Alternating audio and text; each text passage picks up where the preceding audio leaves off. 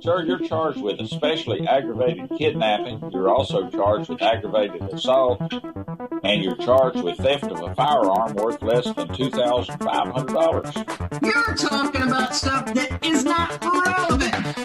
Hello and welcome to the Court of Public Opinion. I am the recovery addict, and boy do I have a case for you today. Why is the dog chewing on this guy? I think they have got the wrong guy there. Got the wrong guy, and the dog was biting him. He roughing him up quite a bit. There's a lawsuit. 9 out of 10 judges prefer watching the Recovery Addicts live stream in their court. The fireworks are not done. Now we're getting commentary on the case. Dahil mihi Anglican police, verbis Latinos.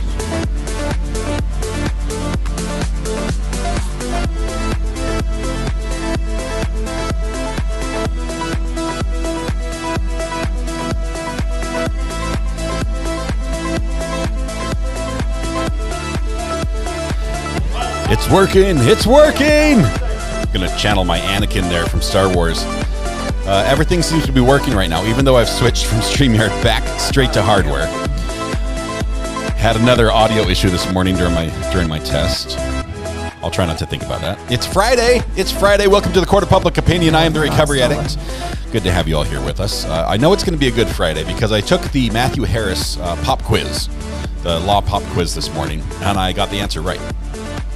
And squish, tickles, cross-eyed grinning face with stuck-out tongue face rolling on the floor laughing party face with the party horn, hat, and confetti nauseated face smiling pile of poo distressed face vomiting not looking forward to weekend withdrawals disappointed face smiling pile of poo nauseated face distressed face vomiting buttercup says hi and she will help me through it dog face smiling face with hearts. Oh my goodness.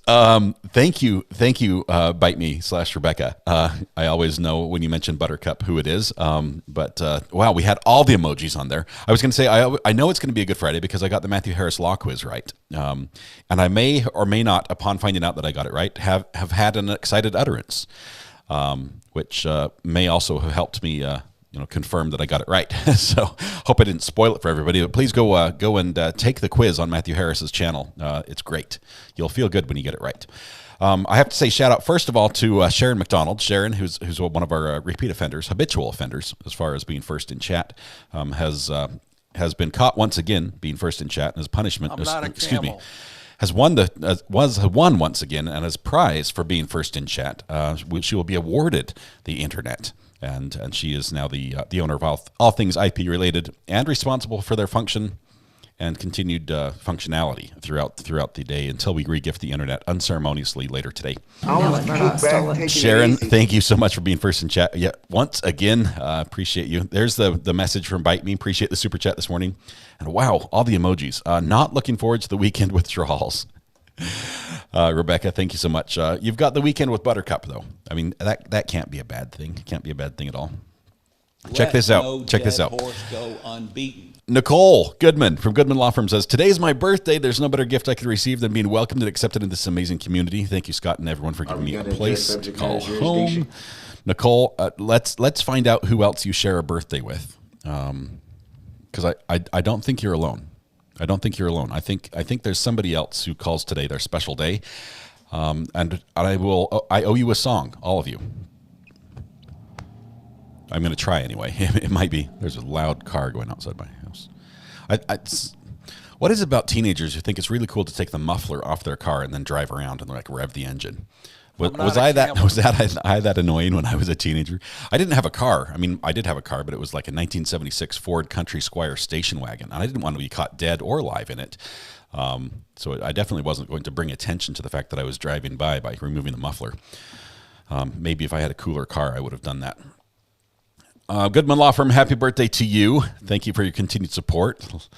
We will sing to you here in just a little bit, as long as we make sure nobody else has a birthday as well. I became a member last night, but the new member announcement wasn't here. So YAY party face with a party horn, hat, and confetti face with tears of joy. Miranda Lee, thank you so much for becoming a member last night. Yeah, it's the membership only shows up when it happens when we're on live stream. Unfortunately, I wish I could just recall all the people who subscribed or who became a member at that time. So thank you so much, Miranda. I will tell you. Oh my goodness. Marliana. I said that wrong. Let me try this again. Marlena? Is it Marlena? I think it's Marlena. Welcome to the gallery. Thank you so much for becoming a member as well. And Miranda Lee, thank you as well.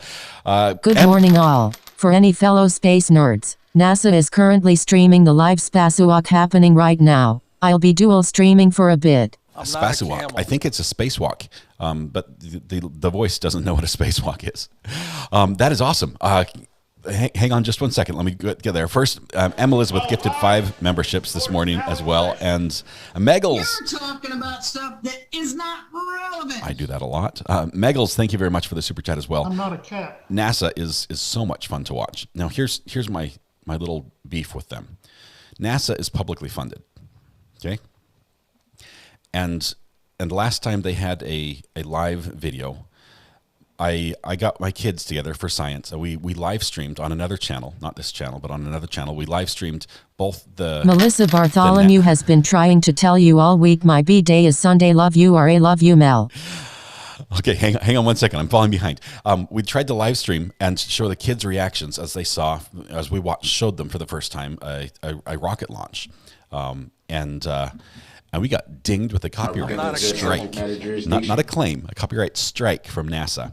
I'm like, hey, that's my tax dollars that put that on. The least I can do is share this and share my kids' love for the space program. I don't know why they ding me, because apparently it's supposed to be like public domain video. NASA video is supposed to be public domain.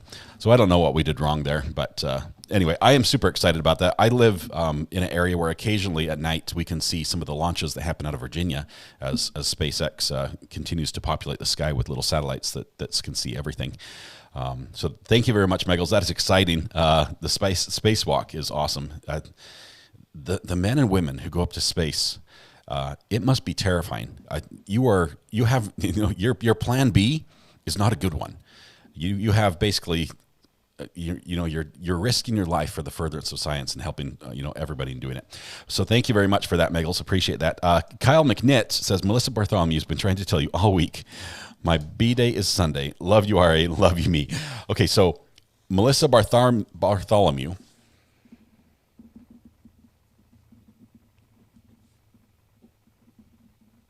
Okay, I'm going to write that down so I don't forget.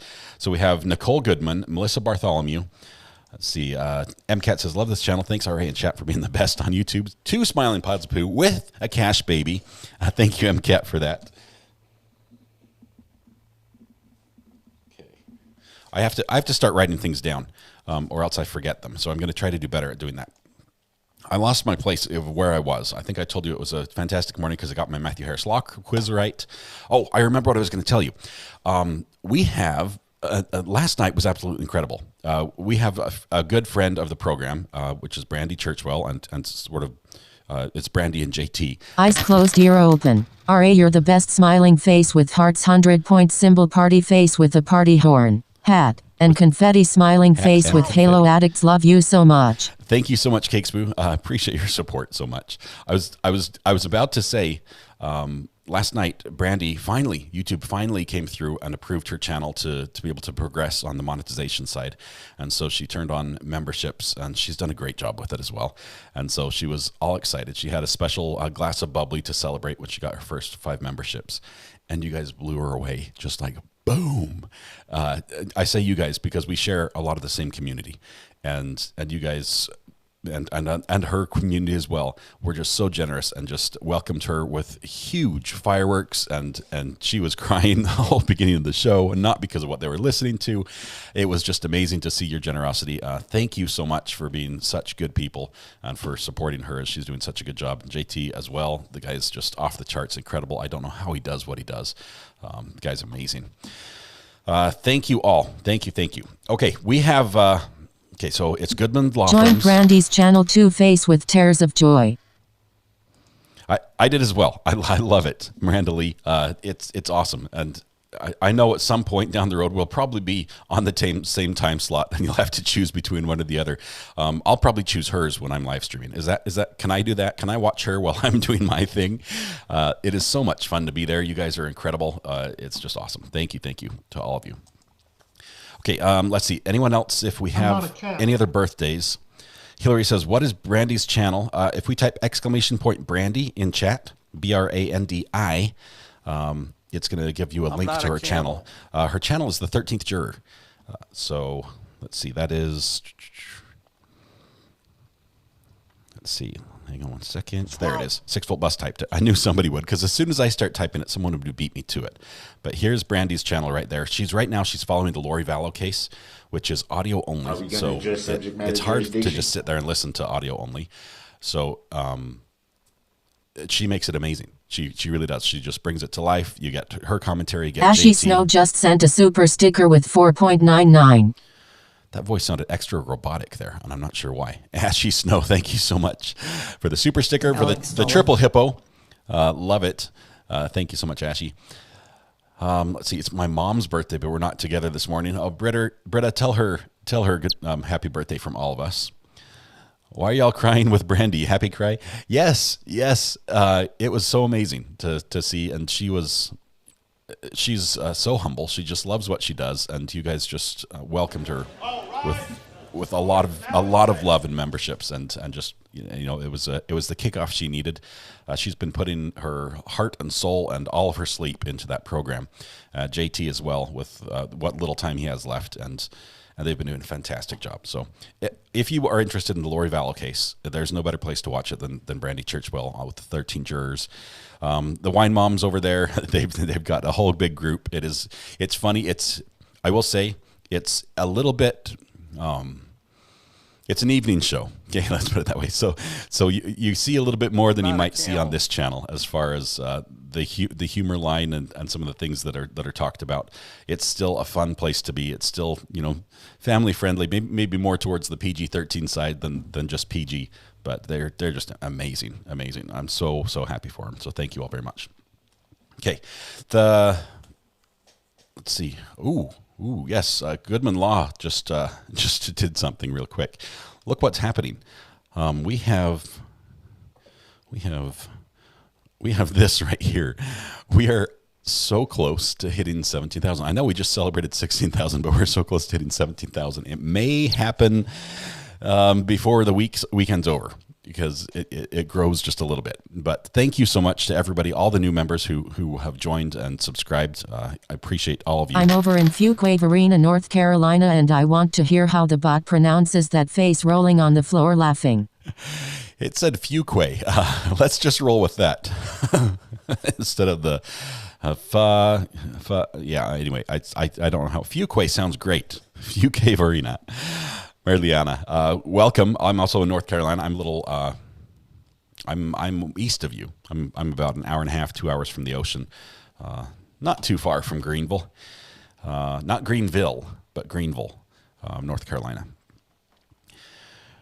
All right. Thank you so much for the super chat, and it's always fun to see how the bot reads things. Sometimes you can spell things that are not actual words, but get the bot to pronounce them correctly, and that's fun to do as well. If you can type phonetically for the bot. I think it's phonetically. Did I use that word right? Somebody correct me if I didn't. My daughter's in North Carolina. She lives in Greenville. That is awesome. Is she going to school? Curious. We have a couple schools here, and obviously a lot of hospitals and things that way. Let no dead horse I think we were on birthdays where I left off. I didn't see anyone else with a birthday. So if the bot, sorry, did I say the bot? Not if my mom. This is my favorite channel now. My bots. Cheryl, thank you so much. Thank you. Good morning. Good to have you here. I was trying to say if my mods have seen anyone else. That is not relevant. Let's see. If they've seen anyone else that has a birthday that we have to include in the birthday song, we can do that before we sing. I guess I should ask the people whose birthday it is. That would be 2 votes. Let's see, Melissa Bartholomew, whose birthday is this weekend, and Nicole Goodman from Goodman Law Firm. Do you want me to sing, or would you rather just have the music? And I will not be offended if you say, please don't sing. That's all right. I will take that as a good sign that we can just focus on moving forward. What's on the agenda today? Today, Cheryl, we have the the Letecia Stauch Friday. It should be the closing day. That the state should rest its case today is what we're expecting. It's Alexis' birthday. Alexis, let's see. Alexis, drop your name in chat. Let me see your name here. I'm not a cat. Carolina has some interesting pronunciations. Let's see, Alexis. Which Alexis? I didn't see. Oh, boom. Okay, I'll do the singing. I'll sing, but let me make sure we got everyone on the same page. Squirrel. Okay, I think it's just the three. It's my birthday, not Melissa's. Okay, Kyle, that would be important. So I'm not going to sing happy birthday to Melissa. I'm going to put Kyle's name instead. So Melissa's been trying to tell you it's your birthday. And Melissa's been trying to tell me, and I've missed it. So I apologize for that. JT Brews, crime is in the house. Shh, he's probably sleeping. Don't disturb him. The guy is so tired. He was up late. So Kyle, I'm going to sing to you and not Melissa. And now let Murdoch stole Okay. Remember, the first verse is just the warm-up. So, I mean, the first time through the music. Here we go. I'm not a camel. La la la la la la la. Okay. Happy birthday to you. Happy birthday to you. Happy birthday, Nicole, Alexis, and Kyle. Happy birthday to you. There was one time I tried to sing happy birthday as if I was Marilyn Monroe. It didn't go very well. But maybe one day we'll do that again. For those who are having birthdays today or over the weekend, I do wish you a happy birthday. I feel like I need a backing guitarist in the song. Maybe I could reach out to Creighton Waters and see if he could lay down a track for me that could to really spice up the song just a little bit, put a little bit of pop into it. That would be fun. Anyway, happy birthday to all those, especially weekend birthdays that we won't get to celebrate specifically on that day. Everyone else who comes in who has a birthday, just know I sang for you as well. The Maryland voice was epic, says Katrina. You were here for that. It was a long time ago. All right. Here we go. Let's see. I think we're all good with that. Okay. Let's talk about court a little bit. Unless there's anything else. Is there something else we need to mention before we start doing that? My nose is tickling me like something is in bloom outside that's trying to kill me with pollen. Waters and Poot, do they both? Does Waters? I mean, Creighton Waters, I know he plays. Does Poot sing or play? I mean, that would be interesting. I mean, because can you hear Poot go into this? Let no dead horse go unbeaten. Let no dead horse go unbeaten. Let no dead horse go unbeaten. Let no dead horse go unbeaten. Yeah, I guess he could probably sing. He's got rhythm. You could hear that, right? He could really. And then Newman steps in. We need to remix the sound effects from the Alex Murdoch trial to the Happy Birthday song. That is awesome. Okay, we'll have to work on that. I might need somebody who's got some time on their hands, a little bit of experience mixing audio to put those things together. Okay, you're getting so famous we need to even begin slowing down member speed. I don't think it's possible. I do not think it's possible to slow down member chat speed. We just have to maybe agree to type half as much as we normally do. That Poot thing really that snapped. It came in perfectly. Not feeling the Poot, says Cheryl.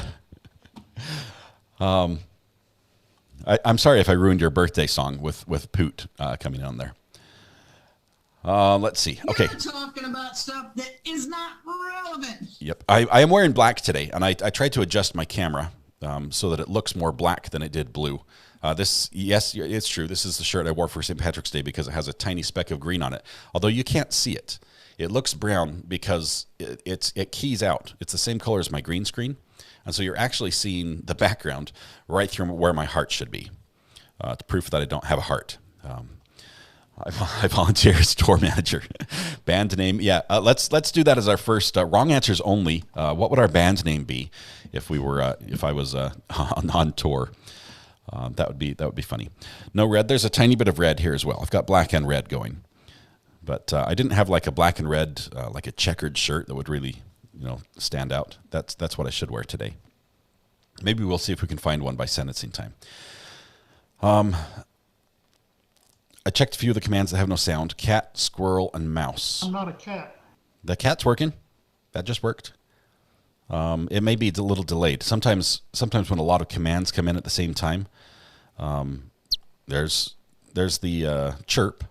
Can somebody try squirrel and mouse just to make sure they're working as well? Band name, yada, yada, yada. Oh, man. Camel. What would the genre be? I mean, what would our music, what's our... It's going to be like it's obviously not Gregorian chants. I think it would be something a little more upbeat than that. But Jesu Domine Dominois Requiem. Isn't that from Monty Python and the Holy Grail? Anyway, Tasia Richter, thank you for becoming a member. Sorry about the craziness this morning. We're normally not like this, but it's Friday. We're excited. We're getting to the end of the case. The state should rest today. And then we'll probably have an early out. It probably won't go all the way till like 7 p.m. Eastern time tonight, which is good. There's a cat's working as well. So squirrel, and what was the other one? Are they all working? I missed them. Okay, I think the only two that are shut off right now should be. Oh, mouse. That's it. Mouse is of course, mouse is just the mouse pad one. It's just text only. Okay. The Whatevers, Pickles Not Politics is the band name. These are good ideas. No one can destroy the metal detectors.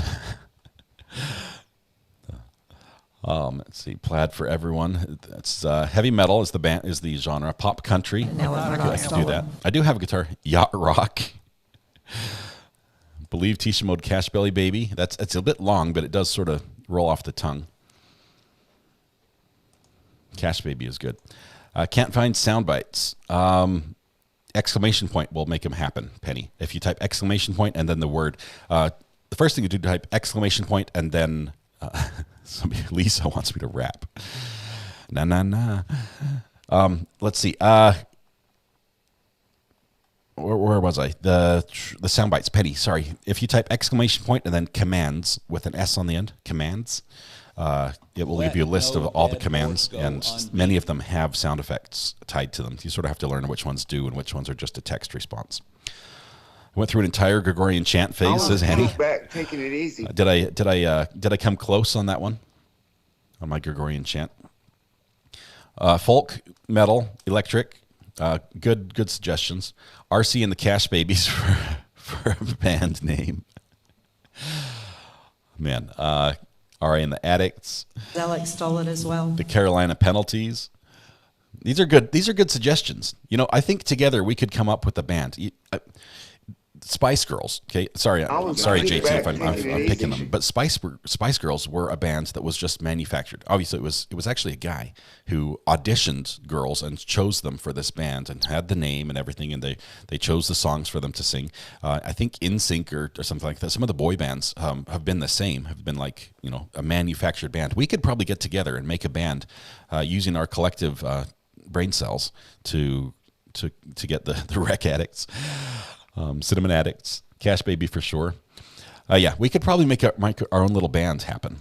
So Tasia Richter, welcome to the gallery. I think I got you before, but I'll do it again in case I missed it as well. We also have Gailey May 893. Welcome to the gallery as well. Thank you, both of you, for becoming members, and not to be outdone, Jane Marler as well just joined. Thank you so much, all of you. It's a wonderful day to join. It's Friday after all. It's going to be a fantastic day. Good. Hello, Kiefer. I know what I forgot. I forgot to do roll call, and now I've gone so far down here. I'm not sure if we can go back. Just consider yourself all marked present. This is like a free day, so if you actually were gone and you're here, you get credit anyway, which is just fortunate for you all. Bring the jury. AZ Native, welcome to the gallery. Welcome, AZ Native. I love Arizona. I spent some time. The company I worked in had a Phoenix location.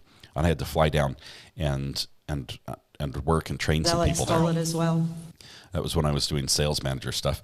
Sherry Sandor Kelly, welcome to the gallery. Good to have you here. I love the profile picture. That is awesome.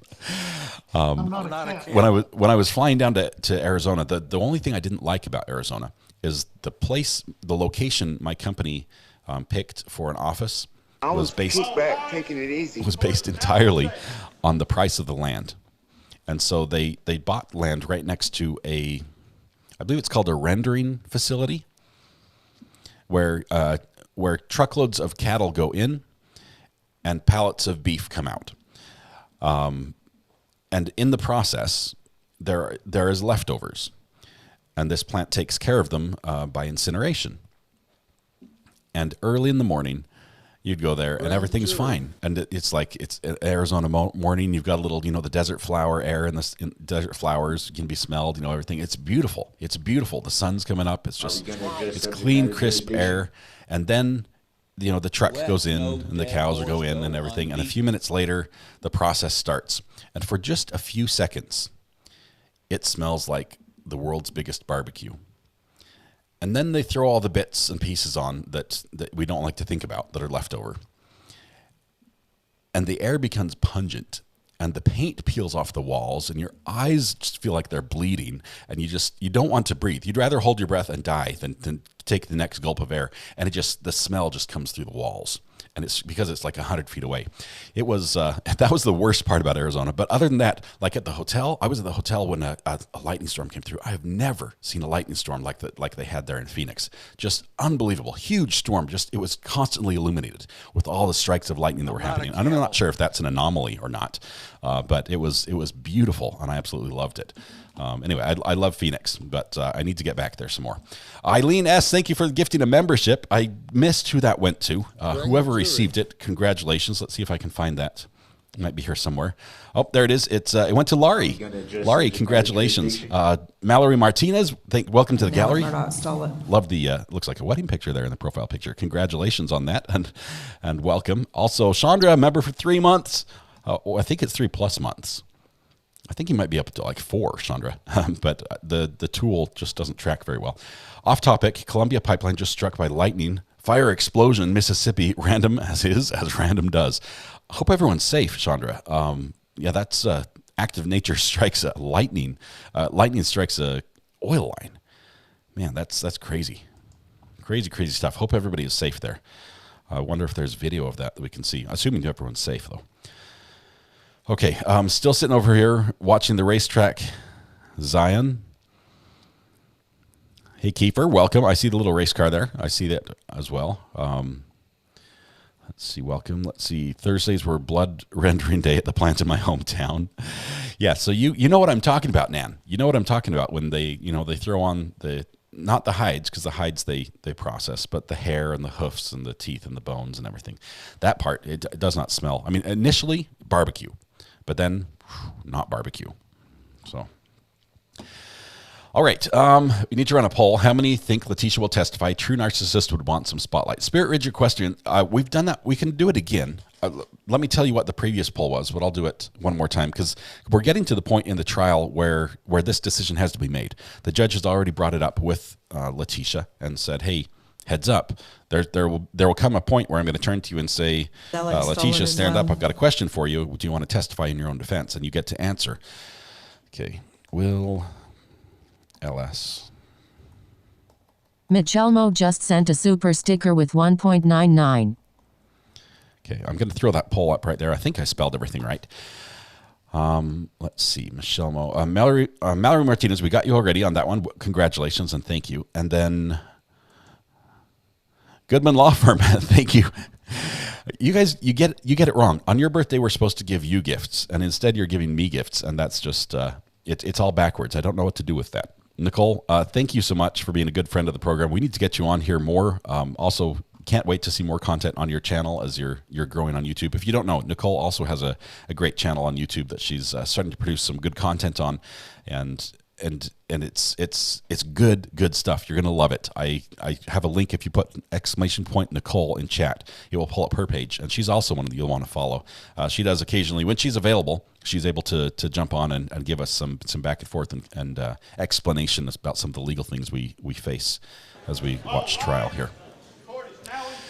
Okay, thank you, Nicole, for that. And Amy H51, thank you as well. Amy H51 just sent a super sticker with 9.99. I don't know how you guys are doing it, but I'm getting like a 1 millisecond delay, and it sounds like a robotic, even more version of a robotic voice when that happens. But both Amy and Nicole sending the super sticker, the same thank you super sticker. Thank you both. Stephanie Sturgis, welcome to the gallery. Great to have you here, as well as Rumfish. Why is the rum gone? Rumfish, welcome as well. Thank you. I'm not sure if that's what your name references at all, but that just is where my mind went when I read it. Welcome, both of you. Good to have you here. Okay, the poll is going right now. The judge is going to ask Letecia, maybe today, maybe more likely on Monday, if she wants to testify. And she's been instructed to consult with her lawyers, to consider the options and the pluses and the minuses of all that. You should add to the poll if we want to see her testify. I'm going to close it and fix that. Melinda, I like that idea. We're going to close the poll right now. So everyone disregard the fact that 74% of you said no, but we're going to do it one more time. Start a poll. Okay, so we'll take those results. No was 74%. Let's ask this other question.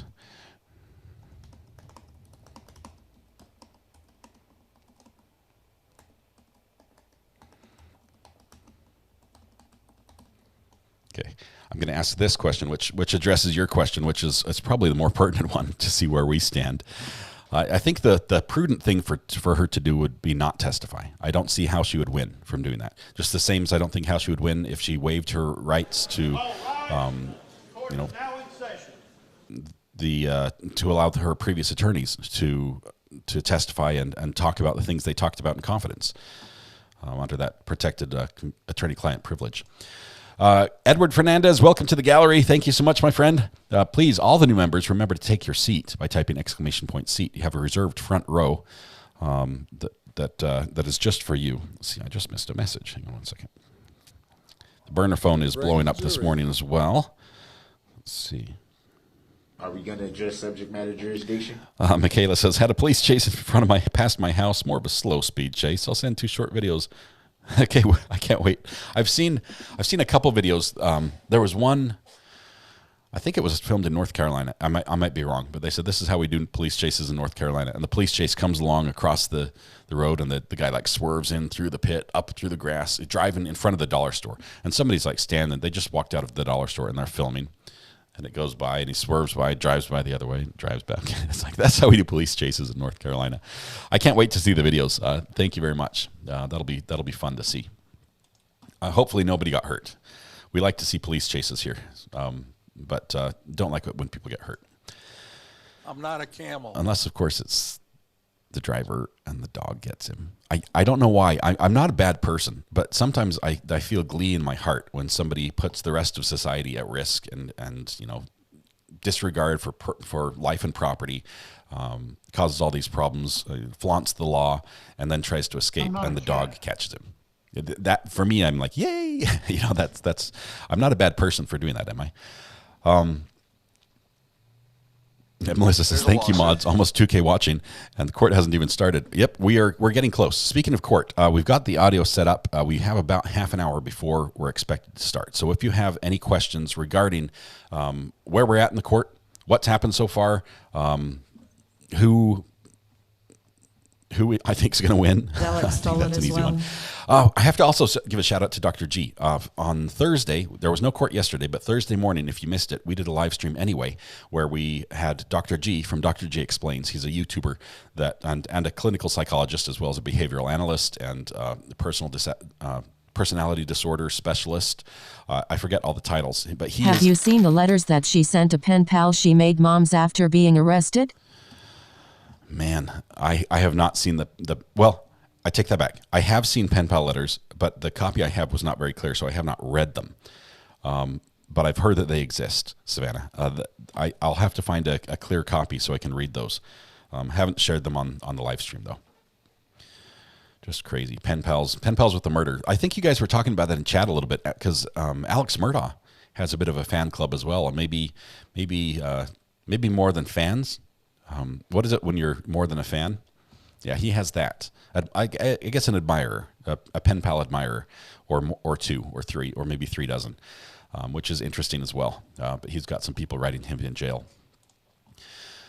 Let's see. I had a squirrel moment, so I don't remember where I was. I am distracted by another squirrel. It happens. I'm sorry. Remind me if I was in the middle of something you wanted to hear me finish, and I did not. Just rewind and tell me where I was, and my mind will reset. I'll catch up where I was. Band name, Judge and Jury. I love that. That's a good one. Jan says, give up. Why give up?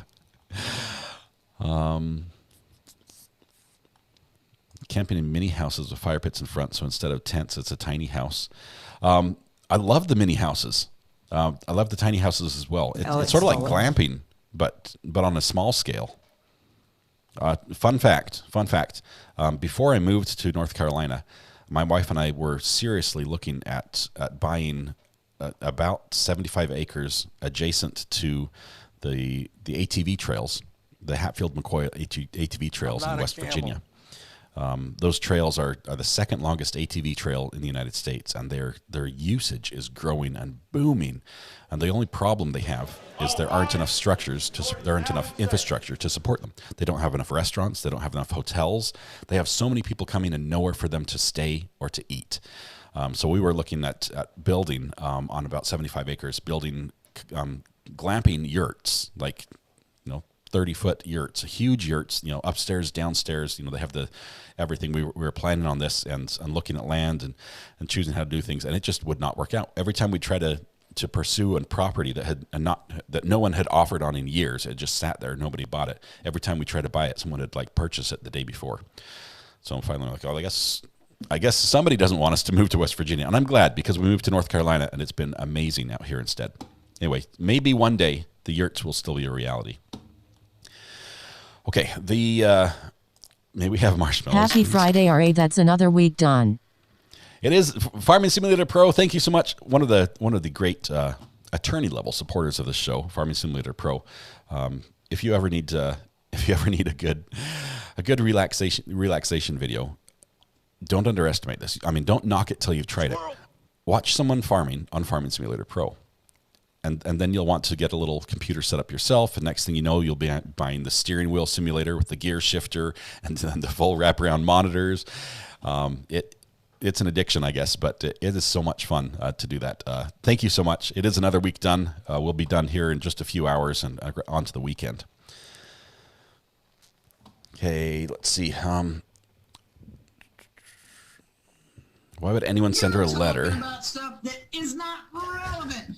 That sound just needs to be on repeat, especially in the morning as we get going. Why would anyone send her a letter? I would never give her the slightest satisfaction of receiving attention, much less good attention like a letter. Okay. We have ATVs and 50 miles of trails to ride them on here in New Hampshire. It's a blast. The thing I like about the West Virginia site.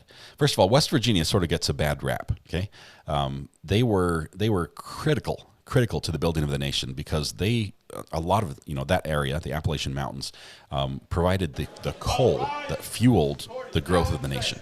Really, and it got pillaged. West Virginia got pillaged. They would cut the tops of mountains off and just carve out all the coal and leave it. And as a result, West Virginia has all these mining towns that were booms during that day and now have sort of collapsed and down to something much smaller. And so it's struggling with a lot of things. It's struggling economically in a lot of areas. It also has absolutely beautiful, incredible places as well. Places, the New River, things like that. They're incredible places to go vacation and just have fun. There are some incredible golf courses. They're huge. The Boy Scouts have a massive facility there. May Gold, welcome to the gallery. Thank you so much. Good to have you here as well. Please appreciate your support. Anyway, West Virginia had all this So much was taken from it that I think we need to sort of give back. And that's why I wanted to do a business there and support that. And maybe one day that can still happen. Because it's not too far away. Easy. KJ, welcome to the gallery. Thank you as well. Good to have you here. We're getting close to court starting. I haven't seen anything from the video yet. Let me just make sure we have. Yep, video's up. That looks good. I need to turn that key switch off. You're talking about stuff that is not relevant. I do that. Okay, there we go. This goes off. This stays off. That way when I switch, I stay on. Okay, that works.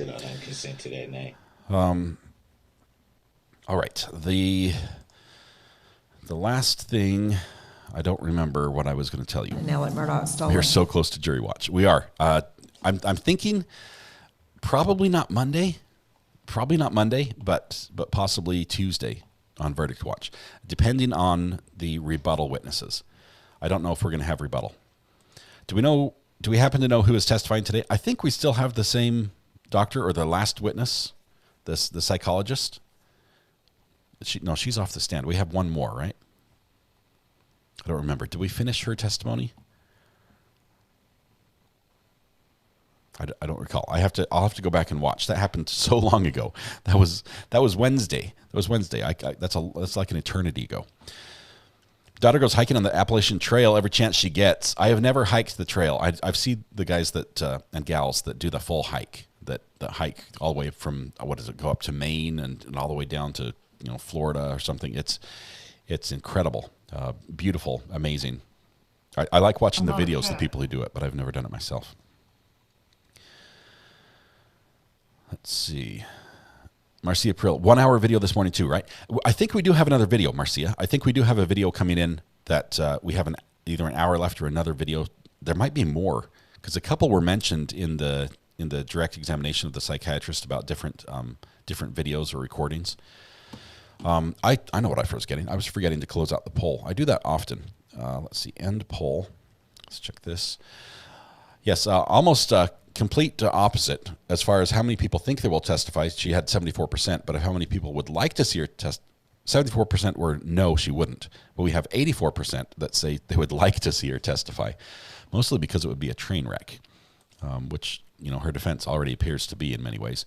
Mountain Mama, recovery addict says recovery addict is pronounced Appalachia. Appalachia.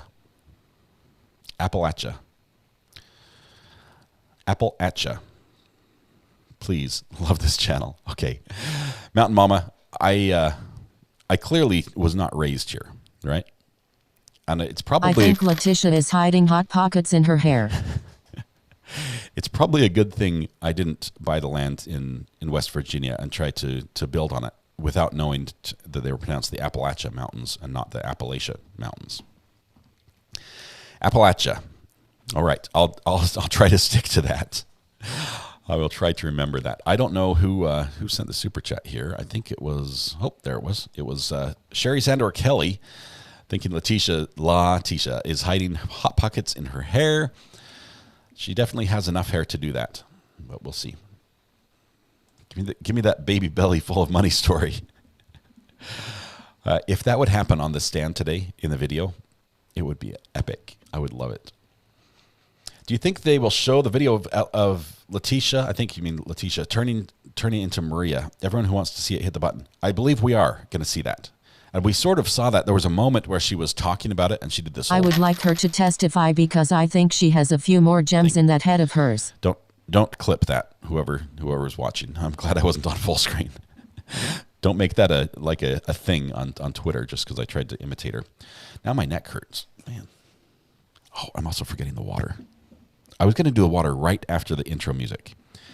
Melinda says, I would like her to testify because I think she has a few more gems in the head of hers. She's got one more great story. If she testifies, says Nan Harp, if she testifies, our chat will blow up YouTube. It would be absolutely amazing. Cachette says, I hope you are prepared mentally, physically, emotionally for the momentous growth of your channel. Remember, you asked for this. Love you all. Cachette, this has been incredible. Thank you so much. This has been amazing. And I never could have guessed that it would do what it has done. So thank you so much. And you are such an important part of that as well. It would not be the same without you, Cachette. Flobby Jobby says, tried the Hot Pockets, tasted like grease and lies. Grease and lies. Now, you've ruined Hot Pockets for everyone now. I need a cold water bottle. There we go. Okay, so here's your warning. We're going to do a little water ASMR as we do to get ready to hydrate during the show.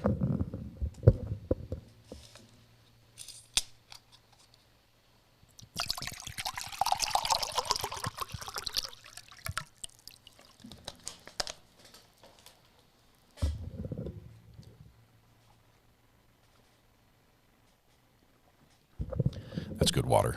That's really good water. Although it is not my favorite water. It's still good water. I think this water was from Lidl, and so it's Lidl brand spring water.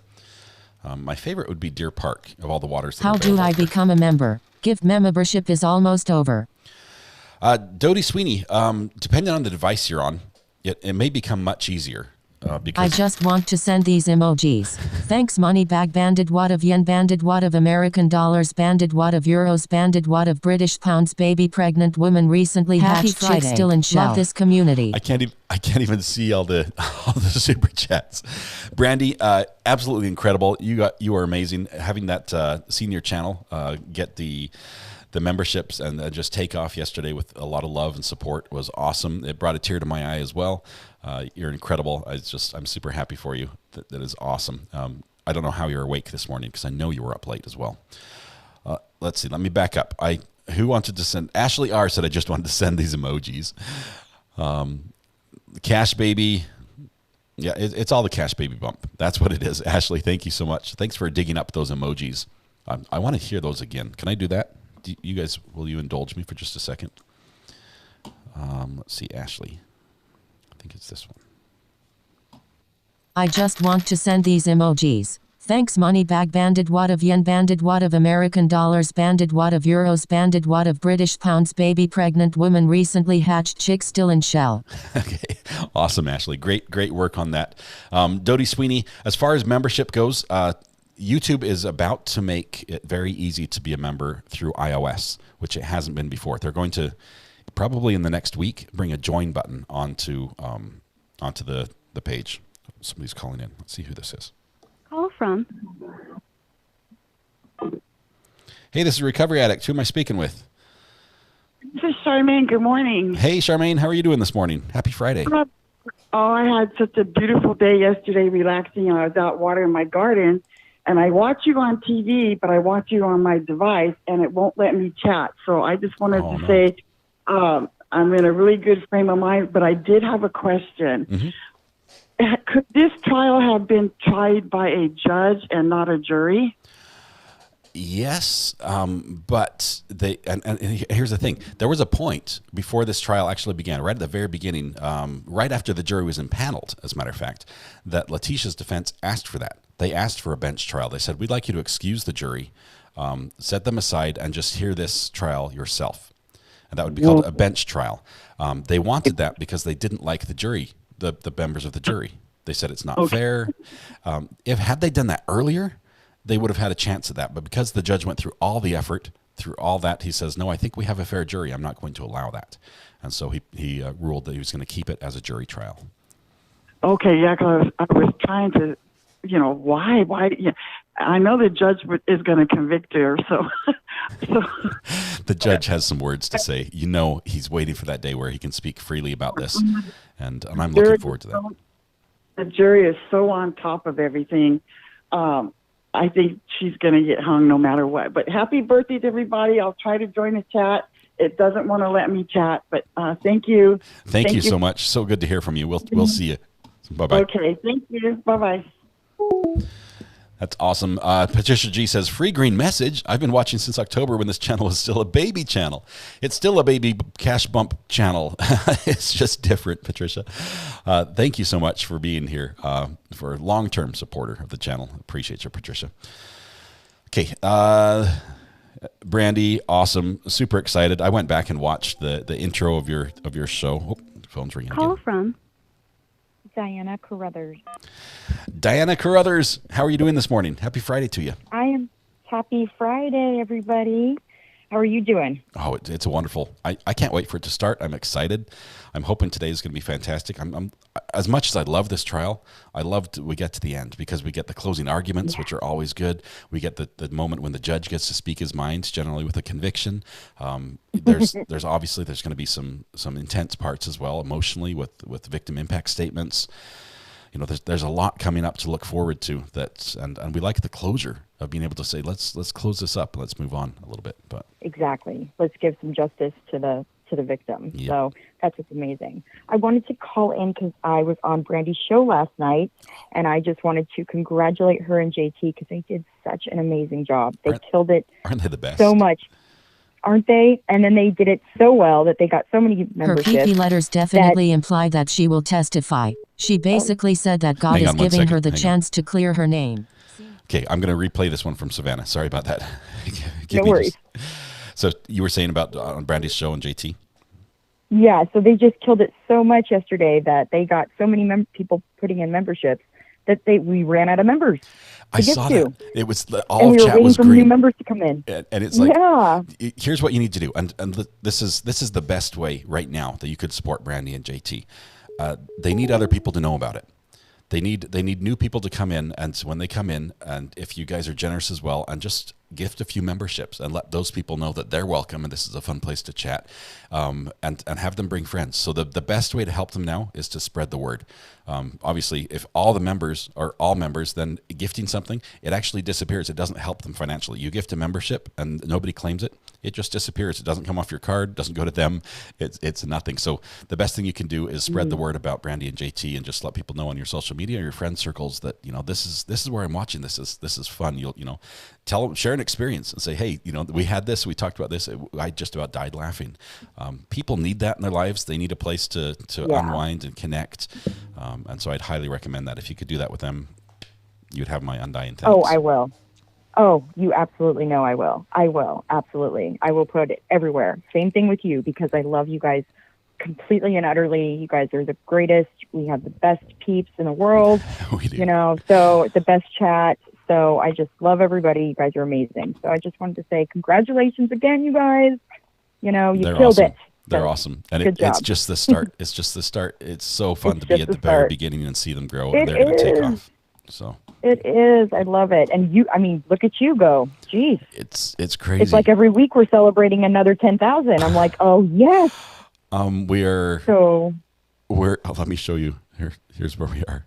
We're at 16,915. So we're 85 away from celebrating and bringing out the party horns again. But thank you so much. I've got to replay this super chat from Savannah, but thank you very much for calling in. We've got a little bit of time, but I want to get done before the judge starts. So All right. I appreciate it. Have a good one, RA. Thank Have you. a good We'll Friday. see you too. Bye.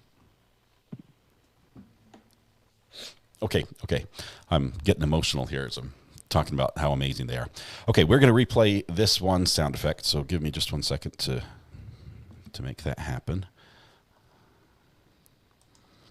Okay, let's see. Savannah right here. Oops, I played it twice.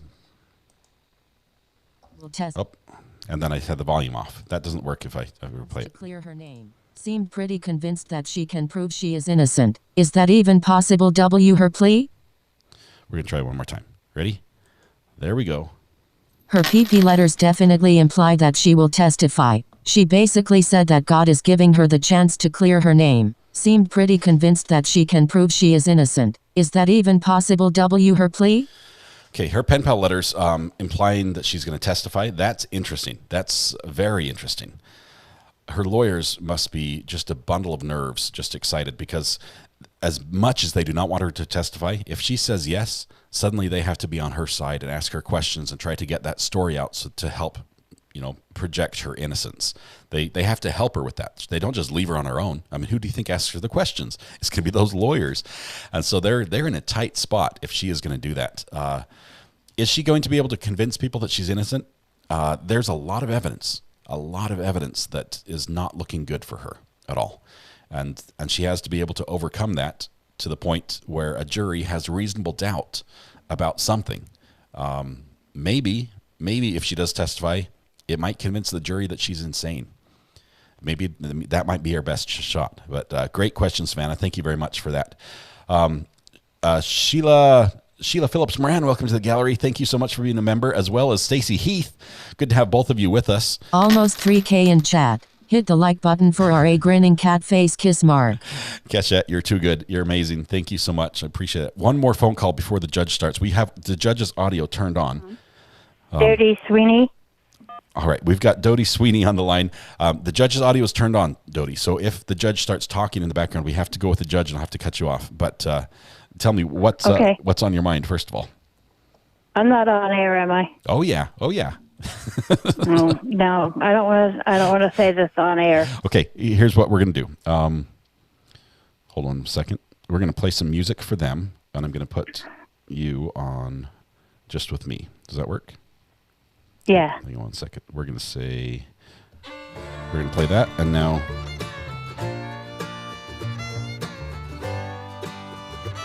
You know what? I can't do this right now because I'll have to swap my headphone jack. I can screen calls and keep the audio separate from the live stream, but I'll have to talk to you at another time. Is that all right, Dodie? I can't hear you. Oh, sorry. Sorry. I can't separate your call out right now because I have to swap my headphone jack. Normally I'd be able to do that, but I'll have to talk to you at another time. Can we talk on a break? Is that all right? Yeah. Okay. Thank you so much, Dodie. Appreciate your support. You're welcome. All you right. too. Bye. Bye. Marilyn Skoll, so happy for Brandy and JT. Thank you very much for your support of them as well. And huge support, I might add. Thank you. I think you kicked it off in a big way for them. Could not be happier. They're amazing. Okay, we are seconds away from having a live stream from the courthouse. I just want to make sure everything is working the way it should. I think we're good there. No. Okay. All right. Let's see. This has to be live that way.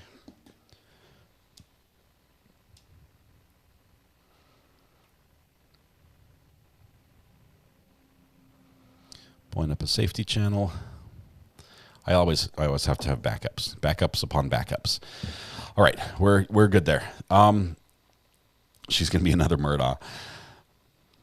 Please welcome my sister Debbie Long for new membership. Jimmy Lawson, Debbie Long, thank you so much for being a supporter of the program. Good to have you here, Jimmy. Thanks for spreading the word to people you know and love about the channel. That is awesome. I appreciate both of you so much. Some other channel is showing the judge sharing sidebars. I realize a couple of them are doing that. The judge issued order number 28 regarding expanded media coverage for this trial. And he acknowledged that the feeds would be sent out. Bring the jury. The audio would be controlled by the court, but the feeds would be sent out. And as part of that, part of the permission he grants us to do that, to use that feed and rebroadcast it, we have to not show any portion of Love this community. From a lurker smiling face with smiling eyes and rosy cheeks, thank you, RA and Mrs. RA, for the hard work and sacrifices you all make for great coverage. Thank you, BBN Turner. I appreciate your support as well. Mrs. Ari is a huge supporter of mine as well, and I could not do this without her. I appreciate you including her in that. I'm not a camel. Back to the judge's order. The judge holds the copyright for this video, and if you violate that, he can hit you with a copyright strike. And that's a very, very bad thing. A copyright claim that can be handled. I can work with those. There are companies that I work with that as part of me using their video, they use a copyright claim against me, and they get the ad revenue portion of the revenue from a stream, and that's okay. That's fair. That's a fair transaction that way. A copyright strike, on the other hand, is, think of 3 strikes, you're out. It's 3 strikes and the channel's gone. It's something you have to be very careful about, and so that's not something I'm willing to cross the line with. Even though if you yourself want to watch it, you're welcome to watch the WebEx and watch and try to read lips for what the judge is saying. You won't get any audio during that time either, because he does shut the audio off. Subject matter But he's welcome. Here we go. We've got. We're having a delay this morning. I guess we'll just see what the physical condition of the defendant is. Did you get to talk with her at all this morning? Briefly, like on the way down. On the walk down. Okay. It appeared ill to me. Okay. She's sick. Okay. Drink some water here quickly, And now let Murdaugh stall it. Okay. I guess we'll see where we are. We'll give her some time. We'll see where we are, and this morning maybe touch and go. And this is bad. Probably need a high sign of some sort if she needs to leave quickly. When Deputy Roberts does the backhaul work, Yeah, we'll something that signals her out. Yeah, we just need to figure something out. Yeah. Okay. Okay. Then court will be in recess for indefinitely, I suppose. Hopefully just only a few minutes, and then we'll see where we are. Is there anything else that we need to take in? Just so the court knows, we're going to be playing lengthy clips this morning. I think one's an hour and 14 minutes, one's just under an hour, and then the rest are shorter clips. So I plan on playing those longer clips straight through and then asking questions afterwards. So Dr. Torres probably will come back here like we've been doing in the past. So if something happens during a clip, I don't know. Yeah. Just let me know and we'll hit pause or something. That's what I'm trying to. She might need a bag. It sounds like that first one would be, and we play that first one, and then that would be about break time. Yeah, I've got some introductory questions. We'll play that hour and 14 minutes, and you're probably right. We'll probably be close to a break. Okay. Yeah, there may be some options to have her participate remotely, but she does have the right to be there. Tell the jury that it's going to be a while, but a little bit. No, I'm going to go back. I want to go back and check on the outside. Right. We'll be in recess then, and go from there. Okay, I did not have this on my bingo card. I didn't have this on my bingo card. The video is going to go forward. The video is going to go forward whenever that happens. It looks like we might keep the judge's camera up and audio from the courtroom. Do we have a hot mic? I think we do. The judge might catch on to this, or at least JS, his court. Might be. Until But this is fall. not a sweater vest. This is a full sweater. Well, but you know what I'm Yeah, saying. yeah. You know, I was freezing in here this time. Drop that hot mic emoji. We've got it. But you're right. It probably will be, but looks like it's going to get warm for me. Thank God. Oh. We're gonna, like March.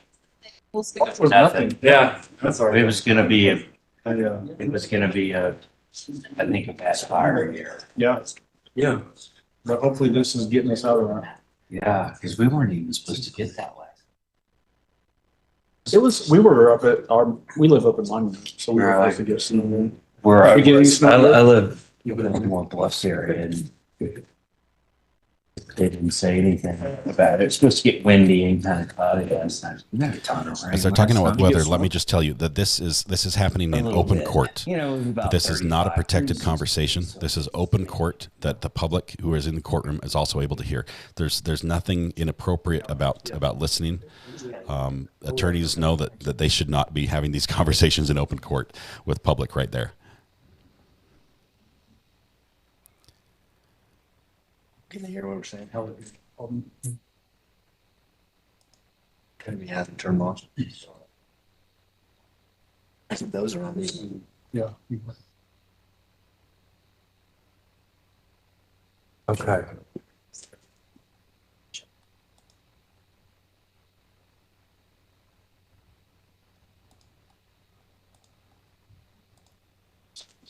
Yeah.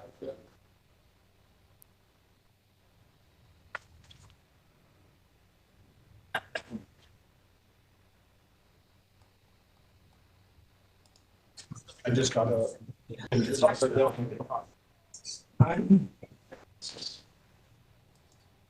Red. There's JS. Yeah, red. Off. Yeah, something was. I don't know. They're off. Here comes the judge. I don't know from my officer letting us know this would be hot out at our table. It shouldn't be. They're red. They shouldn't. That's The lectern is still on, but that has to be. Yeah. But they may see, if they're hearing Mr. Young, that'd be accurate. They heard me. I was talking with Will close to our table. But They shouldn't the only be. one on is the podium. Say something into that, Mike. Hello? Mr. Allen? Yeah, no, that's not on. The judge's mic is on. Sweater. Ms. Gratiano, you say something into that microphone? Good morning, Your Honors. Yeah, no, they're not on. If you want, you can put them on the floor. Okay, I just sent them a text to see, they just called me and said. You can still hear them when they, Yeah.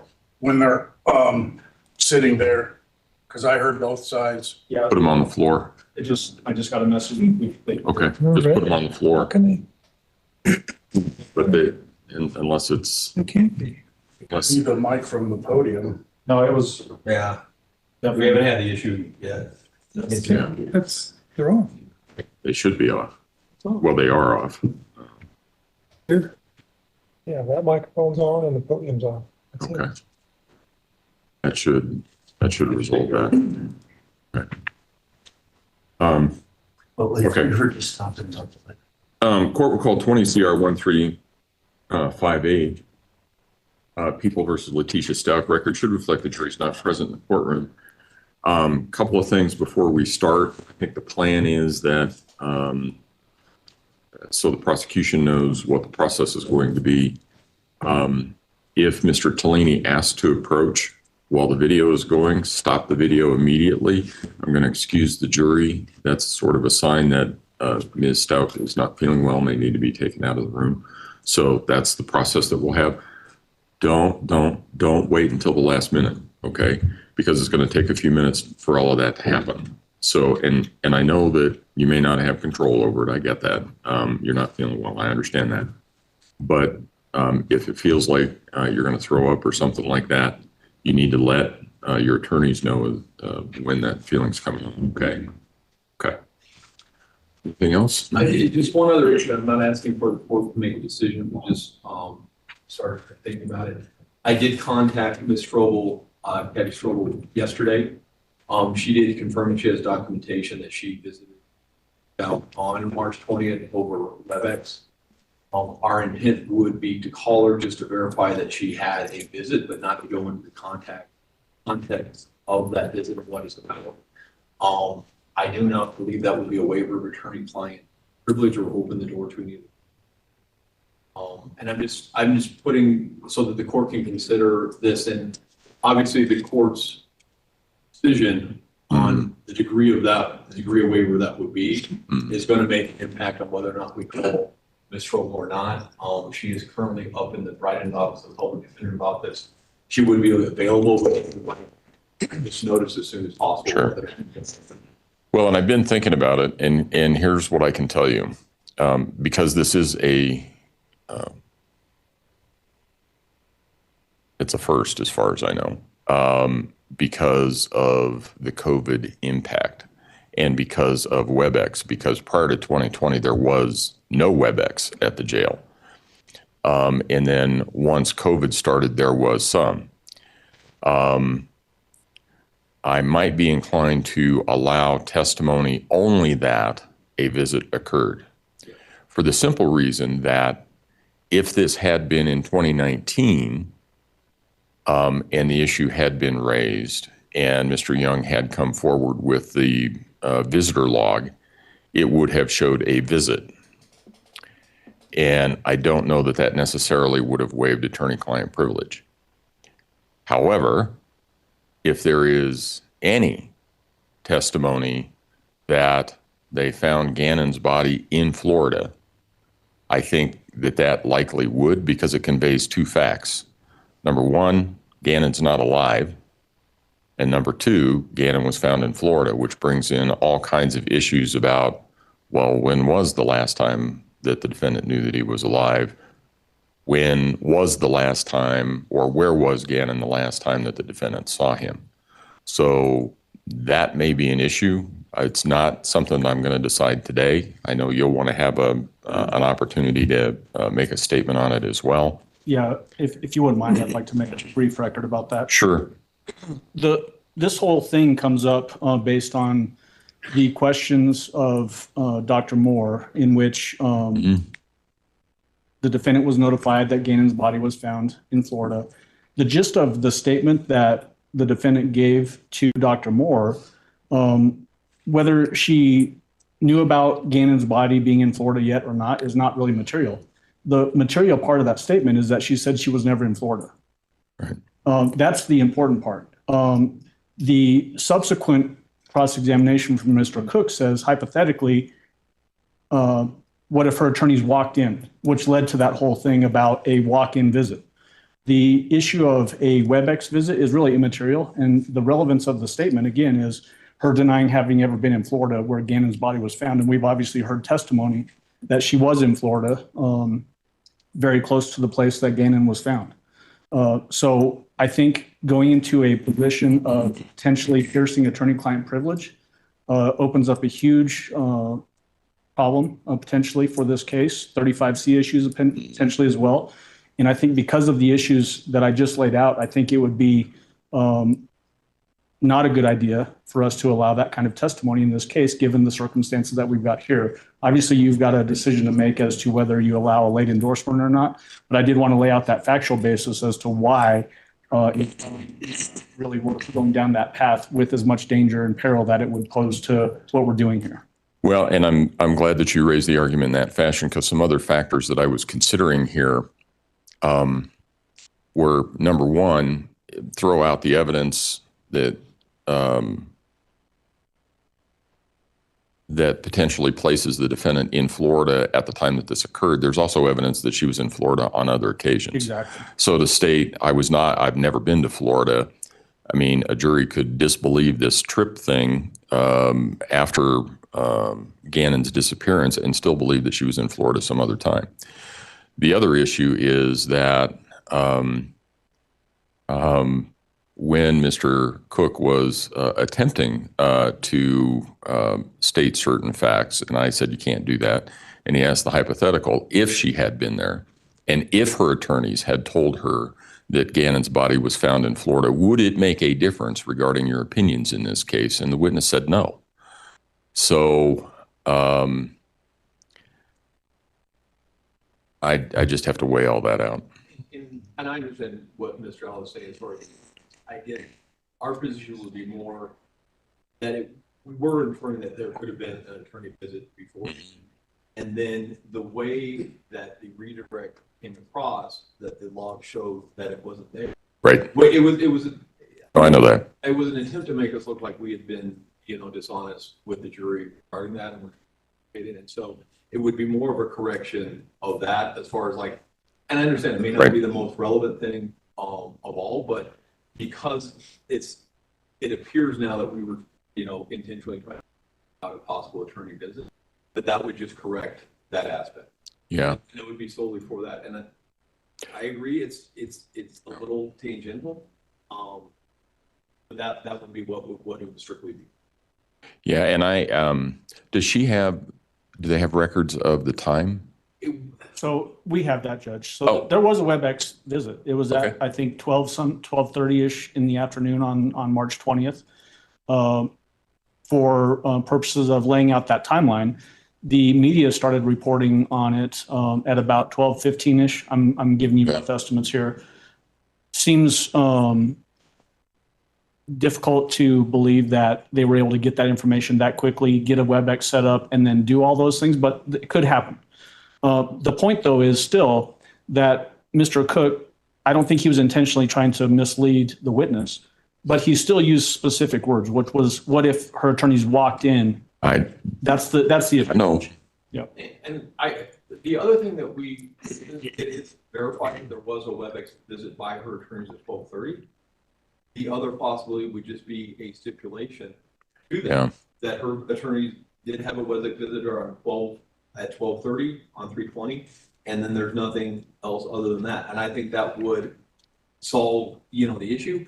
But part of, the thing is that things are fluid, right? And we're getting information in proceeding on it, and the time frame and how we're presenting the questions is also different. Generally, generally it would be a walk-in visit. So if you're given information that there was a visit, and then the question is phrased that way because somehow I blocked disassociated that we get WebEx back. But so I don't think it was Mr. Cook doing that. But like I said, I think the judicial stipulation could solve all of the problems and not present some of the issues that we have. But I said, that's just something to think about. I think it's something that everybody can think about over the weekend. Yeah. And obviously the other issue would be, I'm sorry, I'm blanking on the witness's name. That was Dr. Moore. Dr. Moore, I don't know whether she has the date, but I don't know that she has the time. She must have, because it's been referenced in in a lot of other questions. So there must be a time as to when she had this conversation with Ms. Stauch. And again, it wasn't immediately obvious to me at that point in time whether or not that conversation would have occurred before the WebEx or not. But there's a lot of things, a lot of moving parts. I think we can talk about it further on Monday. It's not a decision that has to be made now. It looks as though Ms. Stauch is feeling better. So I think probably our time would be better used by moving forward with what we have as opposed to debating what we might do. Yeah. And go from there. Just to clear up your questions, though, about timing of everything.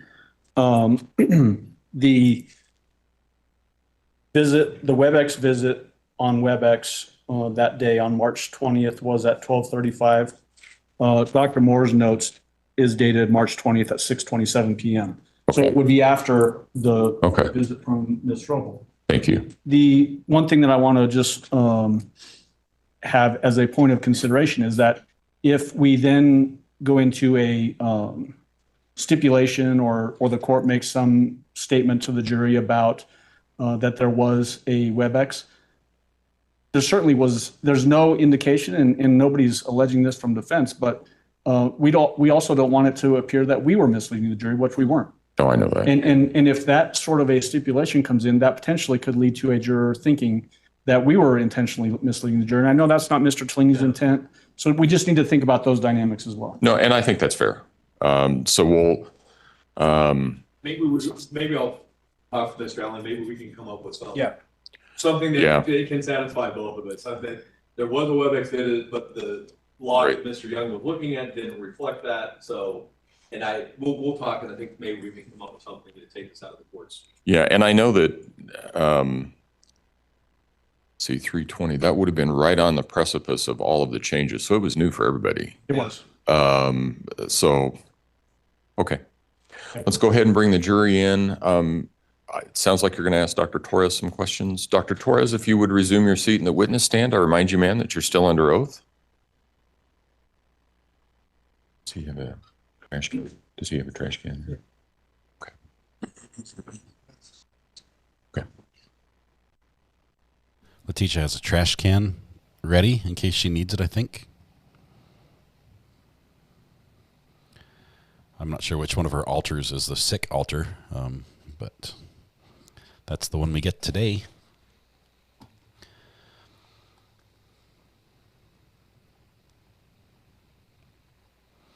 Sounds like what I heard from that is that there is record of a WebEx meeting that the lawyers did meet with her, that it happened before the jail psychiatrist talked to her, so it is possible or plausible that they did tell her about Gannon's body being discovered because it was on the news minutes prior to that. It does seem pretty quick to share that information with your client that day. All rise for the jury, please. Tolerable.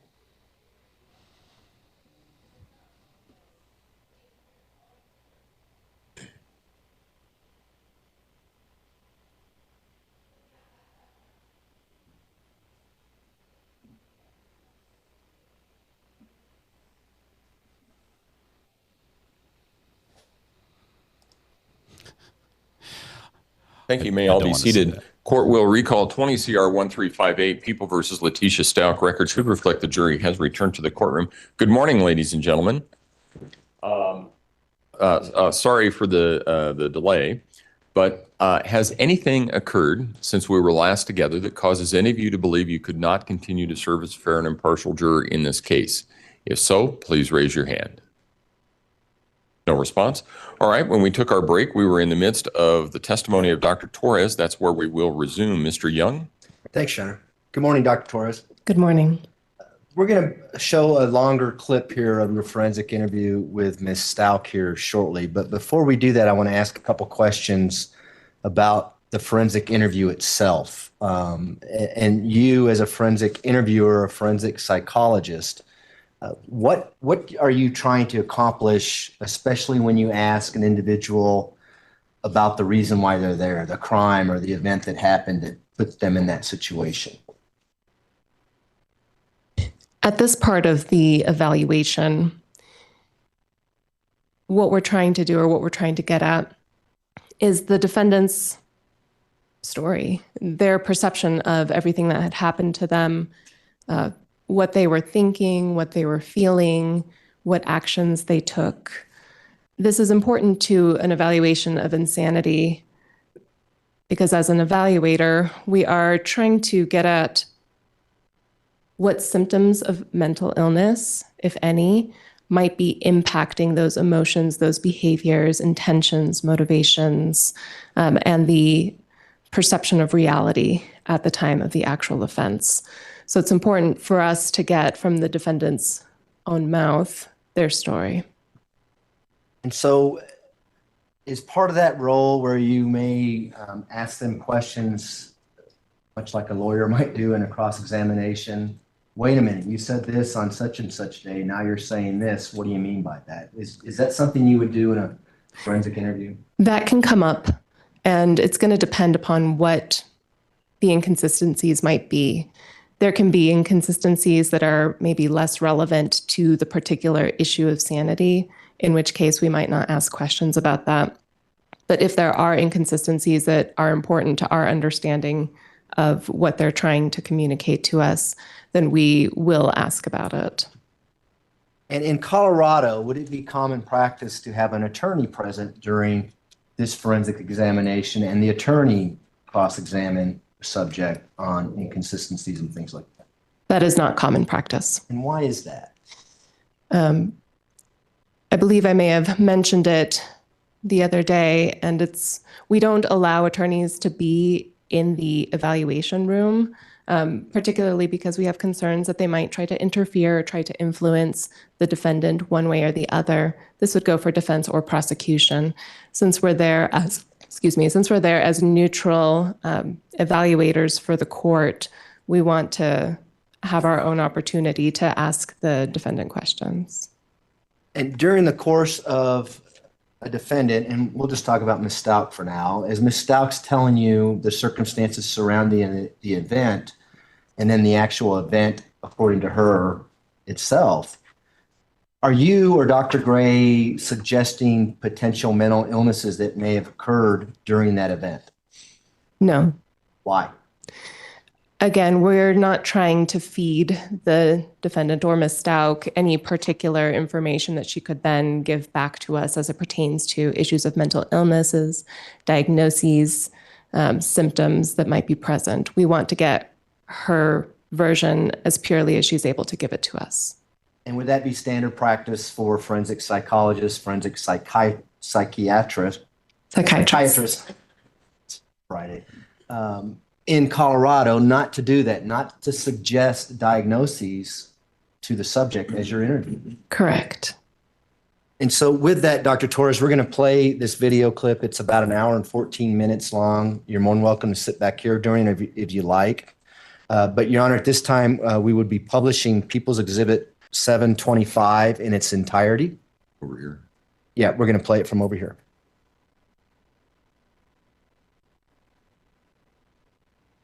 We'll be zoomed in on the video, not on Letecia during this, in case something happens. I don't want a video of her throwing up. Unfortunately, I can't cut her out of the picture altogether.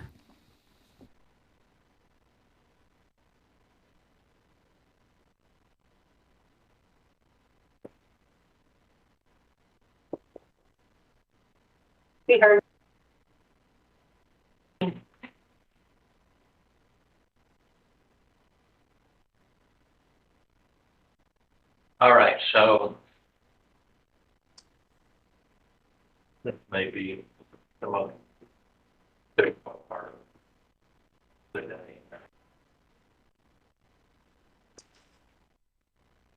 To talk to us about what happened on the day of the event. Maybe things leading up to it.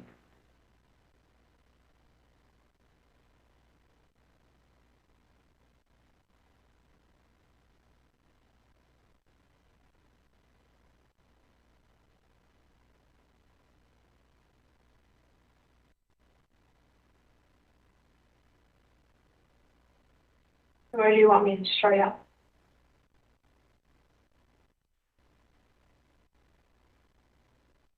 Well, where do you think it begins?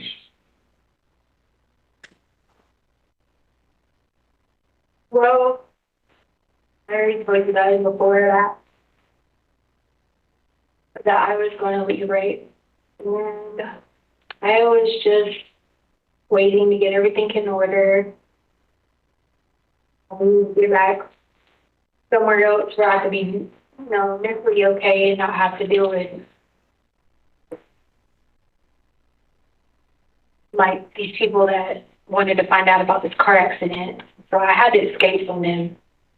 So I started planning to get a place to stay. I was going to work as a flight attendant, get all that information like I told you guys for landed back. Then stopped working at my job. I thought I was going to again. I was a job but I wasn't because I still was in Colorado. So no matter where I went in Colorado, the mob, the mafia, I got people looking into it, investigator to find out where he's from, but I had to get away from him. So I got a new job and all that, was getting ready to go work as a flight attendant. It came back in January, I think it was around like the 9th or 10th, I think it was, when I picked them back up from the airport. That was that, transition period, getting everybody back, in the mode, in the routine and all that. Then we went on this cruise. We went on a cruise of January 16th. Me and Albert and the kids stayed at home by themselves with Harvey and the babysitter. And it was weird because, I get to the port in Fort Lauderdale, but they had lost my bags. So I was like freaking out thinking that one of these people had took my bag because I changed my whole route of where I was going. So instead of going on that one cruise, we hopped on another cruise because I didn't know if they had got my itinerary or where I was going. And the kids were at home, you know what I mean? So I changed my whole itinerary to go to Palm Beach. I really went to Fort Lauderdale. And I kept telling Albert, I was like, I thought I saw that guy, I know they're following us. And he was just like, no one's going to go to that stream over a car.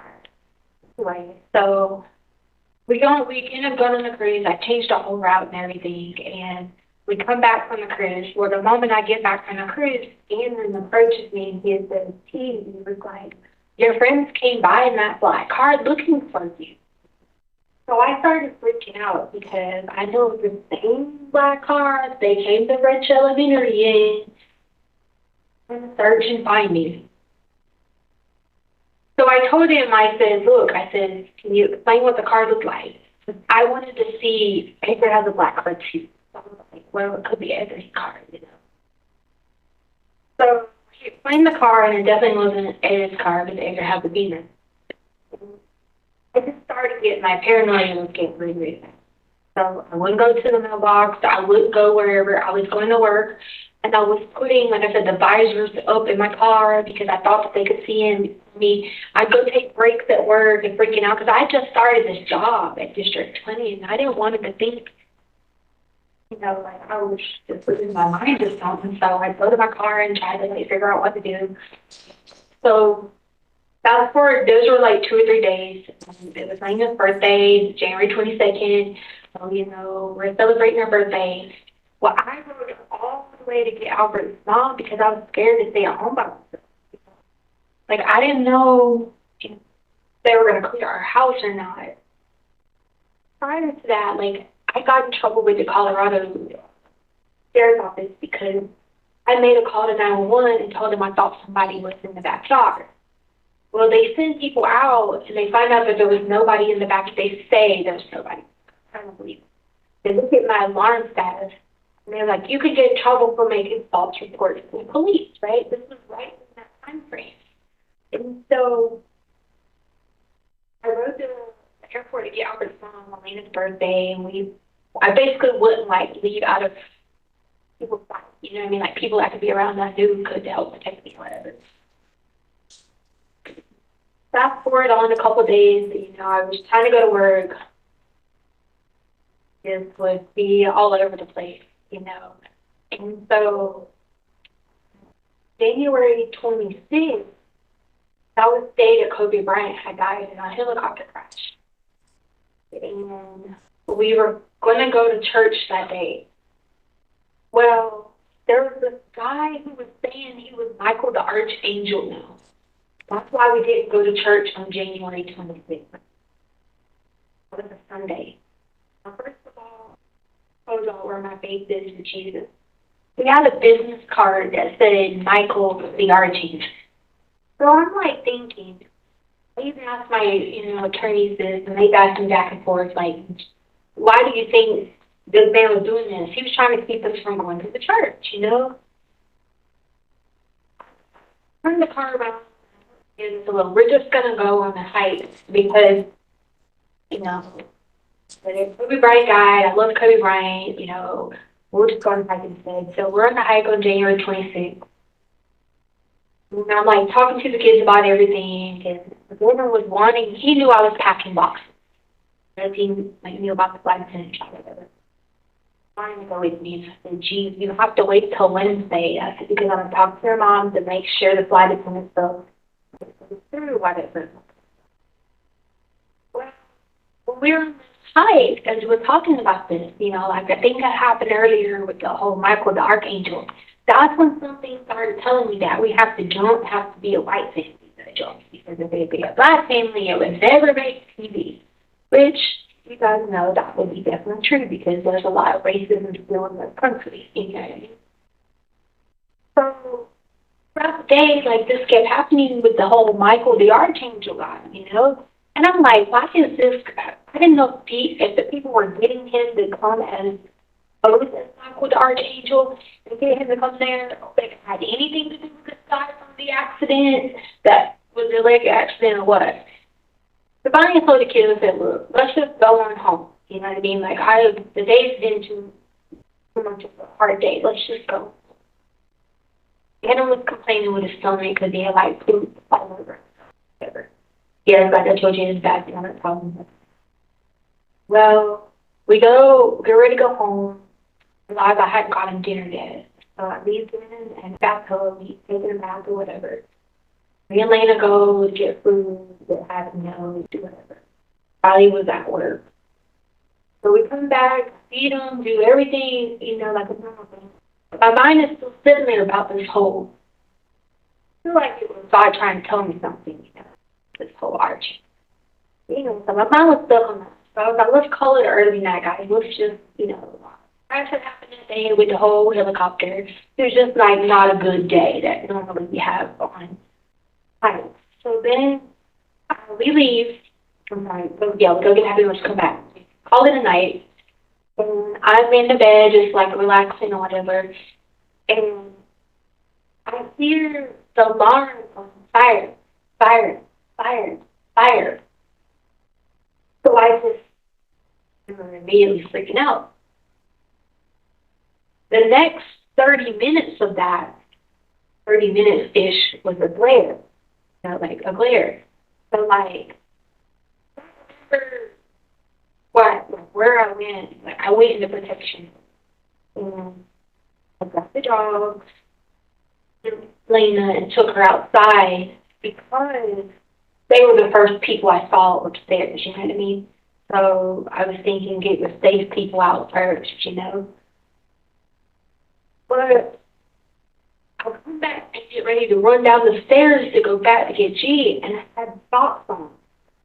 So I slipped down the whole stairway or whatever. That's how my blood gets on the baseboard. I bust my head against the baseboard because I was running so fast down the stairs to get down to where I see smoke at this point. As soon as I see the smoke, I go into panic mode. Like, I was like having flashbacks for, you know, like all the fires I've experienced. I went back upstairs, went back out the front door again, and then realized Shannon's downstairs. Go back downstairs. And then I went back down the stairs again, and Shannon's on the sofa, and the fire is around the sofa.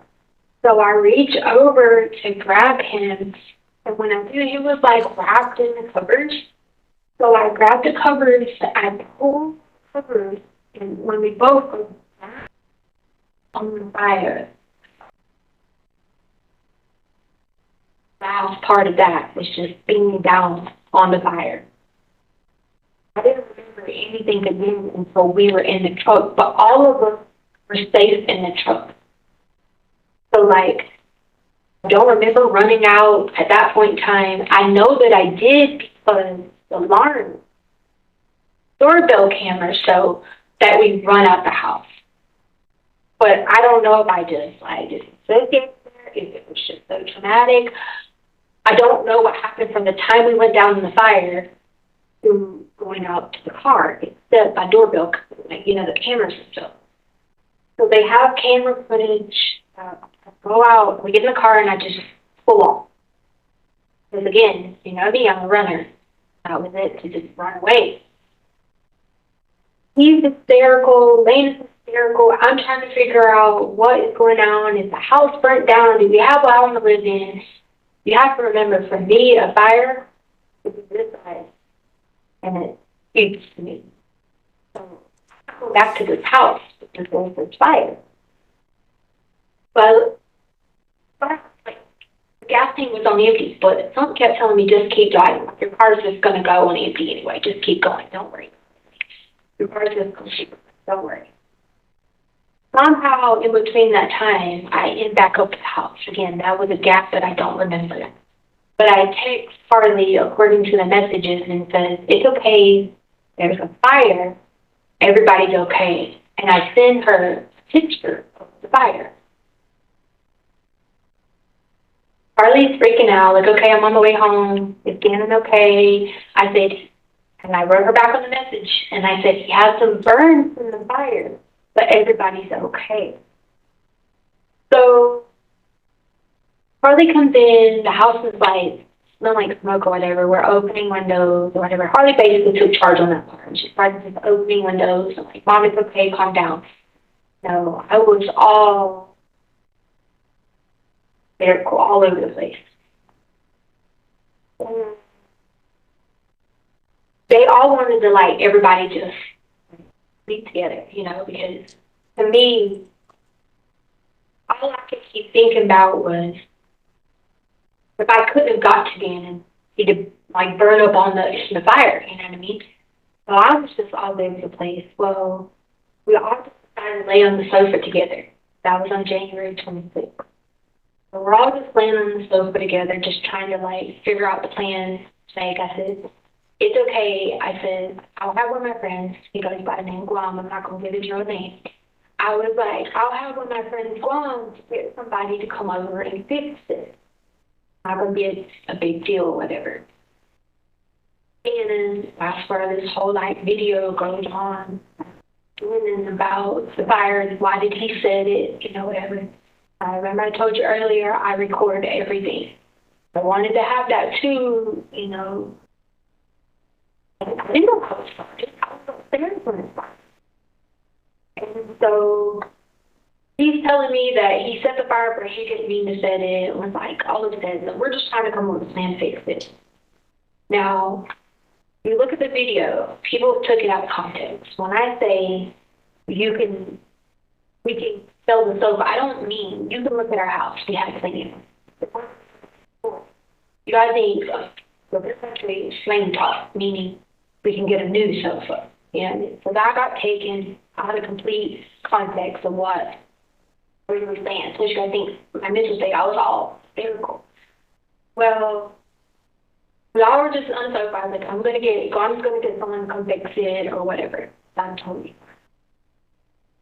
They formed the number to the garage.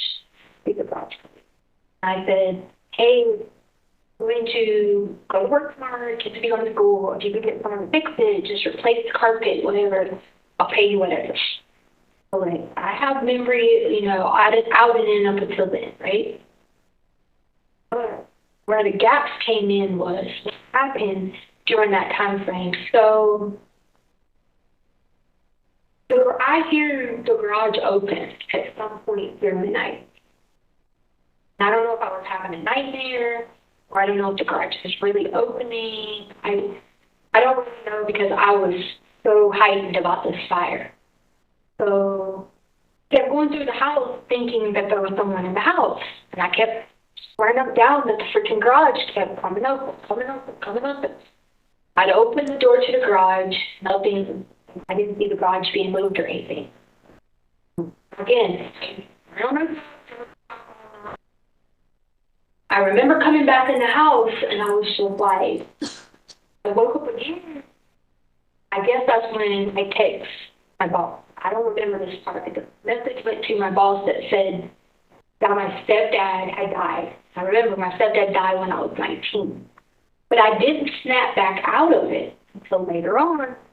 That really wasn't the same day that my stepdad had died, right? So then I think I hear somebody in the garage again. Okay, well then I go out to the garage and I tell Harley, I said, Harley, I'm going to shut the door to the garage and lock it, because if you shut the door from the inside and you come in through the garage, like nobody could get to the inside. And I was like that paranoid, So I don't remember, but the doorbell cam, I'm like walking out, I guess looking in the yard, just trying to figure out what's going on. But then I remember being in the garage naked, and so I don't know who was in my garage. So when I talk to police, that's how all this stuff came about being raped and stuff, because I don't know if I'm having a flashback of that. I don't know if someone was really in the garage. To me, someone was in the garage because I was naked. And when I say naked, like I was in like in bra, like. And I knew the door had been closed earlier, but why was the door open that I had locked earlier in the day, like early in the night? But when I get like that and I think somebody's around or whatever, I go into protective mode and I'll walk the whole time and I'll watch the yard and I'll be like on the zone of thinking someone's coming in the house, I don't know neighbors in Colorado. Like I knew in the corner where I could call a neighbor, And so the next thing I remember is Lena coming back in to brush her hair, which would have been at least 3 hours later, okay? I'm basing this on my cell phone records, you know what I mean? I snapped out of it when Lena asked me to brush her hair. Now, you got to remember, like when Maria comes, they're in that world, but like they're not, it's protected, you know what I mean? I don't remember sending anything to the boss about my stepdad, you know what I mean? It was 3 and 4 o'clock in the morning.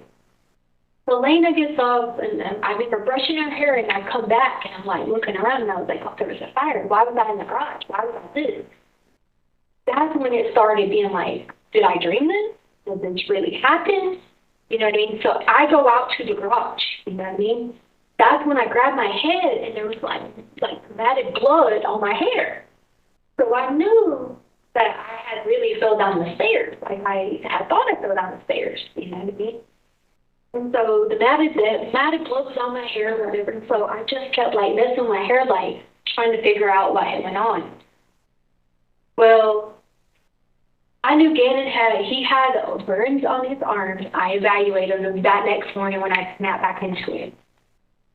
I didn't think that it was enough to go to the hospital or whatever. As I was leaving, I had an extra cell phone. It was the phone I put in the dog food when I got arrested. So on that phone, I called in. That's how the call came in that Gannon wasn't going to school that day. They couldn't figure out like where this call came from. That's because it came from the extra phone.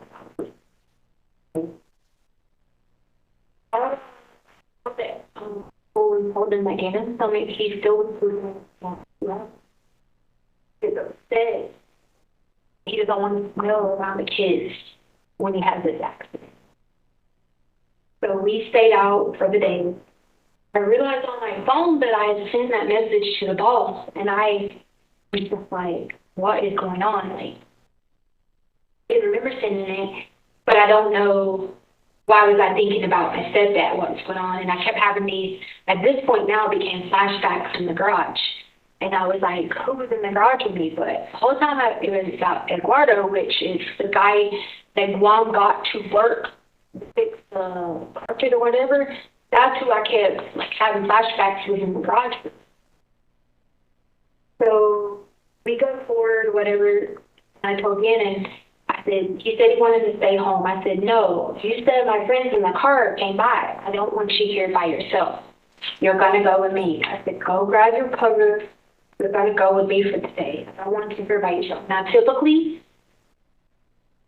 I let the kids stay home by themselves because I researched Colorado law and it said that it was up to the parents and their discretion of how it had to be when you had to stay home. So I never had a problem with it. They would get off the bus before I get home. No issues. We had an alarm.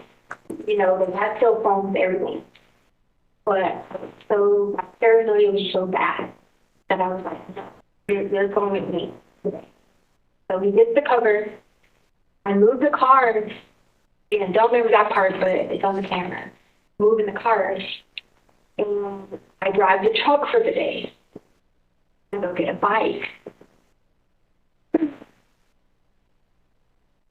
Part of the moving process will be boxes like that. So I was glad that the truck was left for me to use. You know.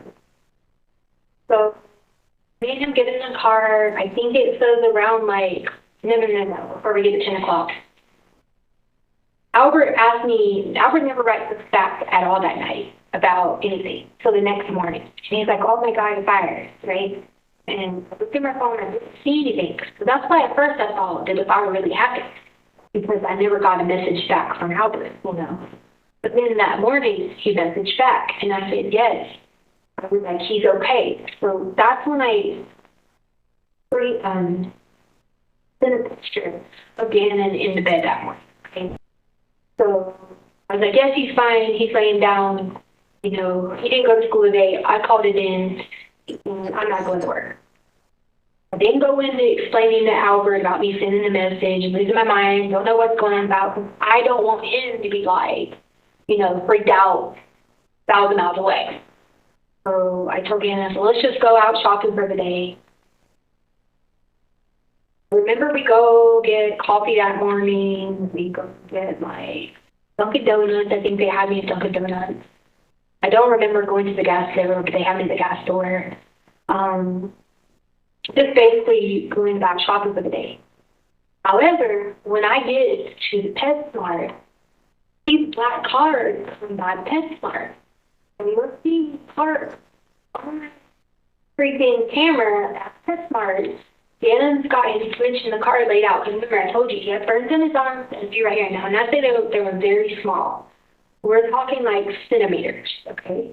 They were anything that you would think that they needed medical attention.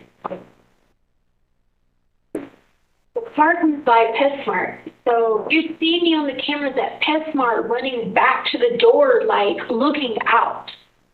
My first thought was I wanted to make sure G was okay in the car because he was playing in his switch.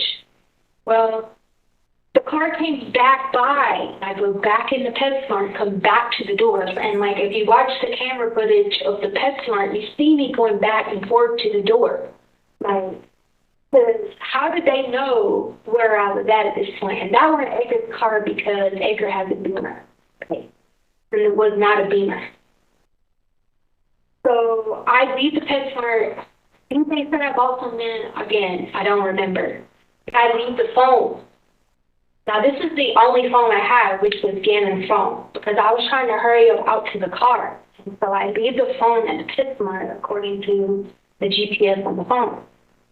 So we go out, finish the day, we get Valentine's candy, and I'm like questioning Gannon the whole time of like, what they else when they came to the house? What did they look like? You know, like trying to get the best information I could get out of him because he's pretty good at like his age, like being like, okay, he's little. Like, if you say, was it a purple shirt? And then, no, it was not purple. It was blue, purple stripe. And that's, you know, so I knew I could get good information from him.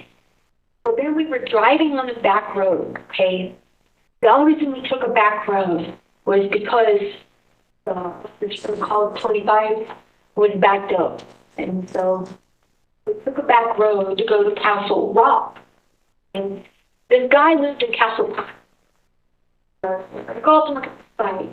They were going to ride by this address that was on that police report, and I was going to ask him to please stop. Like, whatever he wanted. Did you want money? Like, I didn't do anything to your car. I wasn't involved in this accident. Like, you have all my information.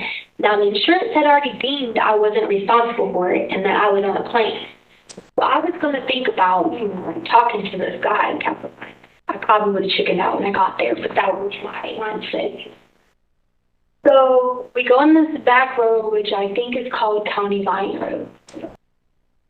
We go on County Line Road, and Gannon's talk about, we're going to road with the castles. And so I'm like looking for the castles to try to like show them the castles, because there's like some castles that are like, not really castles. Then I got mixed up, and I was like, oh shoot, I don't have a cell phone to see how to get out of here, because remember I leave the cell phone. And so I couldn't figure out how to get out there. So I'm like doing U-turns, V-turns. And then I freak out because I thought the guy walking was my stepdad. That's why I was telling the police and the people that I was trying to like back the car up and go back forward because he could be dead. And I don't know if it was just from that morning because I sent my boss that text message or what, but he was on that road. So I backed the car up, go back again, and I'm freaking out because he's dead. This point is when I realized I'm not stable enough to be big bikes or going to talk to people or anything. So I parked the car for a minute, take a break or whatever. I don't know how long the break was. I remember taking the break. I remember them tapping me on the back of the shoulder, like, geez, we gotta go, like, gotta get Lena from school. That's when I sat back into it. And I remember driving the car back out the highway, like out of the county line road, to go back to the house. I remember I told you I was talking again throughout the day. You said something about these kids that were bullying. Not him, but Lena. And Albert wanted him to go do something to these boys. So him told that Lena got hit with something. I was going to go talk to that kid. That kid's mom lived on Wando. So we come back into the neighborhood, into the part where Wando Drive was at. Now, rewind a few days prior to that, him and the kid had been called. They're like the Smarty candy and the like rolls. Well, they had been called a few days prior, like fashion the Smarty candies, and like they were doing drugs or whatever. My opinion was he should not hang out with kids. Albert was different. So I was going to go try to talk to this parent. But once I had this whole, like, my stepdad was on that road, I freaking stopped the car at Wando. Said, Gannon, how about you do this? Because he wanted a video game. I said, why don't you go to the mailbox, get the mail, and do your laps, and I will buy you that $60 game you wanted. I mean, they know we have been shopping, and I only bought him a $20. So I told her to do points, and I was like, give you points to give you the $60 game. So go to the mailbox and do your laps or whatever. So I don't know if Gannon got back in the car with me then, or Gannon walked back to the house then. But we end up back at the house on January 27th. So it's you see the videos, you see me like pull in, drive back, do all this stuff. I don't remember all that. I don't know if I still thought that I was trying to like, what was going on with stepdad. I just remember I went in the house and I just sit down and was like, this is crazy. You know what I mean?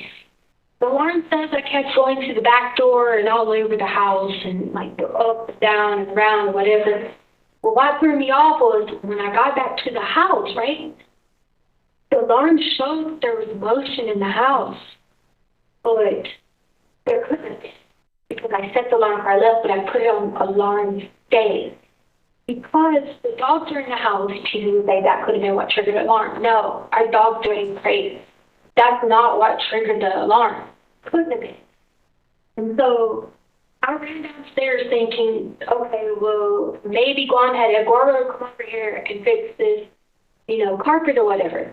So I ran downstairs, whatever. At some point in time, like I said, I don't remember getting a walk back from the box and drove back with me. But he then comes back into the house, said he's going to go play on the game. And I said, did you do your laps? And I remember us having that conversation. Then I go back upstairs to work out. What the police have about January 27th is absolutely not true because it's January 28th. Okay?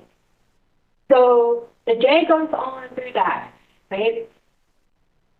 Everything happens. I don't know where Ganon's at. I called the police. All that was going on. Everything that happened on that time zone was going on.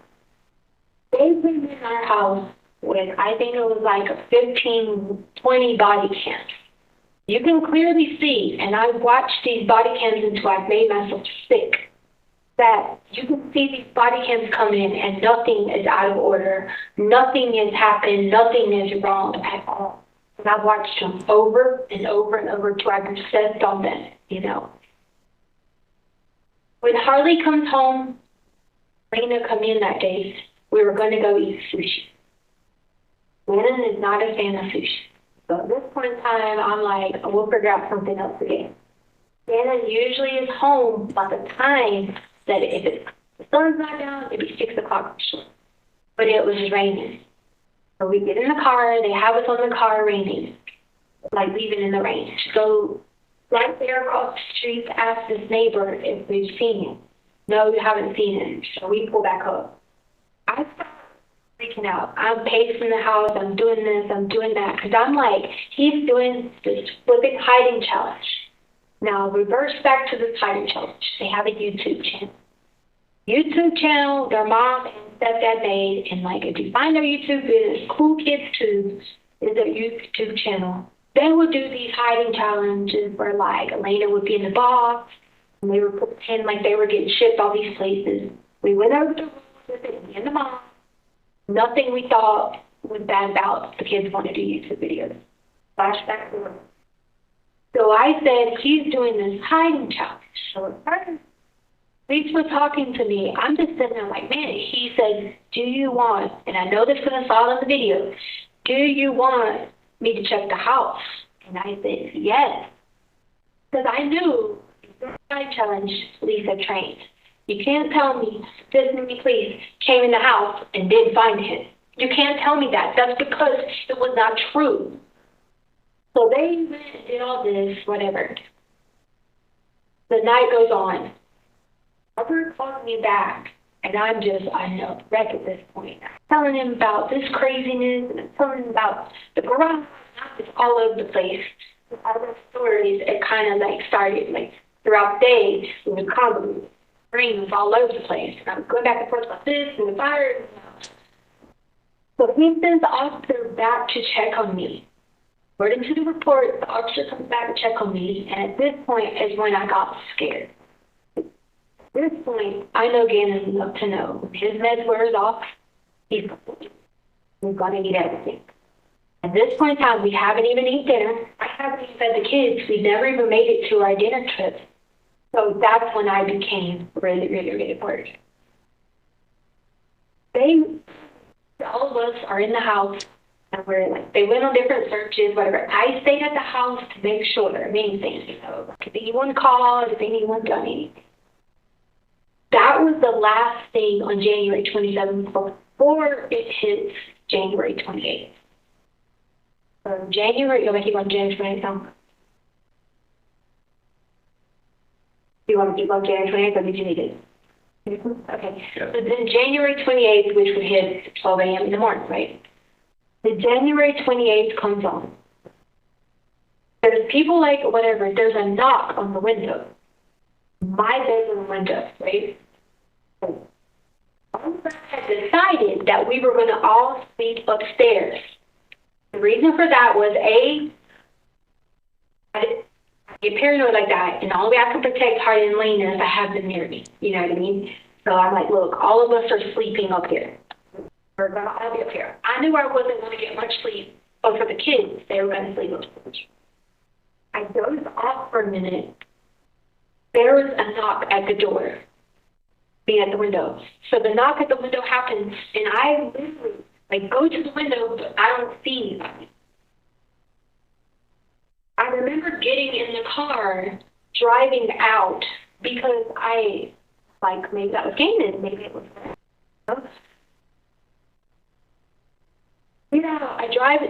Video shows me driving out of the neighborhood, out of the yard, but coming right back or whatever. Or I can't remember. I don't remember that part, but I do know the video shows me going out to the car or something. And I come back inside. I keep hearing the same loud noise. And so I laid out like this, hearing the same loud noise, and I know Edgar was on his way back over. Edgar wasn't going to be there when the police was there. Because he didn't want any problems or whatever. He was like, I'm going to just go out and look. What does the black car look like? I knew Edgar was going to be on his way back over that morning because they were going to help me move all the stuff to Florida. That was his whole plan, to show back up that morning anyway, not even knowing what had, that Gannon was missing. So Edgar was coming back for that morning anyway. So I thought Edgar was getting there early or whatever. But I didn't see him out there outside. When I laid on the sofa like this, heard it again, I freaked out. At this point, I think someone's in the house.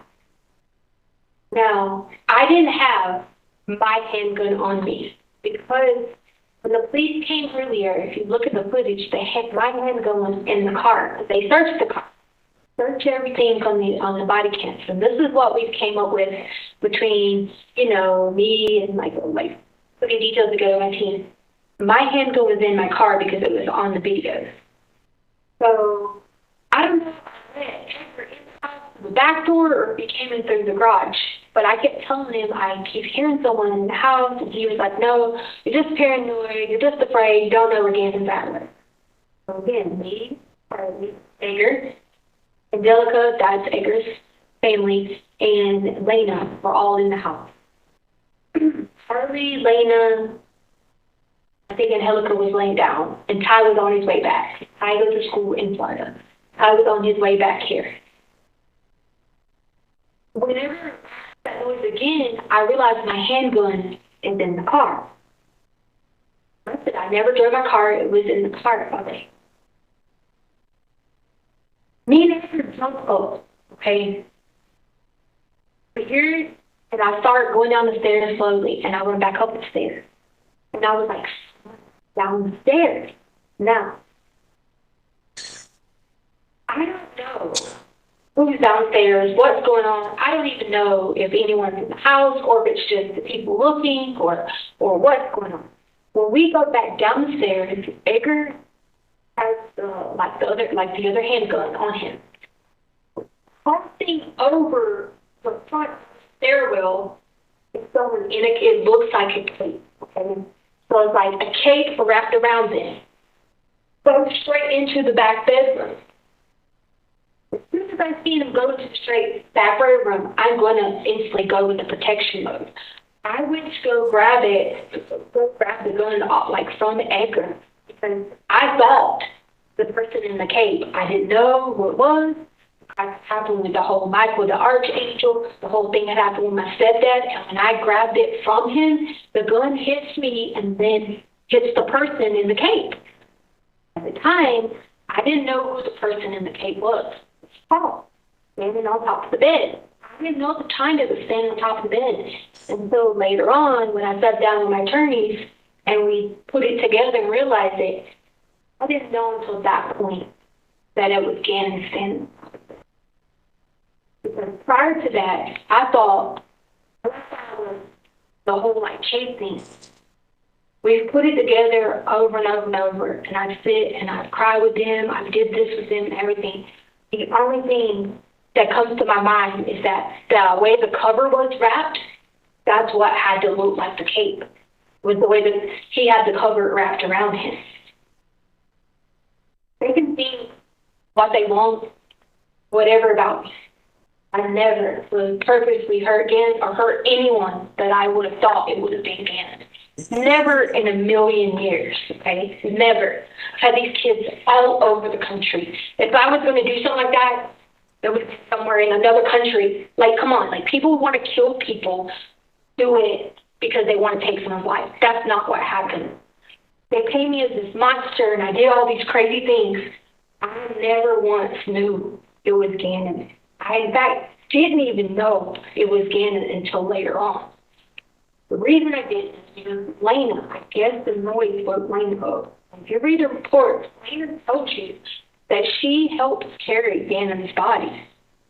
That report in her interview, she says on there that Gannon's body's not moving. That's because she was there and she helped carry Gannon's body to the car. I couldn't get him up the stairs. I didn't even know it was Gannon at that time until I moved the cover. I lose it. Like, I am all over the place, like, screaming, crying. That's how Lena hears me. Lena's helped me. Now, Harley's still asleep. She hasn't woke up to read any of this. Harley's a hard sleeper. Lena helps me tote Gannon up the stairs. I'm throwing up, like, blood, the side of him. Like, I literally don't, Gannon is still alive. Gannon is barely talking. Okay? We try to get him up steps, which we did. We take him up steps. I'm like, all over the place. We get out the garage to go to the car. Not blink out. Because at this point, I think I was in complete and utter shock. And I know I'm throwing up because I see all this later. So when I tell you I know I'm doing something, I sit back and written a timeline and looked at every piece of evidence, figured, this out, because I was just on it. I remember being in the car on the passenger side, and we were taking Gannon to the hospital. But I was on the passenger side, okay? Now my leg's bleeding, which, if you look at the footage from the hospital, you can see where I got hit with a bullet. Okay, so my leg's bleeding, and that's probably why there was a little bit of my blood on the car.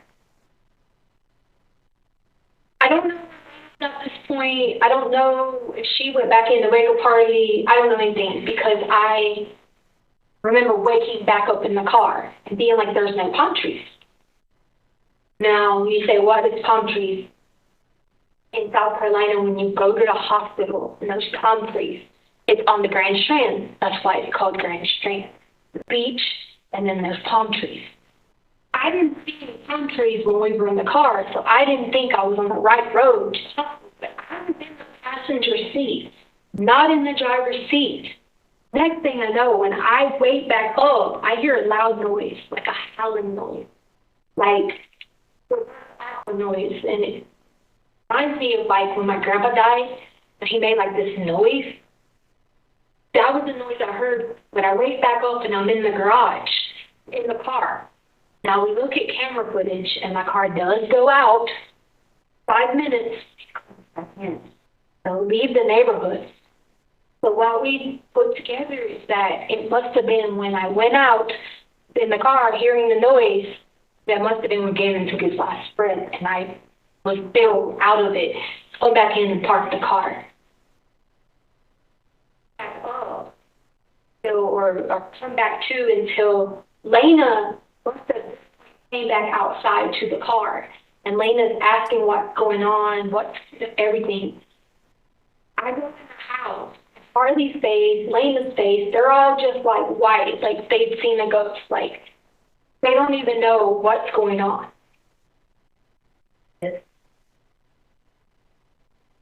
Police, like the whole world. as if this ain't really going on. Like, there is no way this happened. Like, there's nothing wrong, y'all. Everything's fine. He's going to be fine. He's going to be home. That's when I started going through, like, all the motions of, you know, going to go get this part, because to me, it wasn't really going on. Like, this was, you can't even compare this to a nightmare.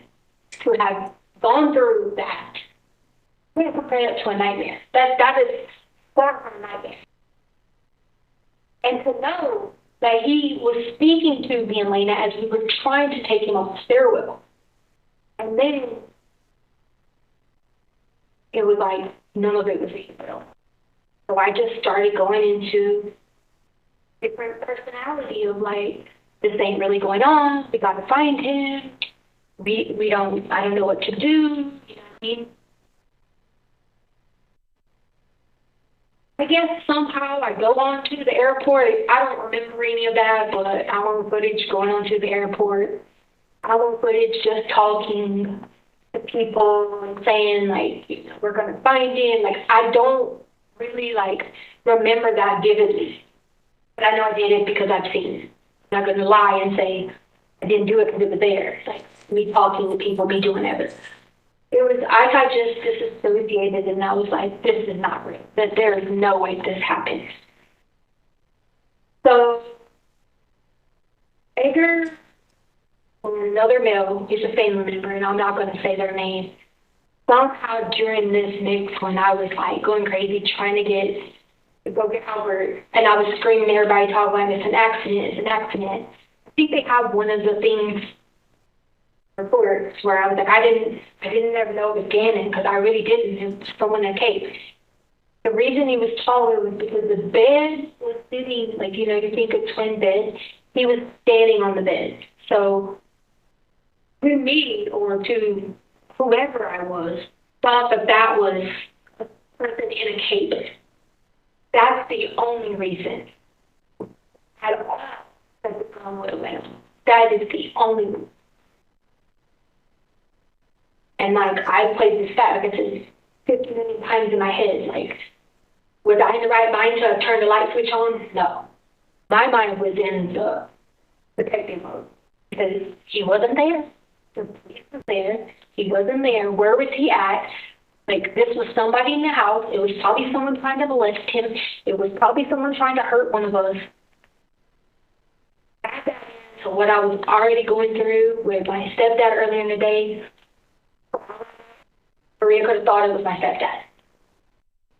He could have thought it was anyone who was trying to hurt anyone else in the house. That's what she's going to protect.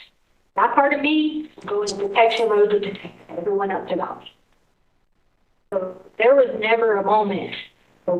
There's no murder. There's no hurt. There's no intent. Look, I had everything I wanted in my life. Career, this, that, you name it. There was no reason to hurt anyone in my home. I gained absolutely nothing out of hurting a child. But if you negativity, shit, crazy as an evil stubborn, I took care of this kid from the child. So, like, go do that. No, I had to carry him upstairs and he was dying. I could never in a million years tell anybody what it was like. I was not okay. I was not okay before because I felt working down with someone in a cape. Like, how do you even explain that again in small that you think it's someone in a cape? You can't. You know? But then what happened after was even worse because I never even moved again. I'm not going to incriminate anyone in the male person. I'm not going to do that. Because it wasn't any intent there to harm anybody. There was no intent for anything. I went crazy thinking I could raise him in the bed. I was driving him around the Burger King, trying to get him Happy Meals. I freaking took him back to GameStop to get that $60 game that I told you about that I told him to get earlier. That's how freaking crazy I was going. But I was like, he's going wake up. You know, I don't know if y'all know Andrew Womack. I tried to find Andrew Womack's house, but he brought his son back from the dead from 5 hours at Memorial. And I grew up watching the Daily Gospel and Andrew Womack, so I just kept thinking, like, God gives people courage to bring them back from like this is not supposed to be happening. All I feel, not even believing this is even happening.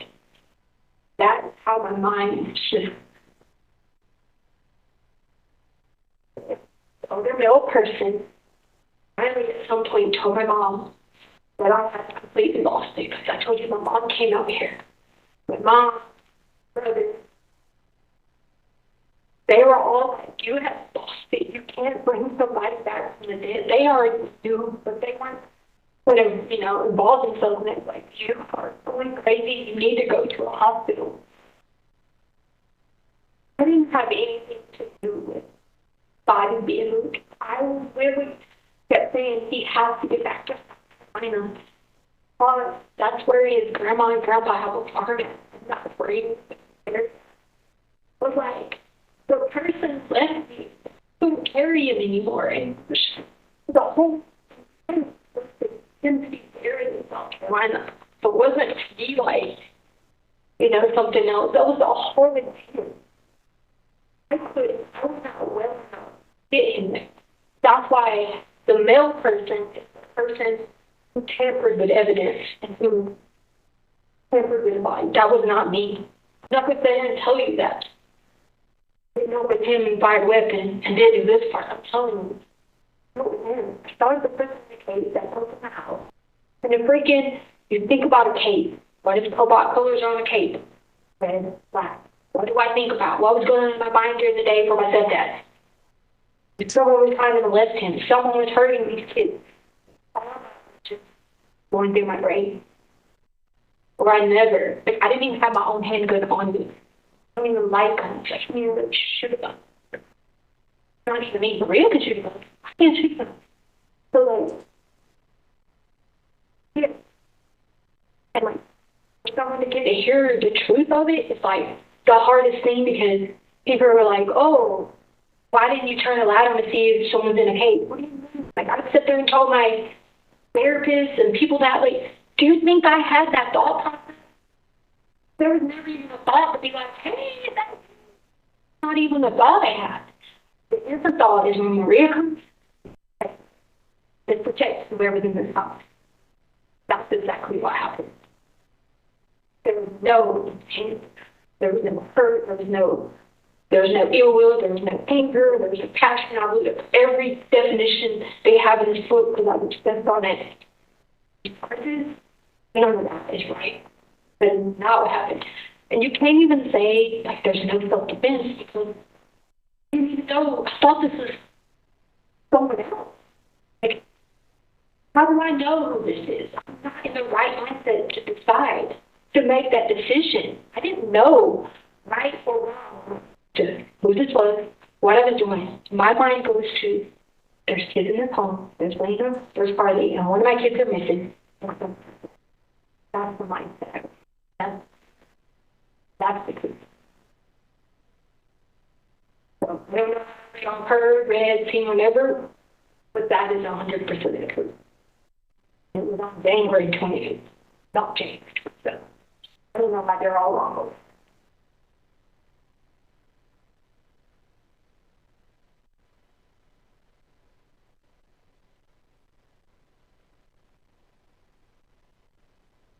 And so we don't know how the body ended up on the floor.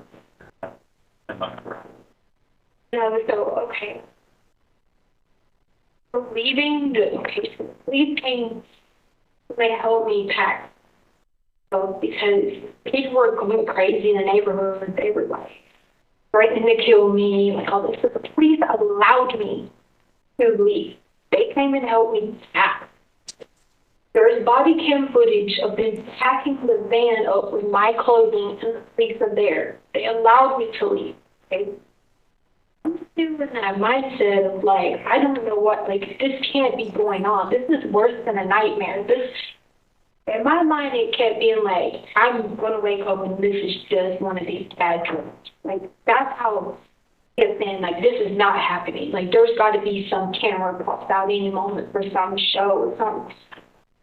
I don't want to call it denial. It was more so of like, it was not reality.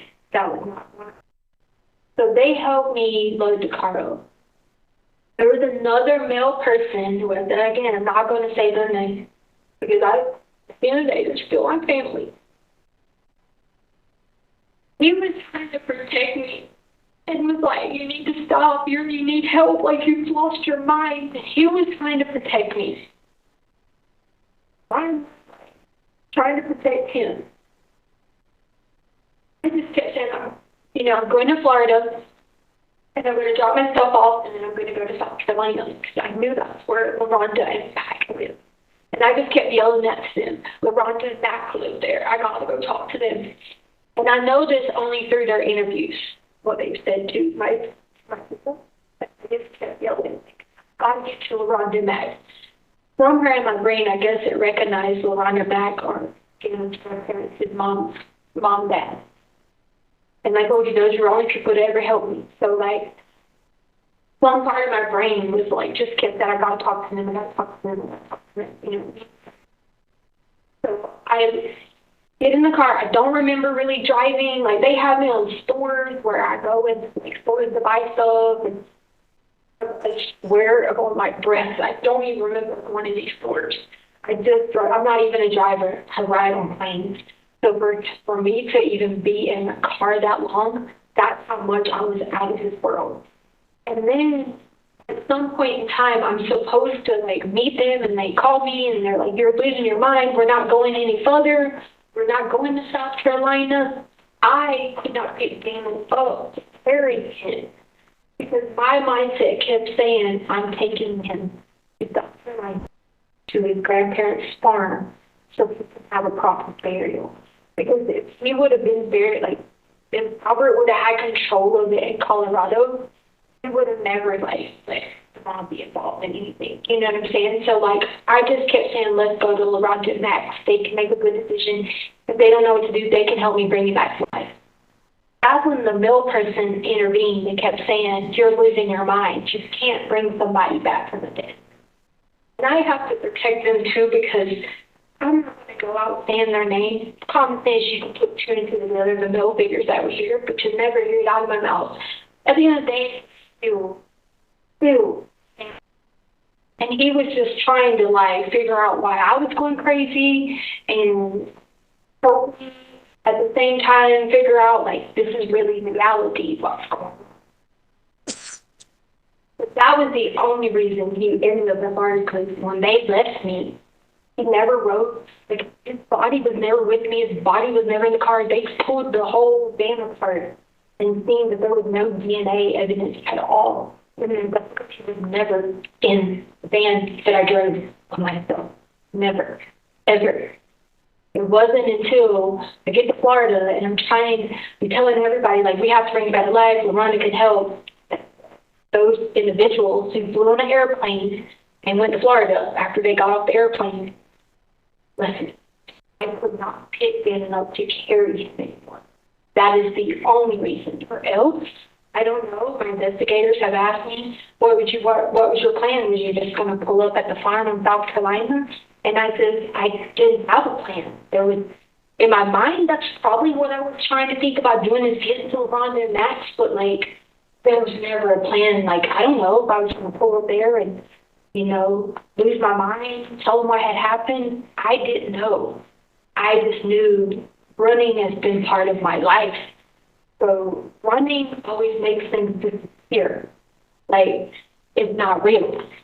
So I was under the impression that this was all just a nightmare, that as soon as I got away from this, I was just going to snap back into it, and this was not what happened. But it never happened that way. Then I started, like, when I was in South Carolina, I was telling people crazy stuff. I wasn't eating, I wasn't sleeping, I just kept saying to people, it's not what you think, this is not what happened, he's going to come back to life. And like all my friends in South Carolina kept being like, what do you mean he's not going to come back? He's going to come back to life. What is going on? And I know by this point, I'm no medical professional, but I know for a fact that I was in a form of psychosis. Because I never in my life have been through hallucinations. I never in my life have been through the things I was going through to explain that. To think that there was a person in the cave. To think that this person was harming somebody. Never had been that hype. And it caused me to ruin. It's not about me, it's Landon's life. Landon's life, Harley's life, like, I don't know. One split decision that wasn't even right. Every single day. So yeah, to me, sometimes I do check in all reality, but like, this ain't real, be back. And with all my heart, I took care of him. Oh, literally gave him enemas. Freaking took him to school, did schoolwork, did everything. What? If anything, we didn't let God. You know? Whatever was way the last 2 years. Very simple. Then people make up these things about stab marks. It's not stab marks. Those were from the fire. I've looked at the autopsy report to the point that I've memorized it. They say like 1.2 centimeters, 1.4. We're talking centimeters of fire. I don't care what they say. There was never anybody doing anything, slicing, dashing, whatever the hell the news puts on there. And that's not true. There were marks in the fire. Which was exactly what I told them. They were on the arms and chest. Just like I told them when I was going through these stories and my brain was so convoluted. It all went together. And I was talking about the rape. I was talking about the garage. I was talking about marks. I was talking about the bleeding. Like, I was so shocked that all of it went together in these crazy. It was almost like I was talking in a word salad all over the place. Nothing was coherent with any of those things. Didn't really understand what was going on. That ain't no approach that people take to get out of crimes. I've never been a felon. I've never been a that. You don't just wake up one day and decide to start murdering people. It's because it was not meant to. He was missing. Everything in my mind was bad. I was raping him, she was molesting him, she was got him here, she was got here. I watched this body cam footage so much that like everybody's like, well, where was he at that night? They opened the one closet with the ornaments and stuff. I swear to you, I see it move. I see it move with the cover. And I'm telling everybody on my team, I'm like, y'all don't see that, y'all don't see that. That's where he was hiding at. That's where he was at the whole night of the 27th. How did that guy miss him? How did he come in there with freaking body cam, trained to find people, trained like his hiding, trained at that and miss that? How? That's why I go back and forth with everything they have. Because had he not blaming this on him, because God knows I would never blame someone else like that. Had he done that, the outcome probably be different. Yeah, absolutely. How am I supposed to know that it's not some person in the house getting ready to take another kid, hurt me, hurt Harley? Does that read things like that? She doesn't think rational. She doesn't think let's do this the right way. She thinks I'm about to hurt anybody that's about to hurt the people I love. Wow.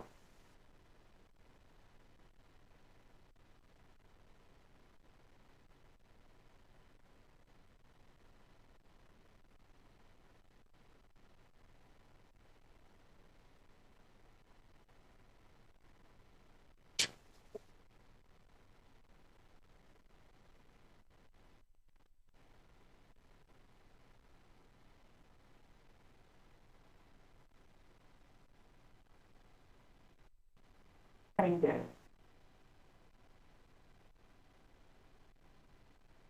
Hard been pain like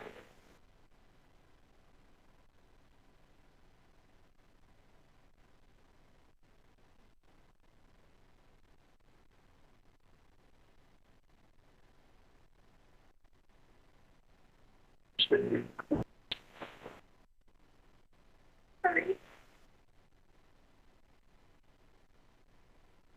You just don't know how bad I just be wanting to sit down with Landon. I can't change my mental state. But you gotta know in your heart it was not her getting it. I didn't go my whole life teaching kids. Never heard, like, I have no history of anything. Like, even the FBI testified on the stand, and the prelim was like, there's no history of any kind of abuse. She did not abuse these kids.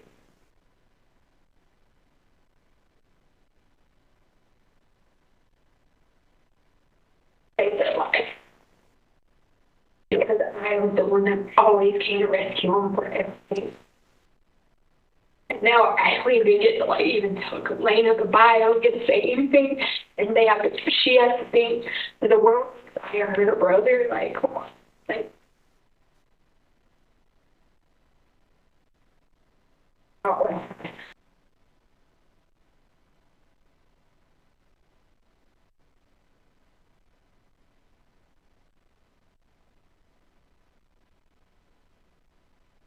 But I looked at the autopsy report and it said, like, within the jaw, and it was like far away.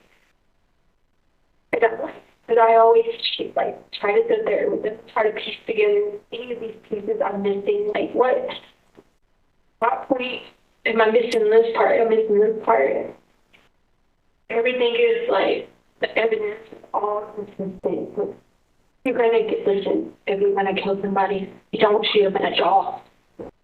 Murderers kill people. Most female people who kill people are psychopaths and they poison people and they do all these harms. Not even knowing it's them and it hit them in the jaw.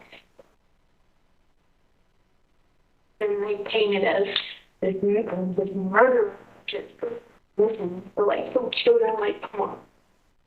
Never had a scratch on their body ever in their life. Ever. So this is happening. And having to get these people to like understand that is the hardest thing ever. Because had I not, maybe if I hadn't been going through it, I was going through in the day thinking my stepdad was still alive. Maybe like trying to replay everything. Maybe if like I wasn't worried about these people and I let them stay home that day. You know, maybe you wouldn't have left because I thought the whole car situation, people trying to follow me from a stupid car accident thing, like, and I tried thinking that might have switched, that might have kept me from being at the state I was in.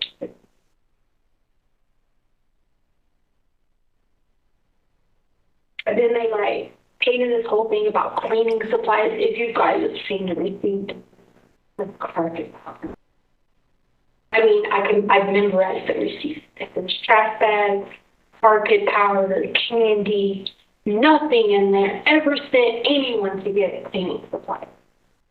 Pull up the receipt all day long and say this. But that's not true. Right?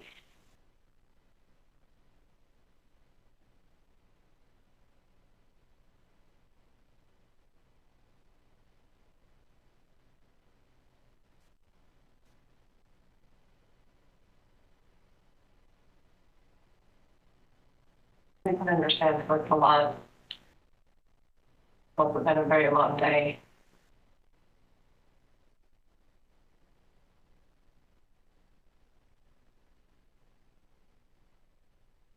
We'll probably be stopping here at this point in time.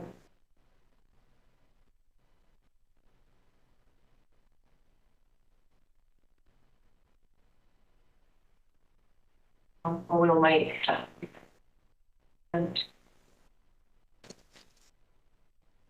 follow up on.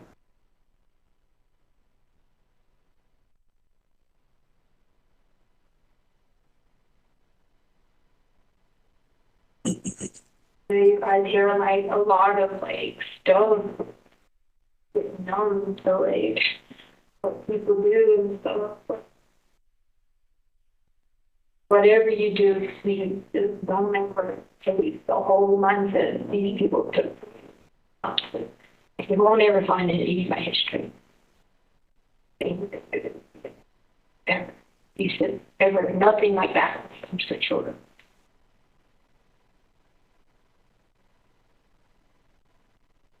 I do appreciate you all for that.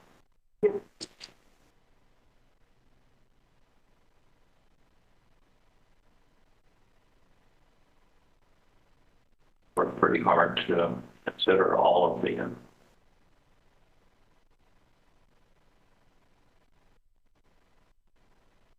Remember that they know all, but I don't deserve this.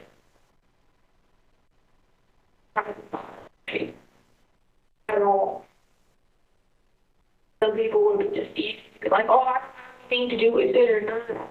From the beginning, I got in and out of it at CJC in the beginning, and I kept being like, this is not real. But at some point, it hits you, and you're like, okay, no, those cameras aren't coming out. No, this is really going on.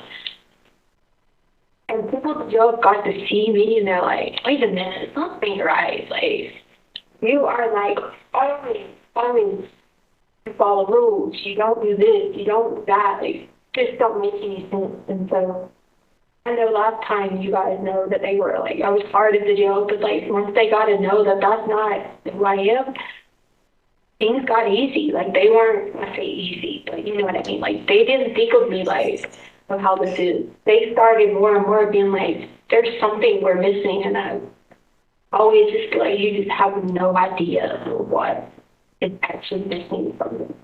It's not because someone, that's not true. Whether you want to call it that on paper, that's on the Bible, it is. There's 100% no determination. Me not turning the light switch on or turning it on, off, on. Me determining who was there, who was not, caper, under the cape or not. There was no determination as far as that. And I've read that, every part of that book I told you I read it. There was no determining that. Because in the reason, these kids in this house, they need to be protected.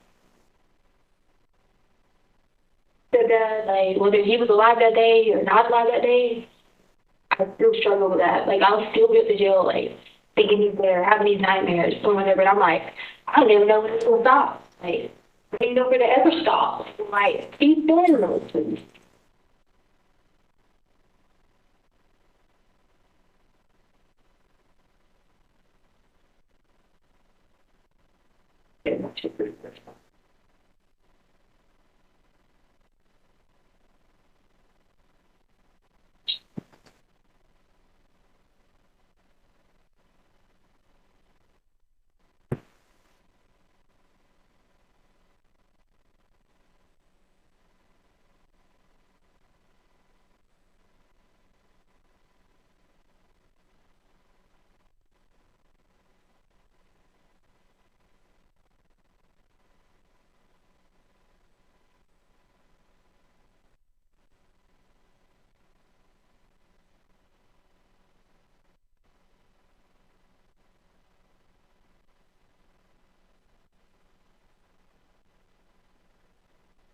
All right, ladies and gentlemen, I think we'll take our morning recess. If I can have everyone back in the jury room at, say, 10 till 11, we should be able to start on time at that point. Again, don't discuss the case with yourselves. Don't discuss the case with anyone else. And we'll see you back at 10 till 11. All right, for the jury, please.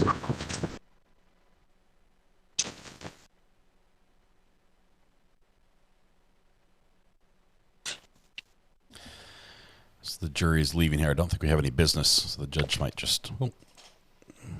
Okay, that's my problem. Sorry about that. Let me fix this.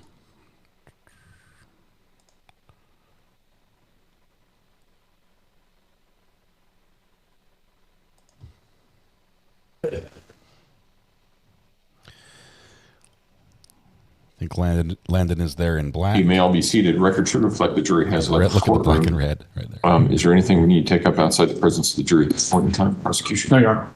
Yes. Okay. All right. All right. Court will be in recess then. All rise. Lots of black and red in the courtroom. That's awesome. Okay. Whoa. Where do we start on unpacking that last segment? Here we go. This video has so much in it that is just bizarre.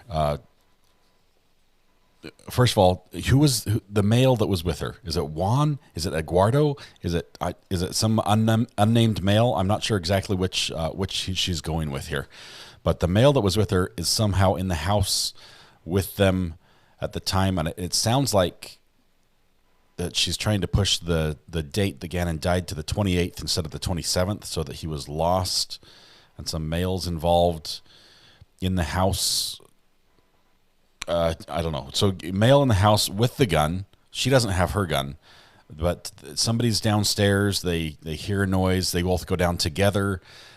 She hears something or sees something, grabs the gun from the male and shoots this intruder with a cape, who happens to be Gannon.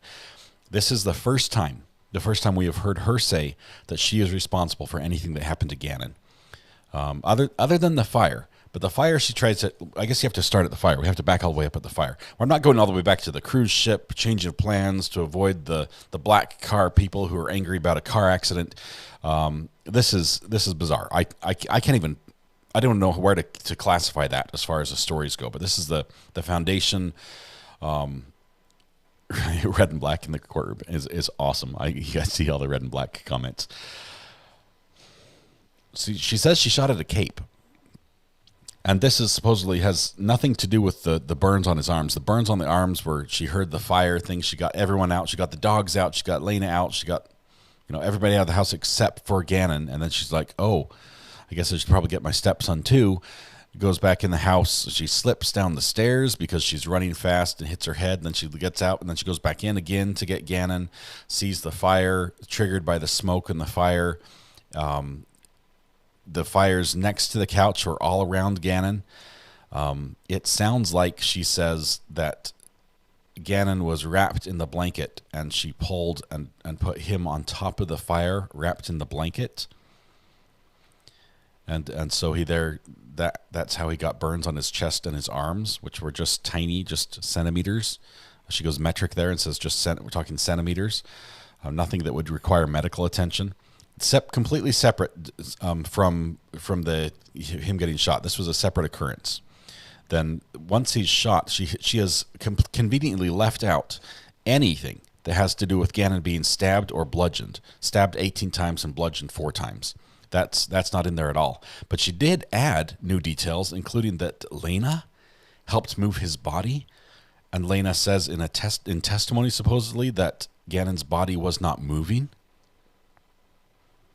And that she did not help move the body, but this unnamed male who she loves and has respect for, and thus will not be throwing them under the bus, is the one that moved the body. She goes on when they talk about the how did Gannon get to Florida? She's like, well, I packed everything. The police helped me pack my moving van, and Gannon wasn't in there. There was no DNA found in that van. But then people met her there. They flew down and brought Gannon in the suitcase, and they're the ones that put him there. It was just mind blown. But yet at the same time, with that story, she's saying she was just thinking, "Oh, great, I did all this. This is awful." And at the same time, this isn't real. Gannon's going to come back to life, or we can bring him back to life. We just have to take him to his grandparents in South Carolina for a proper burial. Mind blown. Mind blown. Going back and watching this again, I don't think will help, because it doesn't. The lines, the pieces don't connect. This is spaghetti on the ground, but it's broken up into tiny pieces before it's cooked. Nothing is connecting to each other. It doesn't make sense. She has gone to great effort to try to include details that would explain physical evidence that she's aware of at that point. As far as every time there's a video of something where you see her do something, you see her go out in the backyard, you see the car pull out of the driveway, you see her at the PetSmart, go check to the door. She's included all those details perfectly. She's woven those into her stories. I'm a little disappointed we didn't get Cash Baby in this at all, but we got Michael the Archangel instead with a business card as well. Did anyone make more sense of this than I did? Hydrate to take a breather, Sheila. Oh my goodness. She studied the autopsy report 1,000 times, said all the injuries were from the fire.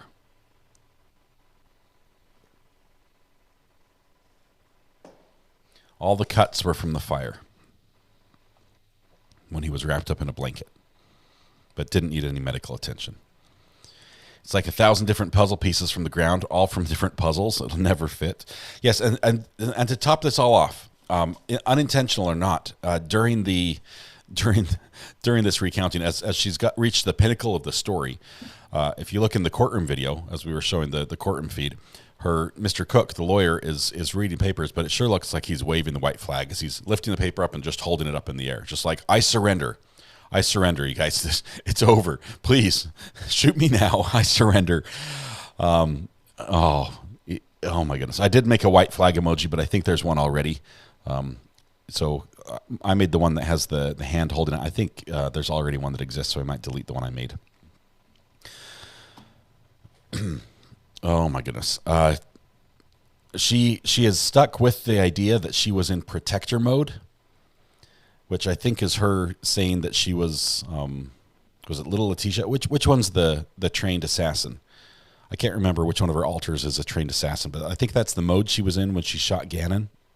Thinking it was the caped archangel, Michael. Oh my goodness, Jeff. The best audio cannot fix this. This is the worst audio.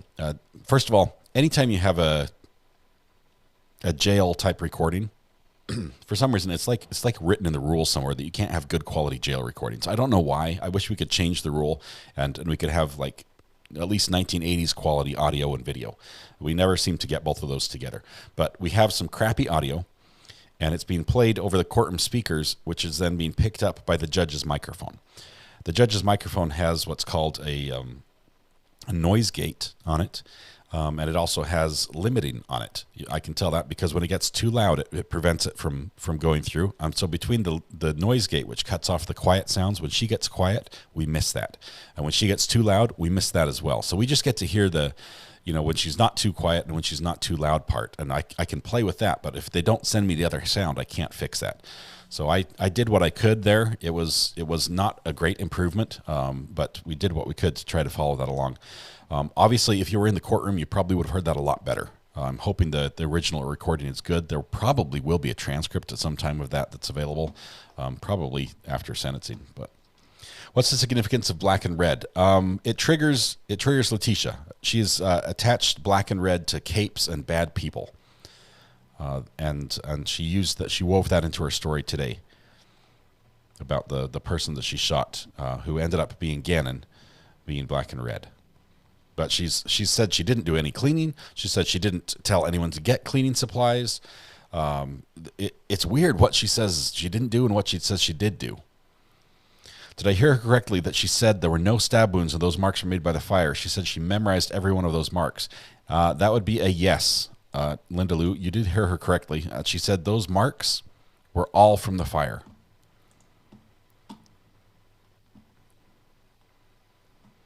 Why would you shoot an archangel, says May Gould. I don't know. Especially one with a cape, of all things.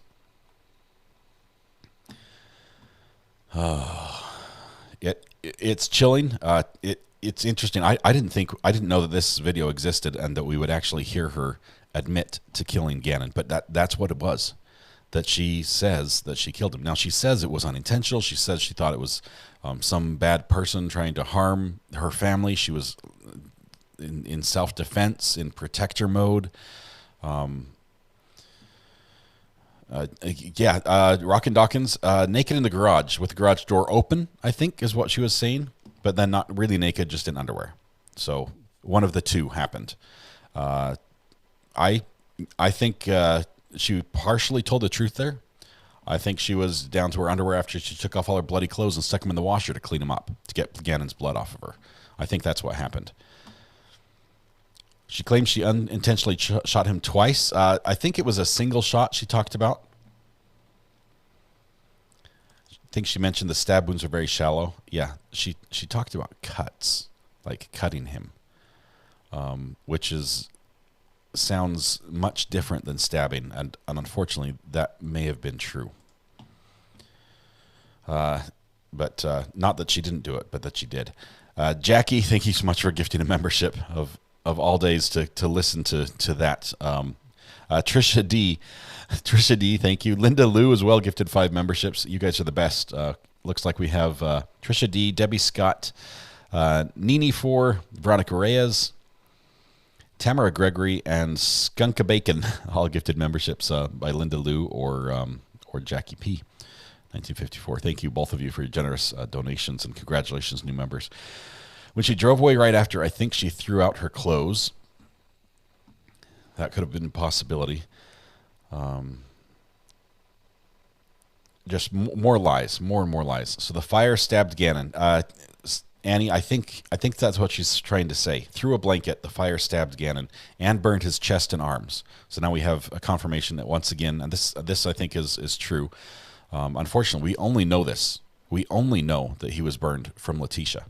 She's the only person who's given us that information, is that his chest and arms were burned, and I think that was very true.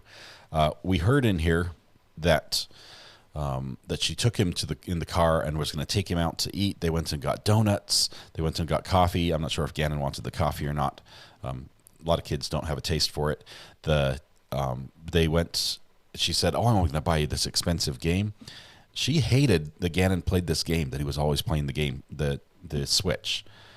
I think she had burned him and burnt him badly, and was trying to get him to tell a different story, trying to get him to say that this was his fault, trying to get him to say that she hadn't done this, and was trying to bribe him into not talking by buying him the $60 game that he always wanted, and or at least hanging that out there as a possible reward in return for the behavior she wanted from him. And he probably was not falling for it. And so she killed him. That's my take. Katie W., welcome to the gallery. Thank you so much. Love the pooch in the picture there. Thank you. Love the ears. Let's see. Isn't playing these videos allowing Letecia to testify without taking the stand? No, this is evidence that was collected as part of the investigation. What would be allowing her to testify without taking the stand is if someone else was allowed to, if the lawyer introduced something Letecia had said in the form of question with somebody else. It's like, well, what if you heard Letecia, and introduces testimony that way? We saw that happen a little bit with Alex Murdaugh before he took the stand. And so that wouldn't be allowed. That wouldn't be not a good thing. Lise May, thank you for becoming a member as well. Welcome. I love the koala. Love it. Thank you. Is it possible that Gannon caught her cheating? Jay, that's not outside of the realm. The only thing is, I don't think the door cam or the ring footage we have from the neighbors would support anyone else being in the house other than family members who lived there.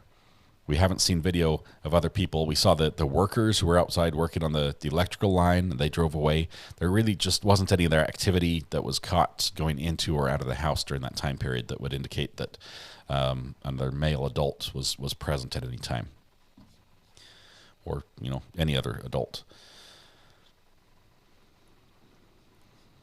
Yeah. Red and Black goes to North Carolina State University Colors. Maybe she was a UNC Tar Heel fan, which is sky blue.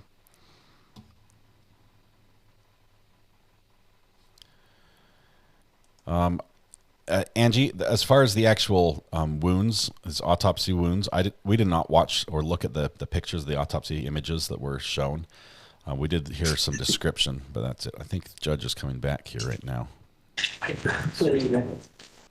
All right, court will call 20 CR 1358, People versus Letecia Stauch. Record should reflect the jury is not present in the courtroom. Is there anything we need to take up at this point in time, Mr. Young? No, Your Honor. Defense? Is Mr. Tellini? Mr. Tellini? Anything we need to take up at this point? Sorry. Okay, all right. Let's go ahead and bring the jury in. Okay, jury's going to be just a minute coming in. Yes, there are. If you look in the courtroom, a couple people are wearing red and black quite plainly. I think Al is right behind. Let's see, Al is right here, and I think that's his wife next to him. This may be. I think that's Gannon's mom. Is this Gannon's mom? No, it just blanked out on me. Sorry. I think Gannon's mom is right behind Al. So you've got some black and red there in the courtroom. It's good to see. We'll keep an eye on Letecia here for a moment.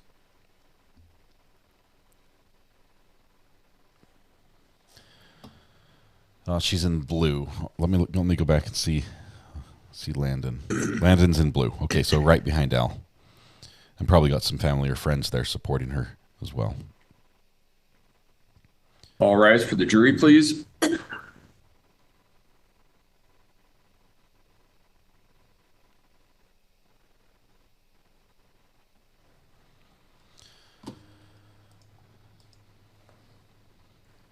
Rosie Gia, welcome. Good to have you here. Thank you for being a member. Al is married. I think they have a child together as well.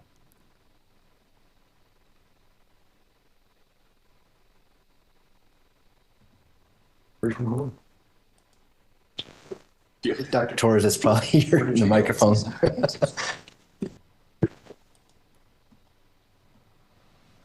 Mrs. Diana, welcome. So good to have you. Thank you. May all be seated. My bad. Sorry about that. All right, court will call 20 CR 1358. Letecia Stauch. Record should reflect the jury has returned to the courtroom. Mr. Young. Thank you, Your Honor. You might be surprised, but I have some questions based on the last clip that we just saw. So the jury understands, is this the last time that you talked to Ms. Stauch on March 24th, 2022? That was the first time that we spoke to her for our sanity interview, because we saw her again in June. I meant because we saw some other clips that took place, and it looked like there was breaks and sessions where she would leave. Is this the last session on that day that you talked to her? Yes. Okay. And at the end, you said you're going to have her come back, and we're going to talk about June in a moment. But did she eventually come back and you asked her some more questions? She did. Now, in this particular clip, you and Dr. Gray didn't ask a lot of questions. I think Dr. Gray asked one with about 20 minutes left. And then you said some things towards the end there. Was that unusual? It depends. Every case is different. Some defendants give practically a full account, almost in the way that Ms. Stauch did the first time that we asked them to explain it to us. Some defendants give a very brief account and require a lot more follow-up questions. So given that she spoke so much, there was a lot to process and a lot to think about and a lot to go through before we could ask further follow-up questions.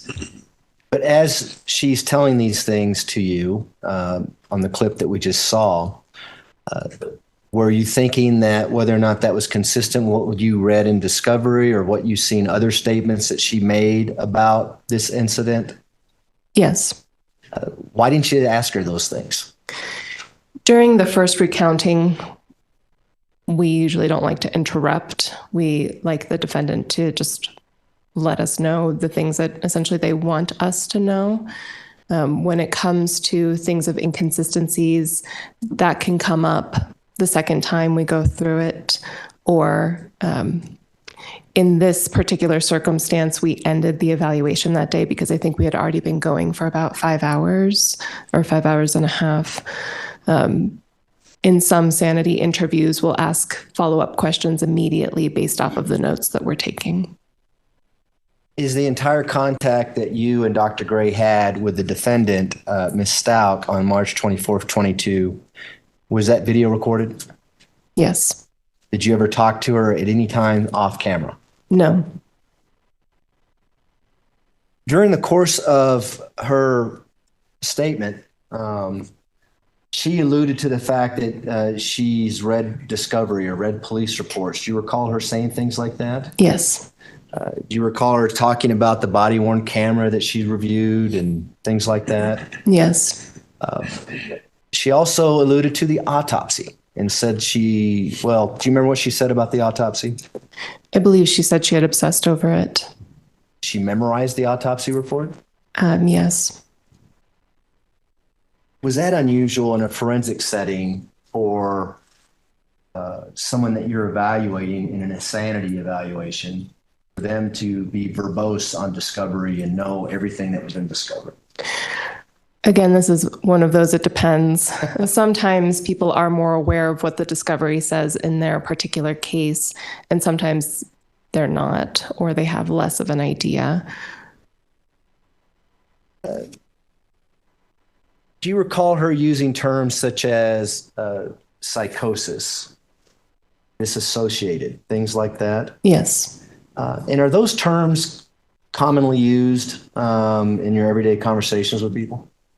Not in everyday conversations with people.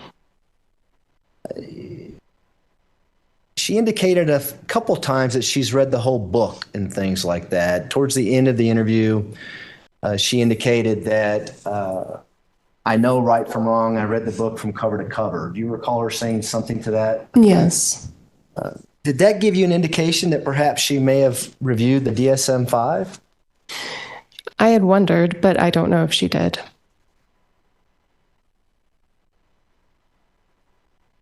May we approach? Okay, let's see what's up here.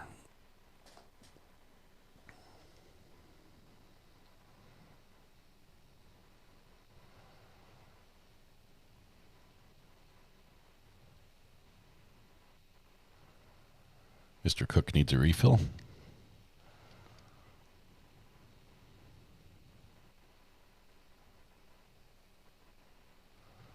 There's a better shot of Al back. Prosecution has a big jug of water. Just showed off to Mr. Cook that he has plenty of water. Mr. Cook has none.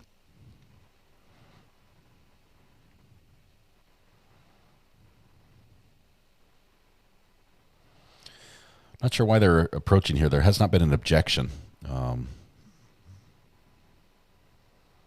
Interesting. Try to keep an eye on Letecia here a little bit. No objection. The book could be the Bible, so this might not fly. She has made a couple of references with religion. DSM-5 is a heavy read. Not the sort of thing you just pick up on a whim. Do they offer the DSM-5 to read in jail? It was probably on the book cart. You know, it's like got 2 or 3 copies. It might be checked out at any time, just like a how-to guide for mental defense, mental or insanity defense. Who's in the red and black behind defense and Letecia, Landon, our defense attorney? I don't know. The people who are in red and black are members of the public who are present. I don't think at least I don't know if they're family members. I apologize, Dr. Gray. Sometimes we have to have conversations with the judge. Yeah. Dr. Torres. I apologize for that as well. I look a lot different than he does. Okay. So we were talking about her knowledge of using words like disassociation, she has her earplugs in. Right from wrong, and psychosis. Are those not necessarily the right from wrong, but is disassociation a term that is in the DSM-5 in regard to dissociative identity disorder? Yes. And does it state in the criteria in the things that might be apparent in someone who suffers from that mental illness, the terms of people may disassociate? Yes. And what does disassociate mean in general?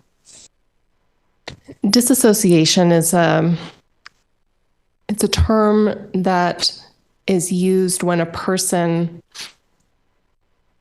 is no longer able to integrate things like memory, perception, awareness.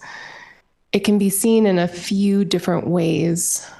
I mean, we talk about dissociative amnesia, so not integrating memory, forgetting that you've done things. we've talked about more normal components of disassociation that we just reference as absorption. So like when you're so absorbed in a task that you are not really aware of what's going on in your surroundings. But pathologically, there's amnesia, there's derealization, and then there's depersonalization. Derealization is more of a feeling detached from reality. Things seem more like a dream than they do actual life. Depersonalization is almost as though you are in your body observing yourself, but you don't feel integrated.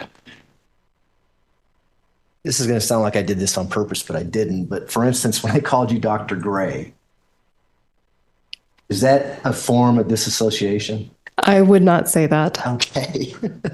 I'm not going to ask you then what it is, because I'm afraid of what the answer might be.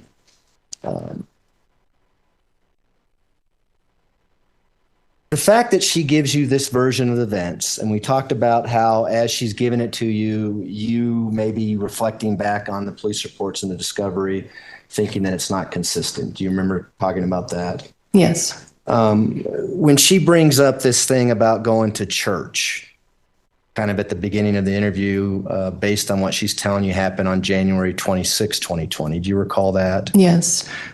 Are you familiar with that? There's police reports that indicate Object stating facts that are not in it.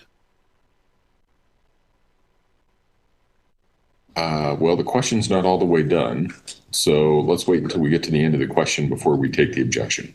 Yes, sir. Are you familiar with the police reports in this case that talk about surveillance video in that neighborhood and monitoring 6627 Mandan Drive during this entire time frame? I'm aware of them, yes. Do you recall reading them?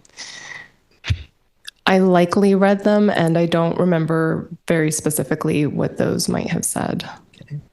But needless to say, there's reports that talk about movement from that house during a specific time frame. Do you recall reading that? Yes. And certainly, if she had gone to church that morning, we would see the vehicle leave on the video camera. Is that right? Yes. And you probably don't remember if you read that report or not, but do you remember reading anything about her leaving the morning of January 26, 2020? I don't remember that. Okay. The other issue is, are you familiar with reports with regards to her vehicle, the Tiguan, and the GPS data that was on that Tiguan? Some of it. If she took the Tiguan to church, would that be reflective in the GPS data? I would assume that it would be, but I don't remember specifically reading that. Well, what do you do as a forensic psychologist when someone's telling you something that you know is not consistent or is flat out not true?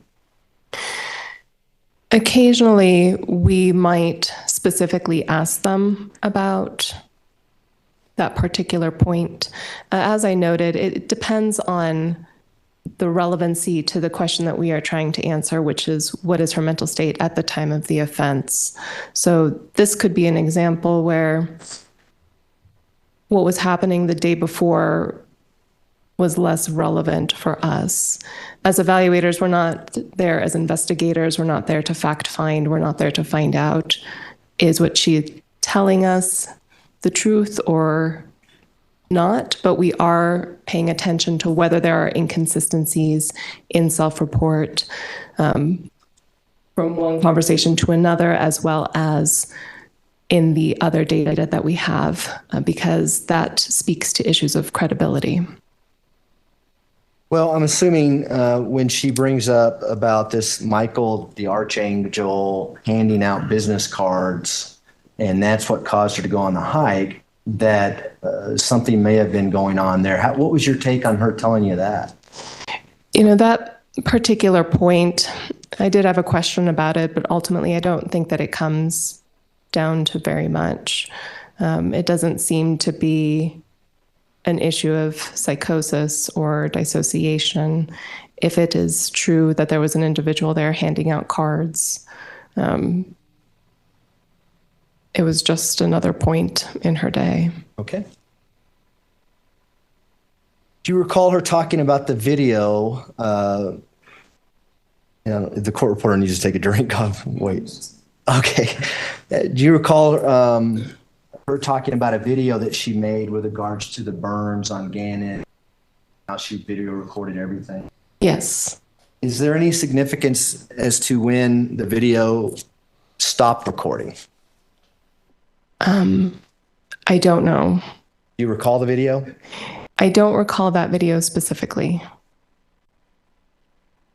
If I told you, and this is to get what your opinion is of it, okay, is if the video stops after Gannon says, I'm worried about my burns, and then she says, well, tomorrow, it stops. Is that any significance to you in your evaluation?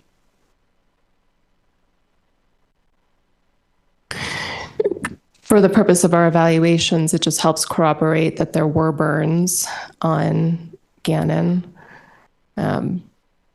I don't know about the severity of the burns, but it's interesting that he was worried about them. And then in terms of stopping it at tomorrow, I wouldn't know what to make of that. Okay.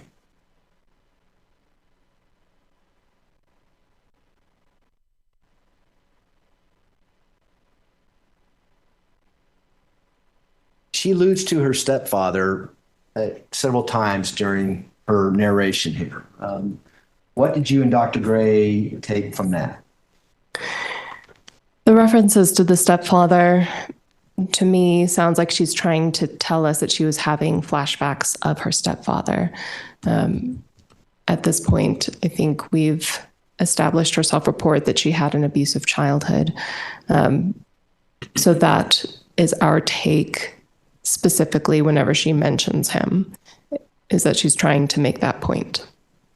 And does she refer back, as she mentions her stepfather, as to why she would text her boss at 4 in the morning or close to 4 in the morning that morning saying, I'm not coming into work because my stepfather just got killed in an auto accident? Mm-hmm.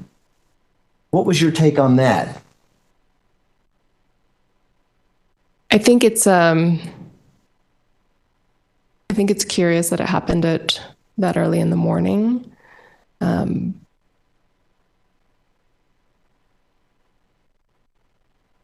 When Ms. Stauch was talking to us, she told us that she doesn't remember specifically doing that, and that she knows that that happened because it's in discovery.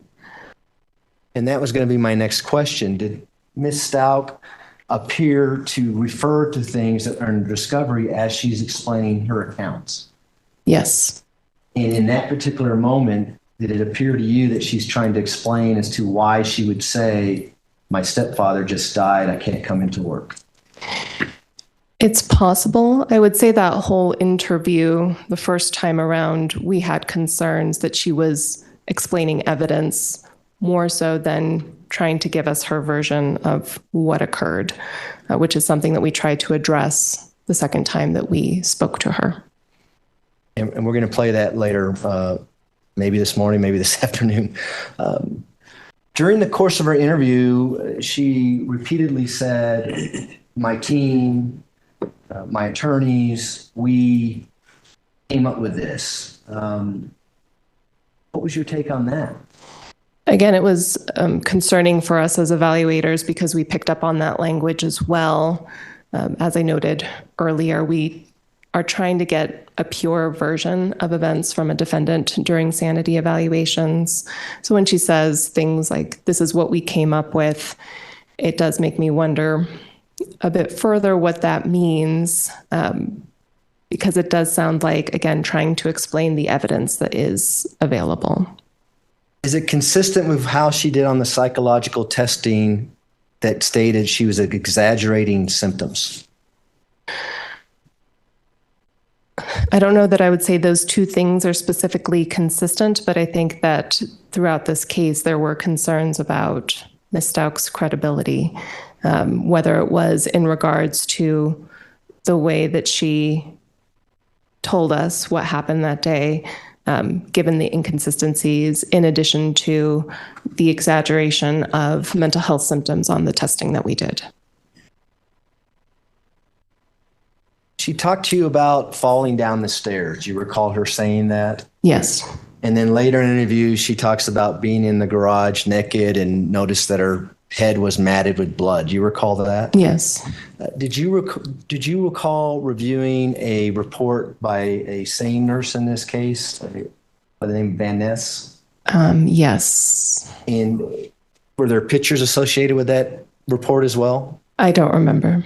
Do you recall the SANE nurse mentioning anything about any injuries to her head? No, Did she have any injuries to her head? not that I'm aware.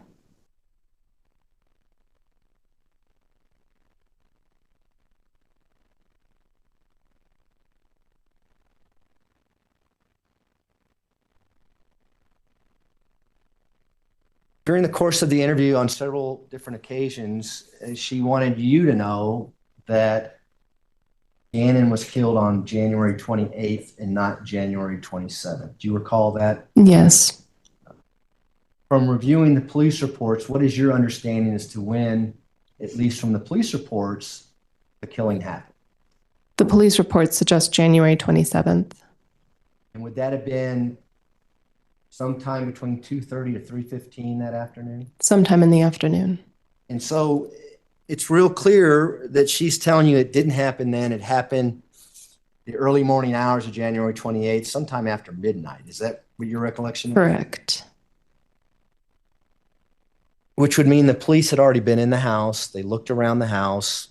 She told you she memorized the body-worn camera as well. Do you recall her saying that? Yes. What was your and Dr. Gray's evaluation of that? For us, again, the timing of it was less relevant to the question that we were trying to answer. We do note that there is that discrepancy in terms of what the police reports say and what she is saying. Was part of her, well, was your opinion was that she was trying to convince you that the police had it wrong? At least in terms of when the killing actually occurred. And is that something that if someone truly suffers from dissociative identity disorder and they're having some kind of amnesia because they go into a different state of mind, would that be consistent with that? I would expect if somebody was dissociating, there would be more of that loss of time and potential disorientation, switching from one state to another. Would that individual make it a point to say the police are wrong, they got it all wrong, this is when it actually happened? I think that's going to be an it depends. Okay. I seem to ask a lot of those questions. I apologize for that.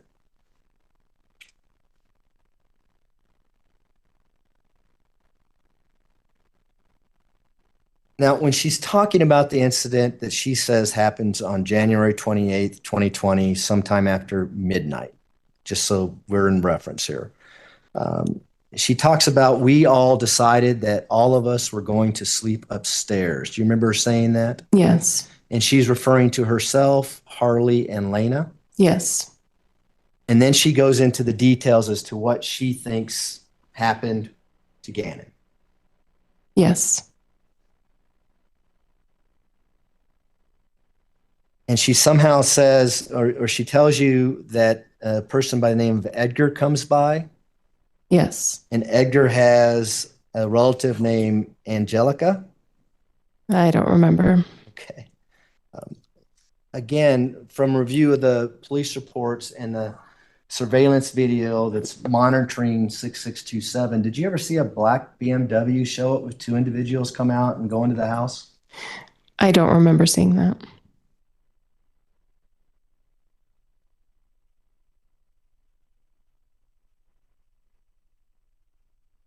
She talks about her and Edgar going downstairs. Do you remember that? Yes. And what do you recall her saying that she sees as they're going downstairs? She says she sees someone in the house, someone who's wearing a cape. And in your expert opinion, is that when, if it happens, a triggering event occurs and she changes into Maria Sanchez? It's a little hard to tell from her self-report. It seems as though that's what she's trying to imply to some degree because she talks about going into protection mode, and she often references Maria as the protector.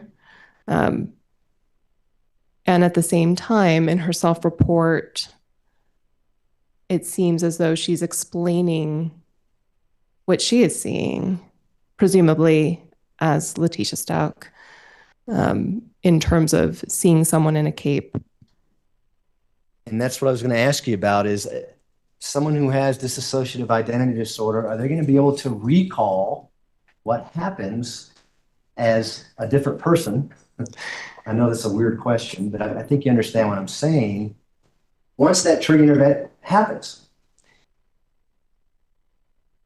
In terms of how Ms. Stauch has explained her dissociative identity disorder, she doesn't have access to Maria. She can't tell us what Maria is thinking at any point in time.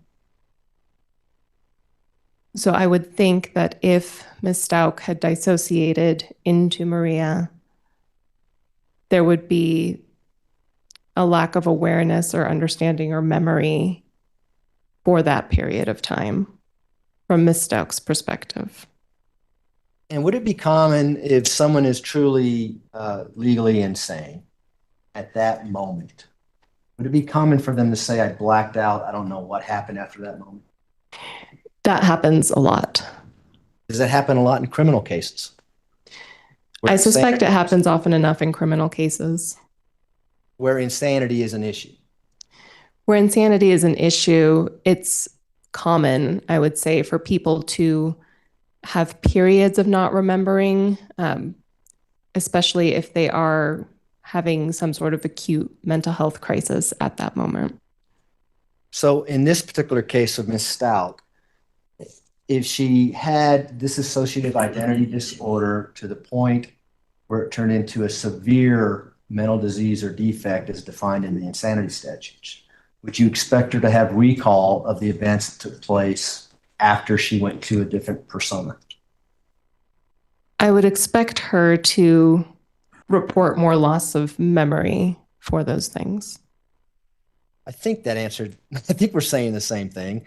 So you wouldn't expect her to give you details about Gannon standing on the bed with a blanket around him? Not if she was dissociating at the moment. And did she ever explain to you and Dr. Gray how she could go from protected mode, where Gannon was part of this protected mode, to killing Gannon? We never asked her that question specifically. However, her self-report to us implies that she didn't know it was Gannon and that she thought it was somebody who had come into the home, possibly an intruder.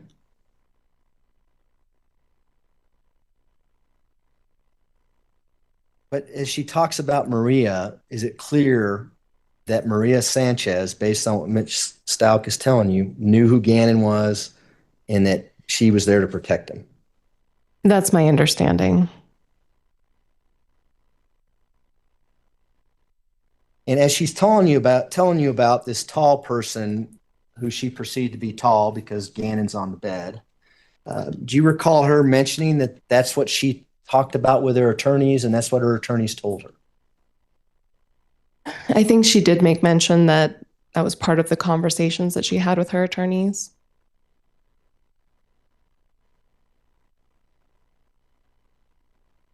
And you know the circumstances of how Gannon was found in Florida?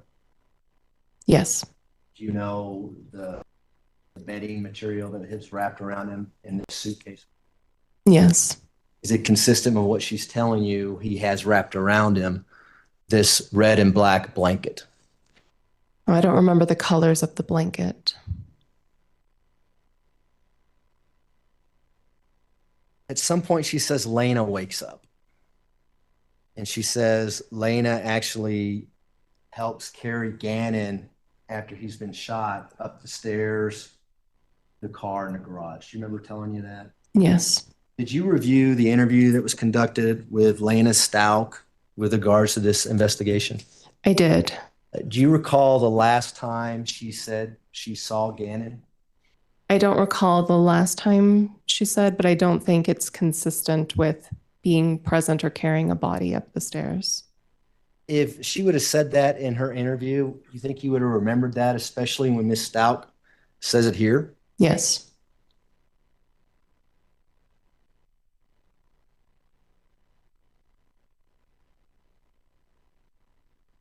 Do you remember other interviews that Miss Stout gave where she talks about Lena coming home from school and that she had to do her laps and went to the mailbox and rode her bike and didn't come into the house? Yes.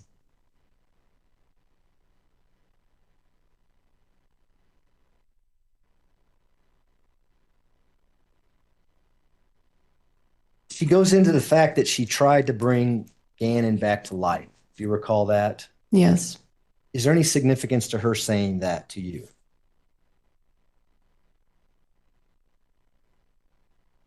We considered that. So I would say that it does have some significance. However, as it pertains to the issue of insanity, again, insanity is such a narrow focus.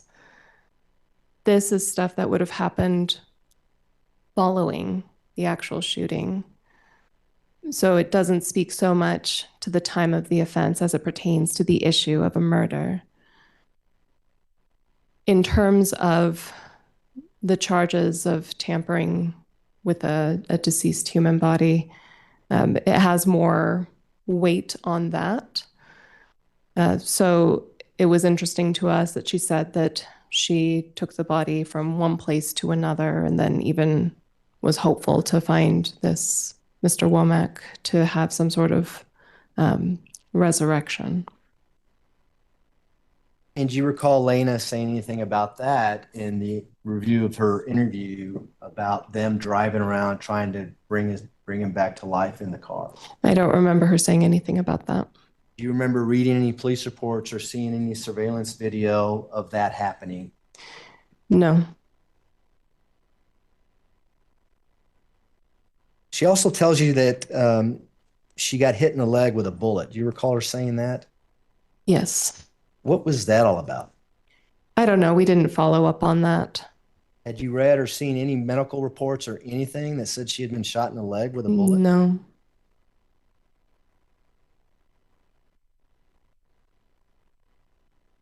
At some point, she says that Harley and Lena's faces are white, like they just seen a ghost. Do you remember her saying that? Yes. Would you expect Harley to recall that if that actually happened? Yes. Would you expect Lena to recall that if that actually happened? Possibly.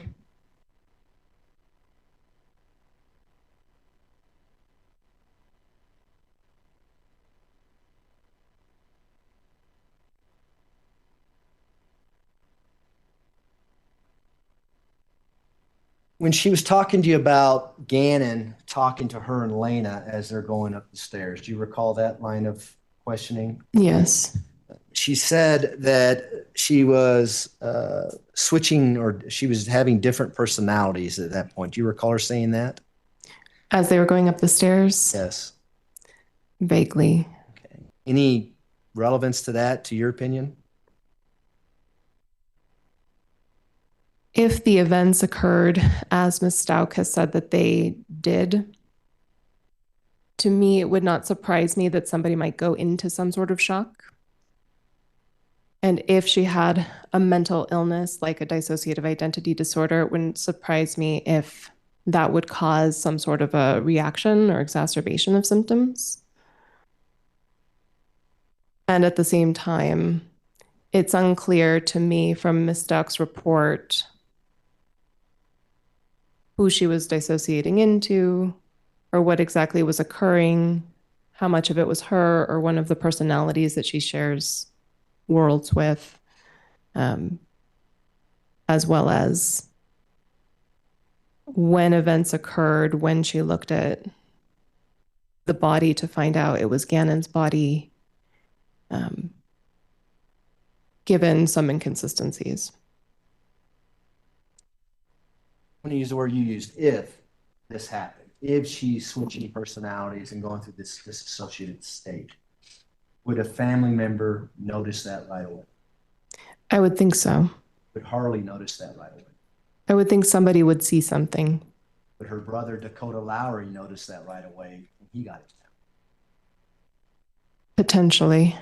What about Al Stauch when she picks him up at the airport hours later? Would he notice something like that? I would think so.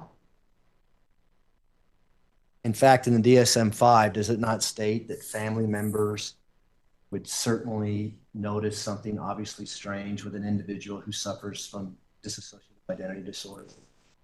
I would think eventually, if it was a severe presentation of dissociative identity disorder, we've talked about how sometimes it's subtle and it's not readily visible to other people when somebody's switching from one state to another. But that being said, family members might notice a loss of, family members might notice that person reporting a loss of time or even seeming to forget things that happened in the day, potentially even forgetting who they are. It just depends on how the specific illness presents in that person.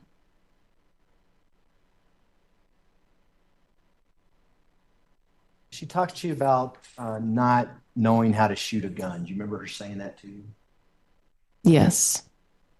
Was that consistent with what she told you earlier about how she took the gun away from Edgar and shot this intruder? It is somewhat inconsistent, and at the same time, I could see somebody saying that they don't know how to shoot a gun, but still being able to carry out that act.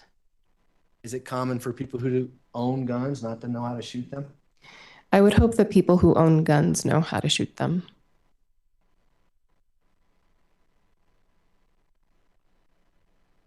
Do you remember saying that she memorized the autopsy was wrong, it was only one gunshot? Yes. You remember attributing the stab wounds to saying they weren't stab wounds, they were burn marks? Yes.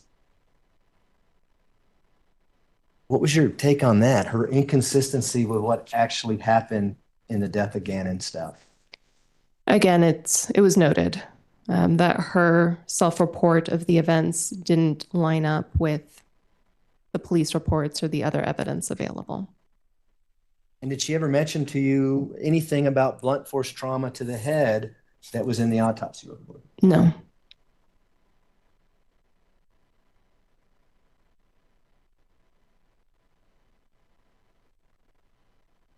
She goes into talking about whether or not she moved Gannon's body afterwards. Do you recall that? Yes. She said she didn't want to incriminate anyone, and so I'm not going to tell you a person's name. Do you remember saying something like that? Yes. Did you see any indication in the police reports or anything that you reviewed indicating that someone helped her move Gannon from A to B? No. Is it pretty readily noticeable in the police reports that Gannon's body was taken to the Palmer Lake area first? Yes. That his body was then picked up? Yes. And then later drove to Florida? Correct. And did she at any time explain how all that happened? No. In fact, Dr. Gray, I believe the question that was asked with about 20 minutes left was, so you don't recall going to Florida, or words to that effect? Do you remember that question? Yeah, he had asked how the body ended up in Florida, or we were trying to clarify her statements because she seemed to be suggesting that she was not involved in that.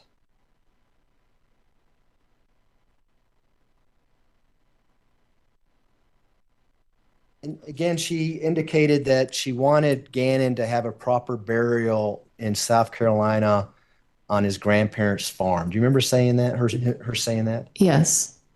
Is that inconsistent with not moving the body to the East Coast, I guess? It would imply that at the time of the shooting, or around the time of the shooting, that she had some thought that the body should go to South Carolina.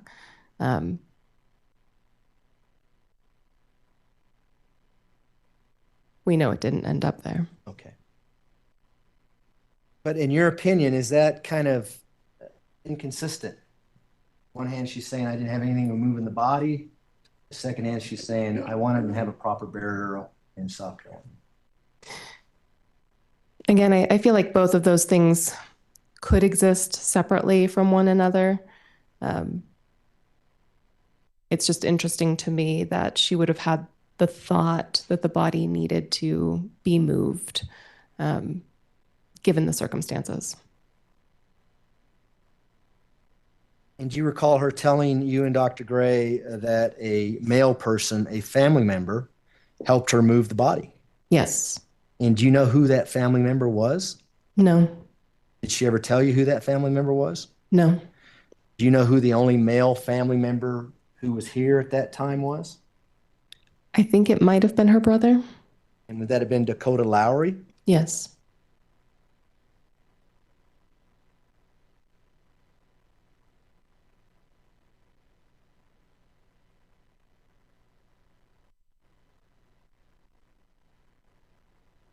You just have a second, Your Honor.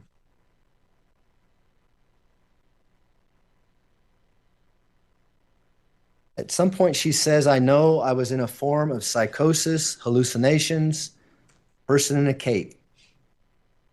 Yes. Is that common for someone to say those words if they are truly, in fact, experiencing a psychotic event? Only if they have good enough insight after the fact to be able to relay that information. And she said that she read certain books cover to cover. Do you remember saying things like that? Yes. In specific, when she was talking about, I didn't know right from wrong, I read a book cover to cover. Do you remember saying that? Yes. Did it lead you and Dr. Gray to the understanding that maybe she did some research prior to coming in and giving you this statement? The verbiage that she used during the interview suggested that.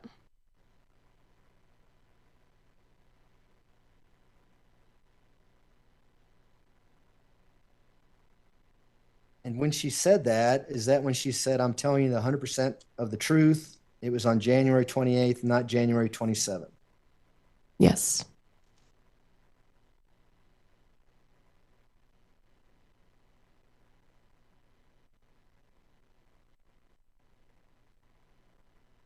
She showed emotion, what appeared to be emotion during the video. Do you remember that? Yes. Did that happen when she would talk about what others were saying about her? Yes. Did she show any emotion when she talked about bringing Gannon up the stairs and his last breath that she talked about? Not in the same way. Does that contribute to your initial diagnosis of, correct me because I'm going to wing this, is it borderline narcissism? Yes, a personality disorder. Is that the narcissism you're talking about where she cares about herself? I think it can be expressed in that manner.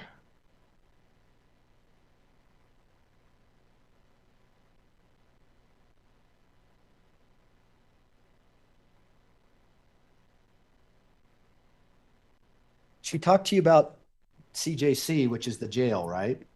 Yes. Not being real. Do you remember her saying those words? I don't remember that so clearly. We won't ask questions about it, or I won't ask questions about it. Towards the end of the interview, she says, females who kill people are psychopaths. They poison people. Remember her saying that? Yes.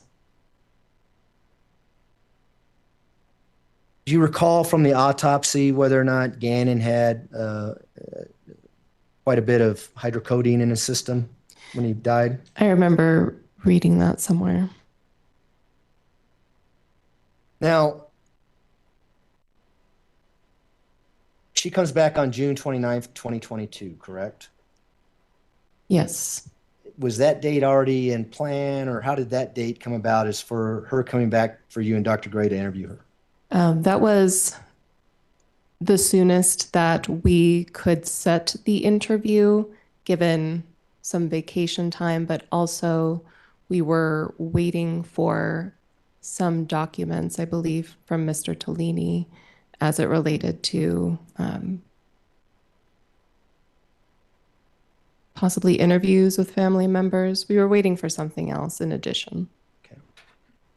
And so up until this point, had you made an opinion with regard to Ms. Stauch's sanity? Not yet. You're still gathering information? Yes.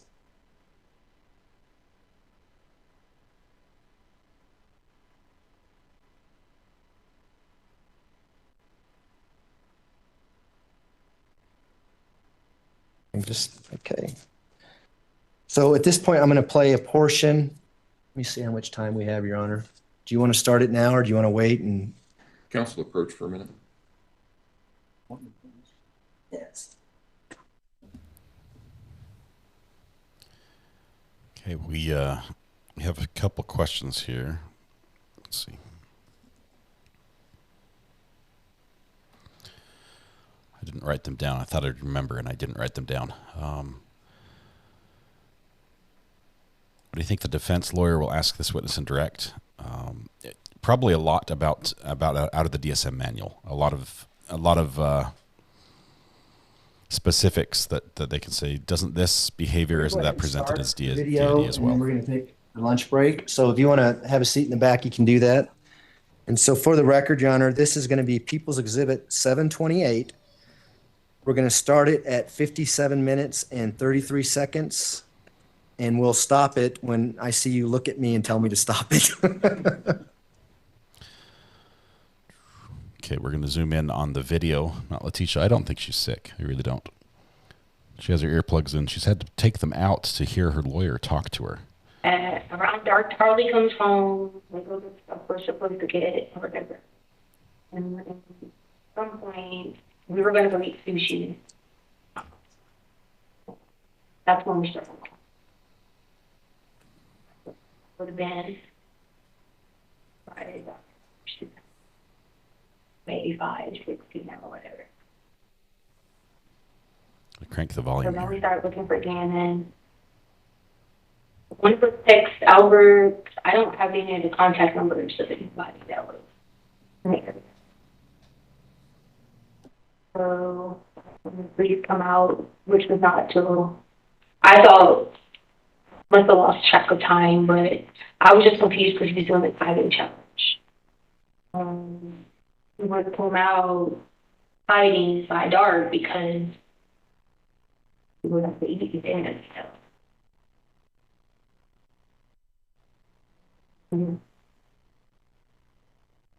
Because he wasn't there, so I was just so confused. Like, I know him well enough to know he was going to be dinner. So that's why I didn't get worried until when it got really, really dark. Because at that point in time, I'm like, hold on. But then it was raining outside. Leaving. Wasn't sure why maybe didn't walk home, so we tried to go find him. But that's when we called the police. The police showed up, which would have been hours late. But they know I never left the house.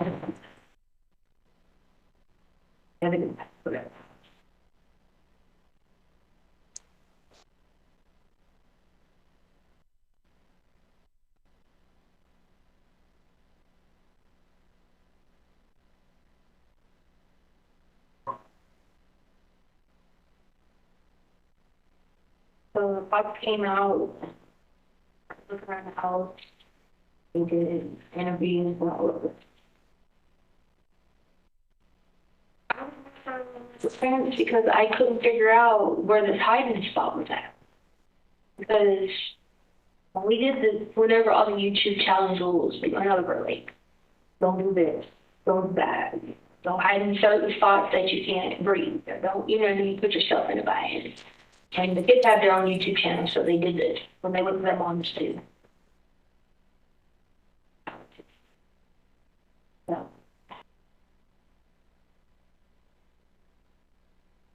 It almost felt like this wasn't really going on because I'm like, okay, now how in the world did you hide? And the cops have came in here. They're looking for you. They're looking through the house. They went in the car. They're like, "Did you go?" I'm going to cars. I gave them permission to go to our house. Or if anything out of order, if they walked in every room, anything out of order, anything here, anything there. Because nothing happened if it is out of order. So that's when I just started being like, okay, so where's this hiding spot? I thought at the time maybe it was just like at a friend's house. And the only friend I know is that guy. I had people going to that junior kid's house or whatever. So it gets dark and we're all just sitting there, like, trying to figure out what's going on.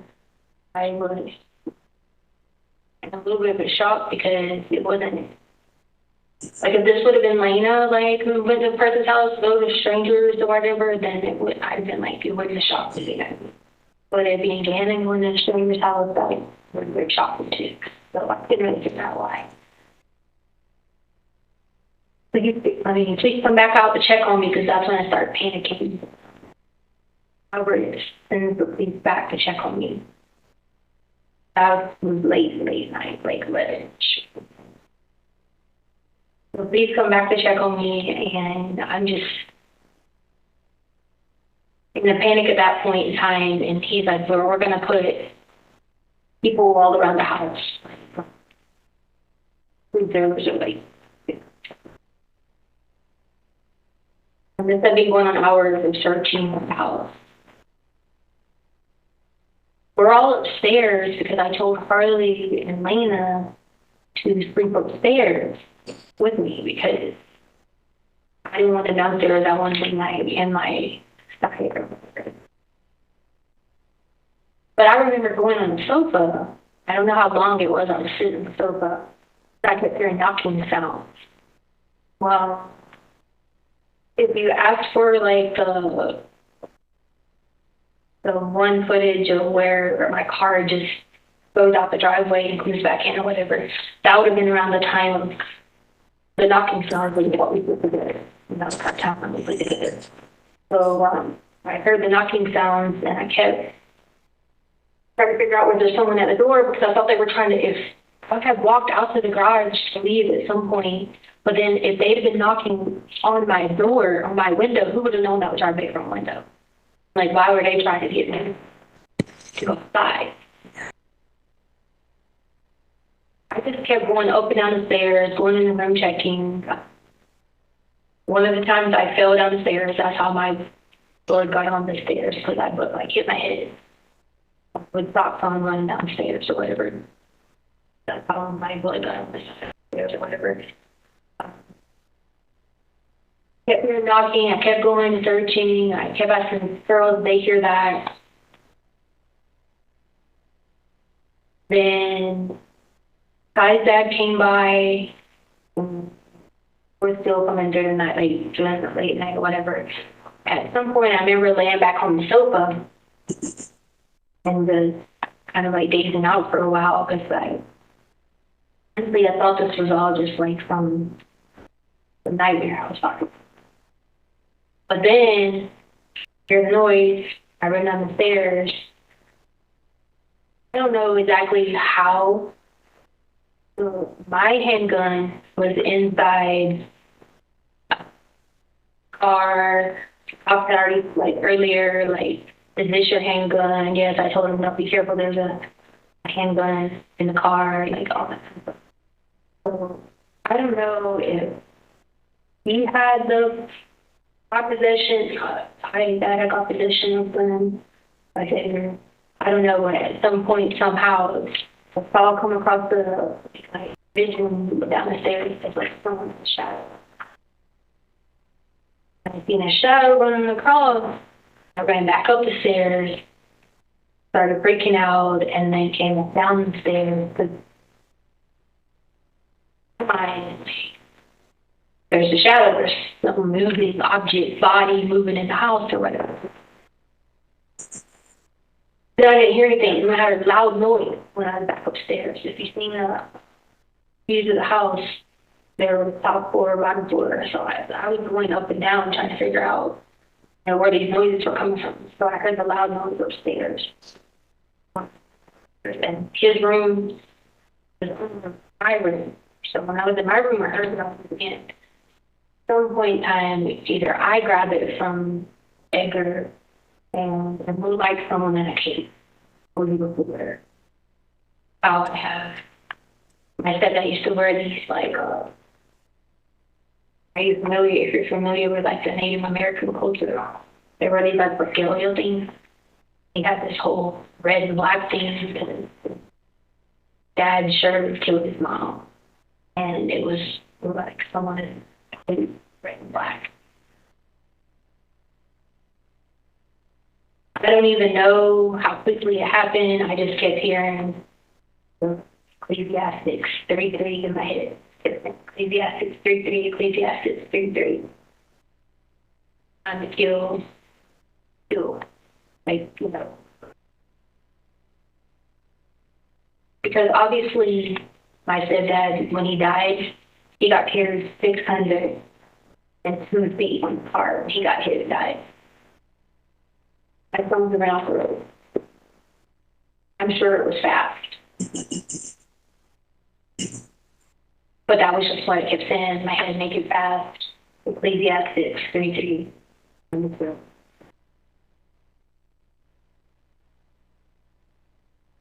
I don't know how long had transpired after that, but when I came back through, Lena was freaking out. She was just standing there. I don't know what I said to her, but then she tried to help me take Anna upstairs, take him to the hospital. If you look at Mimi's report, you'll see she talked about trying to help carry Gannon. We just had her days all running together because so it's very traumatic for her too. But when we tried to take Gannon to the hospital, to the car, to go outside, I don't know how long I was sitting in my car. I just was in the passenger. Like I was in and out. One minute I could see myself on the passenger side.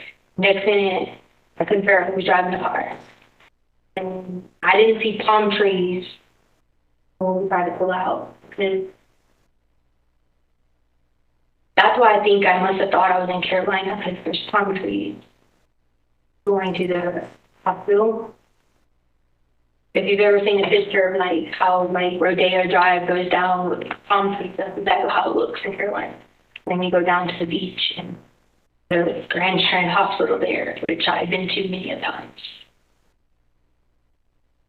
Yeah, that's Grand Strand.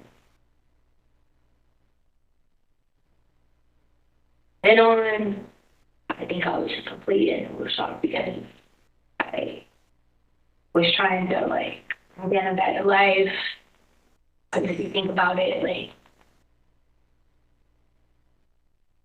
there's a lot that went on in the Bible where Jesus was able to, like Jairus' daughter, bring her back to life. Many situations where he gave his disciples the ability to bring people back to life.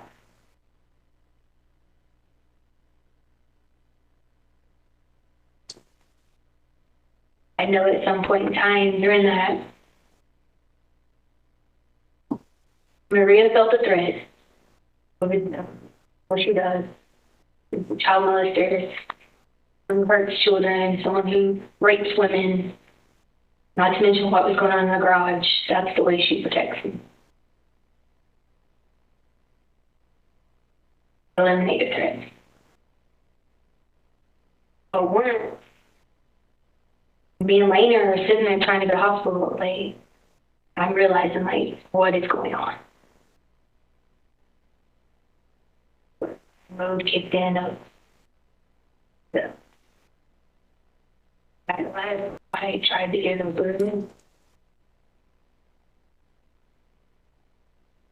Even when at the GameStop, they tried to get the footage from GameStop. I don't know if they got it or not, but I was trying to get in the game and I already told him he was going to get it for $60.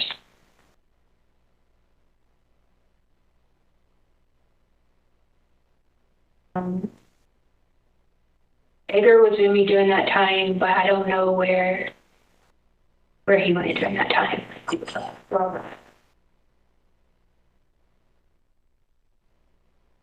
Going back through, and I was sitting in the car again on the passenger side. I go back in the house, and everybody's just like, Lena's like white, like a ghost, like she's seen a ghost. Just kept telling everybody he's going to be okay, he's going to be fine, and they're just asking me questions like, where is Shannon at? He's going to be fine. I'll find him. Because I didn't. What had happened during that traumatic experience, I wasn't real to.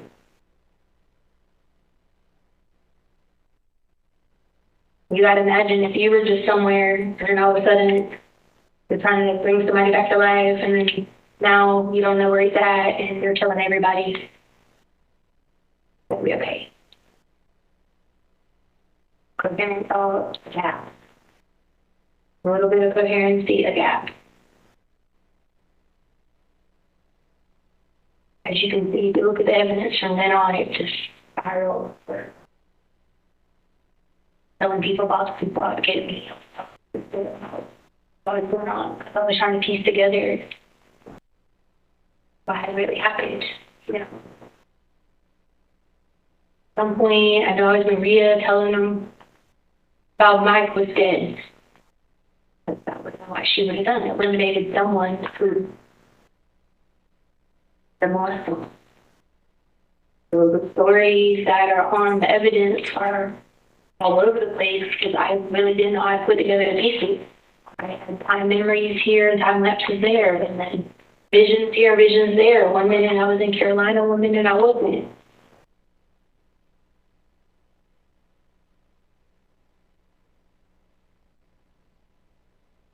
And I thought it was just a nightmare I was going to wake up from. I thought there was going to be cameras just pop out. It was like one horrible, cruel joke, you know. Talking in like word salads, talking like this, that, going to Disney World, and like, so I have no idea I even done it. I have no idea what I was talking about. Talking about like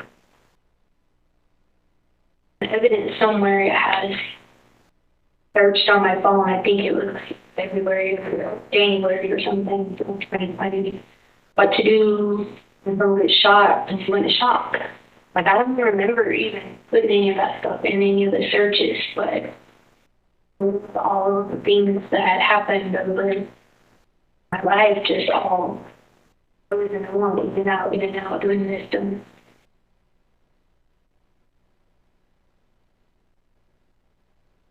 And I stopped it at 113.41 just because I thought that might be a good spot. Okay, all right. All right, ladies and gentlemen, we will take our lunch break. If I can have everyone back in the jury room a little bit before 1:30, we should be able to start on time at that point. Again, don't discuss the case among yourselves. Don't discuss the case with anyone else. Don't do your own independent research about any aspect of the case. If you go out for lunch, try not to get blown away by our Colorado breeze, and we will see you back at 1:30. All rise for the jury, please.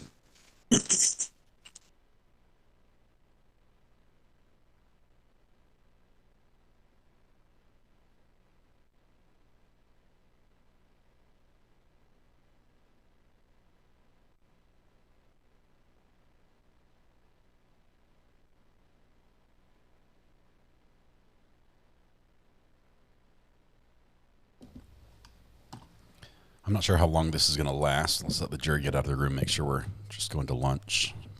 Thank you. You may all be seated. I wanted to make a record about a couple of things. Get to it.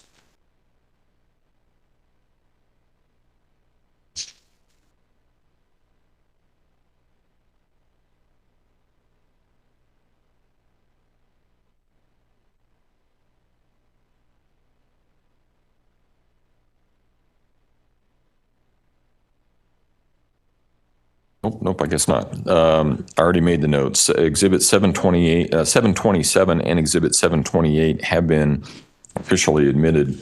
When my court reporter came in this morning, she gave me an extra sheet because mine ended at 7:26. So I was adding some things in. That, but it that was the looks like sheet I that got came from us, Judge, just so that Okay. you were tracking with that, yeah. Okay. And we have not yet gotten to 7:29 through 7:34, but it looks like those are Dr. Lewis's, so we'll deal with that on Monday. So I'm okay there. I just wanted to make sure we were all on the same page regarding exhibits. And then I wanted to talk briefly about something that occurred. I don't remember what time it was. It was about an hour ago. It was when Mr. Young had asked to approach the bench. This was after Ms. Stauch had responded no quite loudly in response to a question that was asked of Dr. Torres. Ms. Stauch, it's been a long trial. I'm sorry. And I couldn't hear I didn't. Okay. Okay. Well, let's make sure we're all on the same page. It's been a long trial. I know it wears on everybody. And I know that it has to wear on you especially. I also know that you're not feeling well today. So I do know that too. But remember what I told you a couple of weeks ago about the conduct I expect in my courtroom. You can't just blurt out comments or express your disagreement with someone. I've already given you an advisement of your right to testify.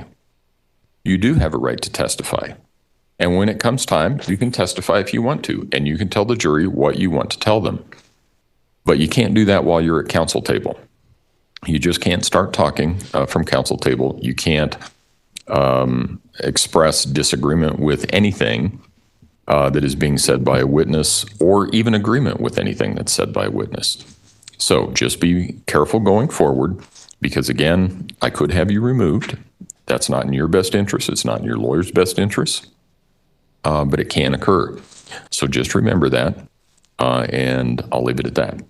Is there anything else that we need to take up at this point in time, prosecution? No, Your Honor, thank you. Defense? Yes, sir. Okay. All right, court will be in recess then. Thank you. All rise.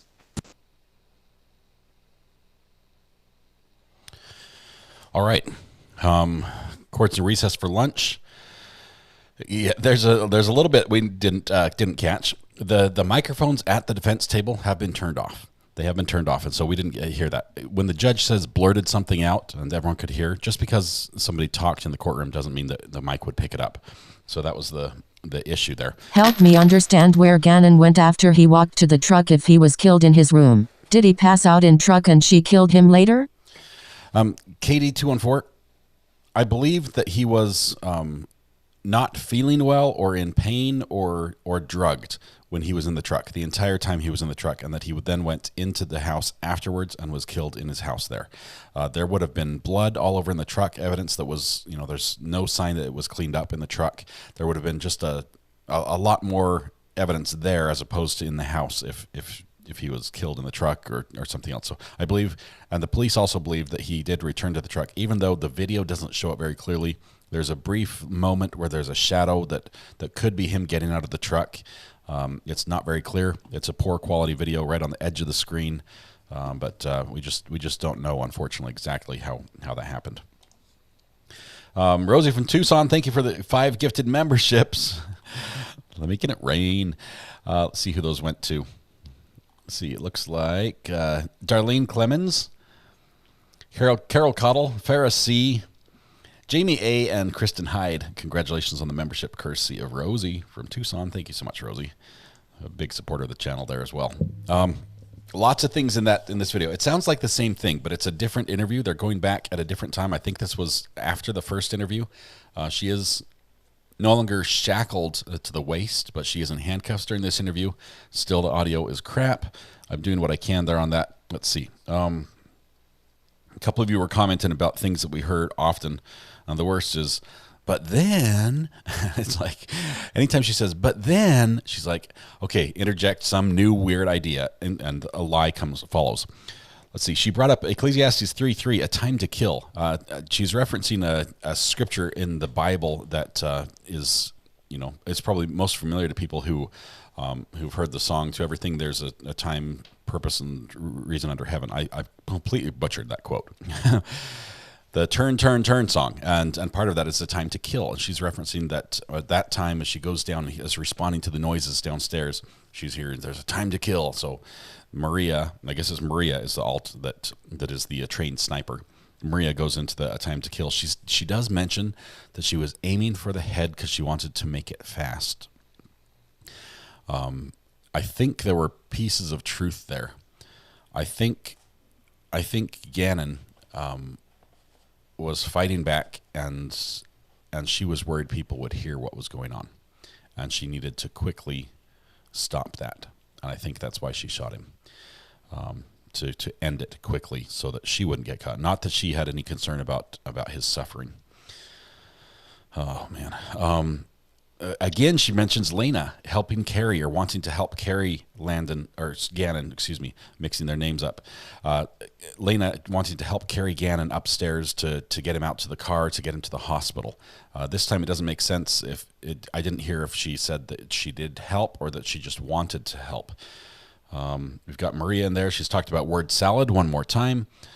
She's obviously looked this up somewhere and thinks that she's doing it right, but that's not word salad, as we heard from Dr. G yesterday.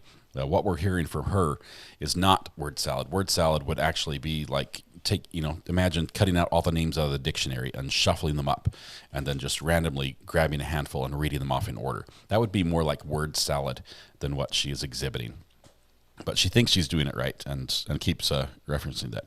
Obviously, we did not hear the blurting out the no in court, so I can't wait to hear from people who are in court who can tell us a little bit about that, because I missed. We'd have to go back and see from the objection. That's the objection where I said I don't know why they're approaching, because we haven't heard an objection. We didn't hear the blurting out at all either. So we'd have to go back to see. Thank you for being awesome and making following live court fun.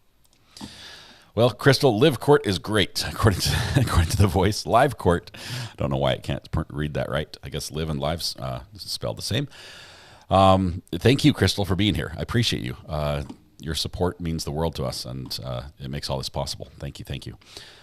Monica says, all of her personalities that she shouldn't be aware of, most have told LS all the details to try to cover her tracks. Yes, she should have some periods of forgetfulness, some memories that don't transfer over, some blank periods that when she's one personality, she doesn't have a recollection of a period. There should be other signs that are there if she actually had what her defense is saying she has. I think you're going to see this on cross. We saw it with the first witness. I think it's rain time for our favorite true crime YouTuber. To those who can, please let's show some love. RA works so hard and allows everyone to join chat. Not many channels allow unless you've sent a super sticker with 2. I'm not sure why the 2 went over each other there. Andy, thank you so much. It's rain time. You guys are amazing. Not many channels allow you unless you join. Yeah, anybody can talk. I will say, obviously, when the voice just brings in and inserts your comment into the live stream, that makes it very easy to notice your comment. But also, just tagging me in a chat. So just putting my name in there when I'm scrolling through, that will help me find your question. I try to answer all the questions I can that are applicable to the moment. I realize some people are watching this and they don't know that they're not watching live. Alex Murdoch stole it. Alex Murdoch stole it. They're not watching live. They might be half an hour behind or an hour behind in the live stream, and they're asking a question. It's hard to interject those questions in. So if I am...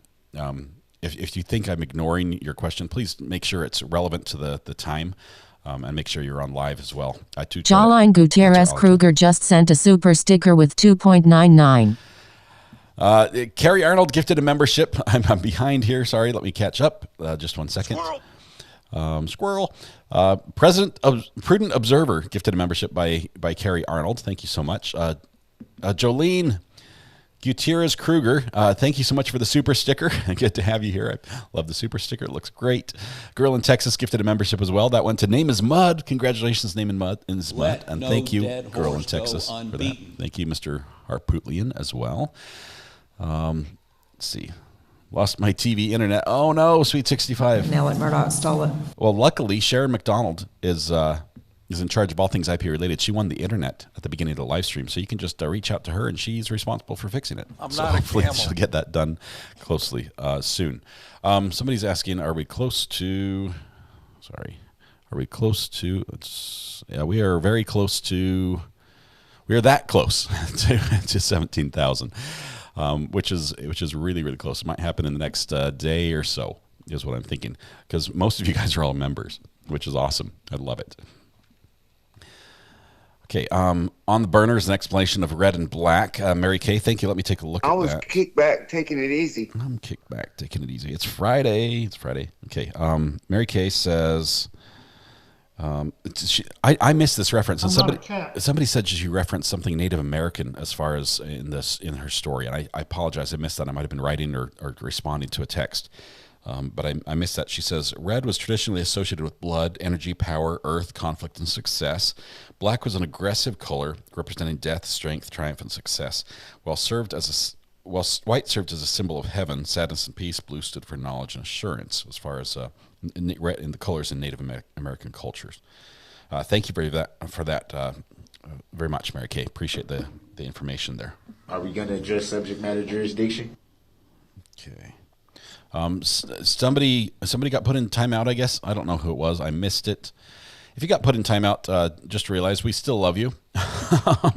It may have been an accident. It may have been on purpose. Bring the jury. Take a look back at what you might have sent. It might have gotten a little too political or a little.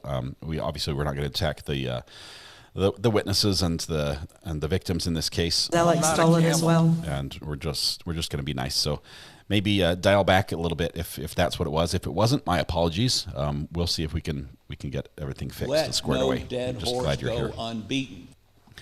Okay, do we have a timestamp for the outburst? Blair, I don't, because it happened, we didn't find out about it till after the fact. I missed it a little bit.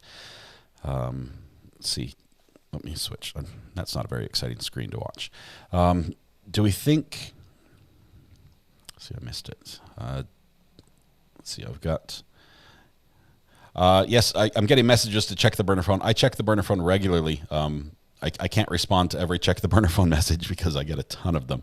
And I've got about 50 or so messages in the last 12 hours. You're talking about stuff that is not relevant. I do that. Recovery Addict says, I gave a shout out to you on Only Cops the other day. Hope to see your channels grow. Both your channels grow. You all work hard and we truly appreciate it. I'll have to check out Only Cops. Let me write that down. I'll have to check that out. Thank you very much for a little shout out there as well.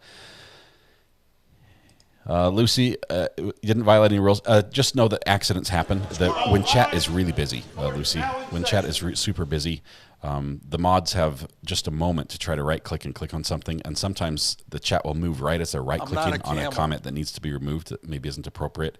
And so even though they were clicking, they were clicking on the right one, it shifted right as they click, and then as they're making the penalty or giving somebody a little time out to think about it, then it goes to the wrong person. So I do apologize for that if that's what happened. Let's see. Call from to accept. Hey, this is Recovery Addict. Who do I have on the line?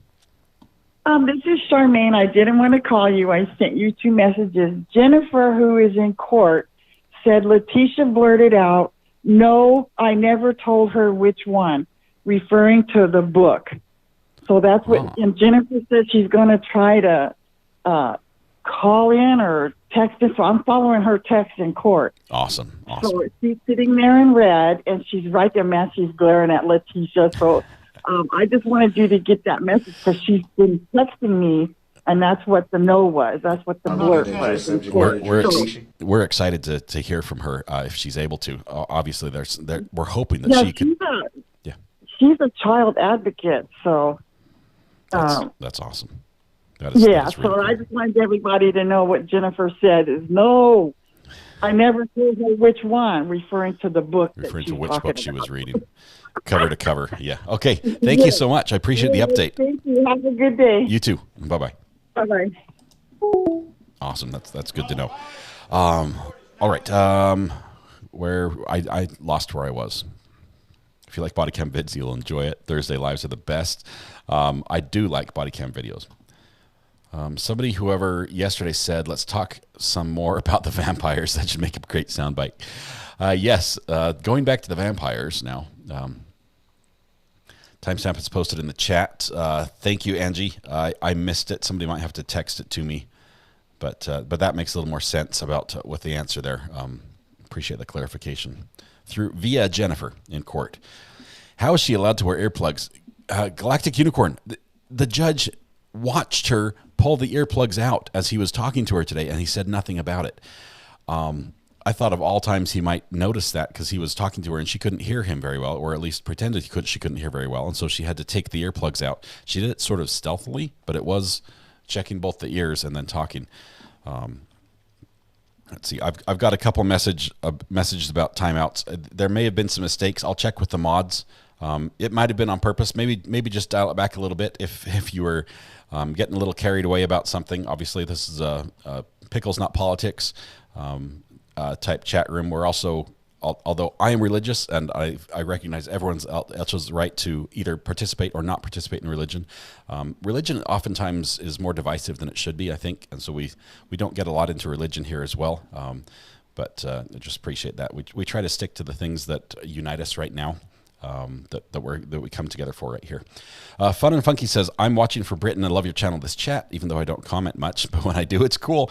Archangel, nor arc like a doorway. Yeah. I stole it as well. Archangel or Archangel as the two options. Who is the lady in red and black? Jennifer is the lady in red and black. Okay, there's the timestamp. Thank you, Lil Miss, for that. She was obviously listening. She blurted out, yes, she can hear. She can hear. She's trying to tune it out, but she can hear. Let's see. I'm watching in the pickup line at my kid's school, and I can hear you on someone else's radio. My windows are down. Tammy, that is awesome. That is just hilarious. You've got a friend somewhere on the line. You find them and meet them in person. That is really cool. Awesome to hear that. Sounds like she may want to testify. Just seeing her reaction to the judge saying she has the right to. Do you think she will? Amanda, seeing her response to the judge this time, I was watching for body language that might show any sort of revulsion to the idea of testifying, and I didn't see it. Now, I'm not a body language expert. Dr. G might look at that and say, here's what I got from that moment. This is, what we can, assume she's thinking this, but I didn't see her, being, pulling back from that or withdrawing or anything. She seemed forward, and for me, I think maybe her testifying, my odds of her testifying went up about 5% after watching the judge talk to her there, just a little bit. So it could happen. It could be crazy. Kyle, thank you so much for gifting a membership. Happy birthday still to you. Hope you're having a wonderful day. Thank you so much. Deebs as well just came in with 5 memberships and gifted those. Let's see who all those went to. It looks like okay. They mixed them up here. Let's see. There's Deebs. Or there's Kyle. Kyle's gifted membership went to Julie Weaver. Congratulations, Julie. And the memberships from Deebs went to Abby, Rihanna Zapta, Christine Murray. I think it's Gunner Babe. GNRBABE. And Tamara. I think it's broken into 2 words. Thank you, Tamara. Appreciate all the new members. Make sure you take your seat, and thank you to the gifters as well. Thanks for welcoming new people that way. Love that she's in red, says Aaron Patterson. It's good. The outburst is approximately 1 hour, 15 minutes ago. Now that we know what it's about, that makes more sense. So I'm not going to go back and play it right now. It helps knowing what Jennifer clarified for us via Charmaine. Terry says, Recover Addict. It seems like the first video she remembered more than the second one. Yes, this one seems more polished, though. Like she's put the pieces together faster. Where do we find me on the radio? I do have satellite. Cher, I don't know. I've got to, somebody's probably got their phone tied into their car stereo system, I think is what's happening. Because as far as I know, I'm only on YouTube. But I don't know, if I'm on the radio somewhere, that would be awesome. Stacy Simmons says, Recover Addict, before court started, Letecia asked her lawyer to place that huge notebook in front of her. And she's been using it as a pillow ever since. We also know that we heard, and I didn't comment on it, but they gave her there's a garbage can right at her feet in case she needs to, yeah. It's lunchtime. I'm not going to go there. Okay, I think the judge does not want to come across as being too harsh on Letecia to keep from showing any of his true emotions. Wait till sentencing. I think I'd say wait till sentencing. How do you get a membership? Tracy, type !gifts in chat and then click on the link that the bot responds with. That will allow you to change your gift settings on this page to receive gifts on this channel. And then YouTube may or may not give you one based on who donates. Oh, I missed this. To accept, press 1. Hey, I'm sorry, I talked over your name. Who am I speaking with? This is Recovery Addict. Thomas Price. Thomas, welcome. You might have to turn down your TV there because it'll be a little distracting as far as the delay. Yeah, I'm actually watching your stream. Sorry. You're good. You're good. What do you have on your mind right now, Thomas?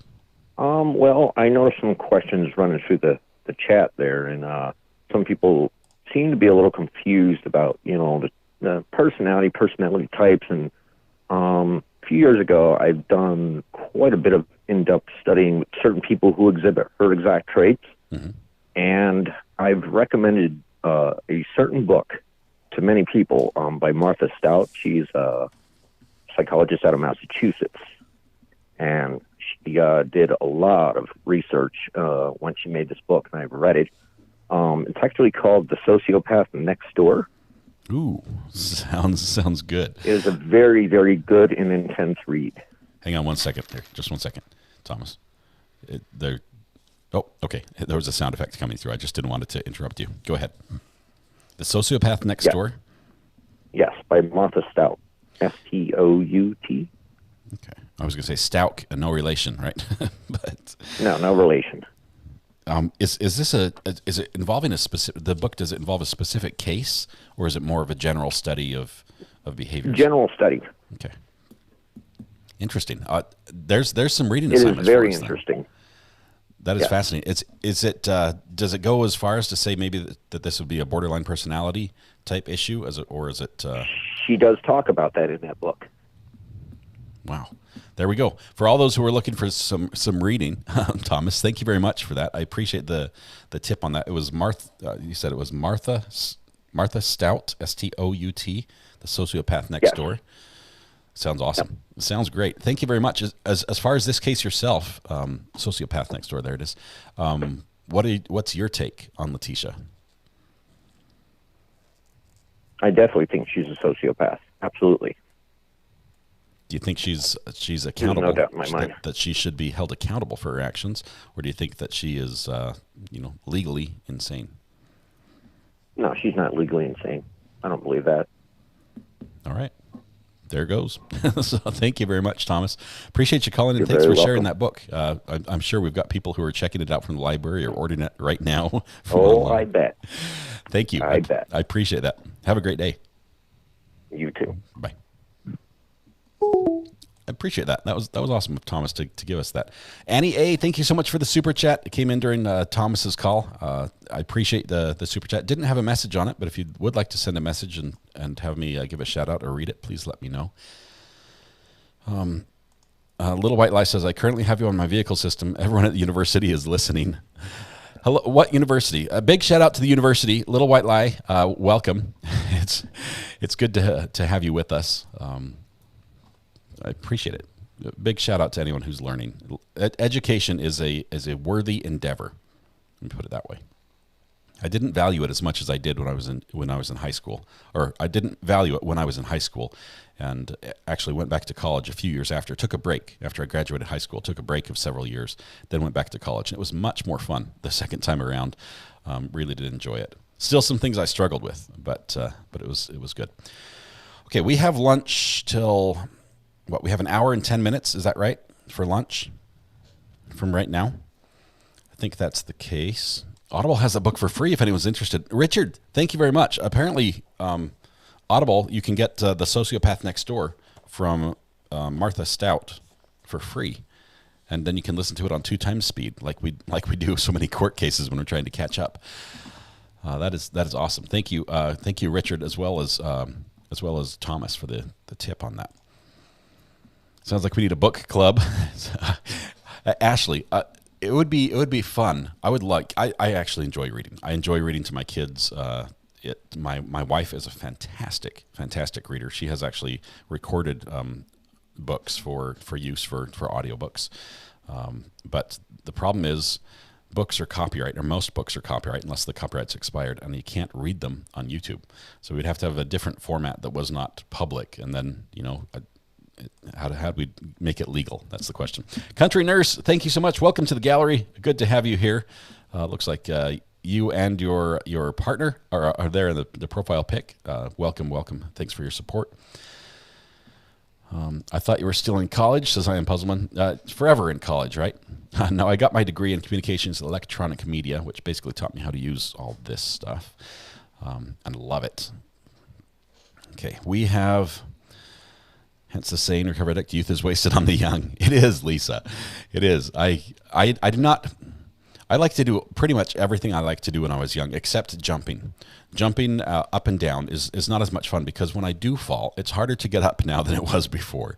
Not that I don't have the capability. I'm still blessed to be able to do pretty much everything I want to do, but it hurts more afterwards. The owies don't go away as quickly, and some of you might know what I'm talking about, but it's still fun. The youth is wasted on the young. It's my husband. He made me join. He's Boogie. Oh, Country Nurse, that's awesome. Say hello to Boogie. That is awesome. I appreciate you joining as well. He was very generous. Very generous. He's a good guy. Let's see. If you write it, you can read it. Okay, Maisla, I'd have to write the book, or maybe one of you have written a book. Maybe I'd have to read that.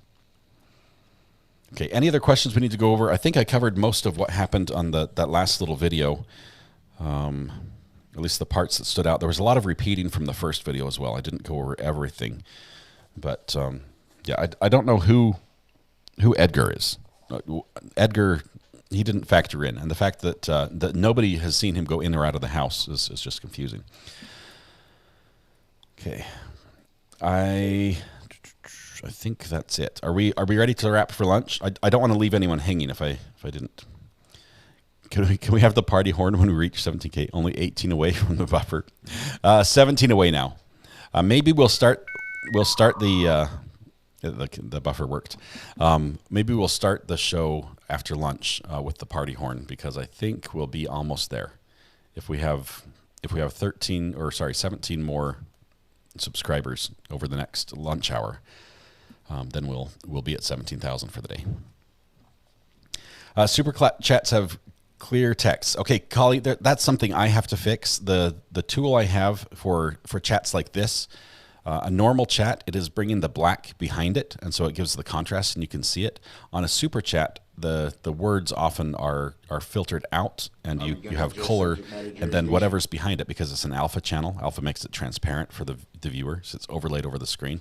Then the color that's behind it shows through, and oftentimes it's too similar to the random color that the tool chooses. So I'm going to figure out how to fix that. There might be a better way. For right now, I'm turning off the background, so I'm turning off the alpha channel, which brings the black, which makes a bigger box, but at least we can read it. I think I'll try to do that in the future. I didn't make a mess of it right in the middle and did it on my other upstream keyer, which is my little face in the little box, and that made a mess of that, but we fixed it, and thanks for not pointing out my error. Okay, it's time for lunch, I think. I'm pretty sure. I have to admit, I've started already. My son made some more of the orange chicken, the leftover orange chicken from the first go-around a couple days ago, and so I'm going to be eating that. I thought the black and red was that she said that trigger her personality. I believe so. She said that was related to something from her youth, or an experience in her youth that triggers her. KB4 Freedom says, wow, and I've been a member since way back when there was less than 16K. It's been an awesome week, hasn't it, KB4 Freedom? It's been awesome. Thank you so much for being here. Let's see. The judge is trying to be fair to Letecia, but she's pushing her luck. Yes. You don't know who Edgar is? He smells of tomatoes and drywall, apparently. Fun and funky. Thank you very much for that. All right, we're gonna go to lunch. We are gonna be back right after lunch. Actually, the chat window will be open in about 5 minutes from right now. So in a couple minutes, the first person who talks in the chat does win the internet for the rest of the day. It's an honor. It's a dubious honor. It also goes on your permanent record. So if you'd like to add to your rap sheet, that's just something you can have on there. Just be first in chat. The easiest way to do that is hit the subscribe button, ring the bell, and as soon as that notification comes up, jump there and chat and say something. It's some tough competition. I will tell you, it's not easy to win anymore, but it can be done. Can be done. Let's see. All right. I think that's it. If you're not able to join us this afternoon, tonight when you go home, please hug the people you love. Smile at someone and make their day just a little bit better. And please stay safe till we go live again, which will be in an hour and a half. Is it 1:30 we come back? Is it half an hour? Oh, we're going to be back in half an hour. That's a short lunch. We'll be back at 3 o'clock Eastern time. So half an hour. You've got to eat fast. I'm sorry. I talk too much. Go get some lunch. Get some food. You're starving. You deserve a break. We'll see you.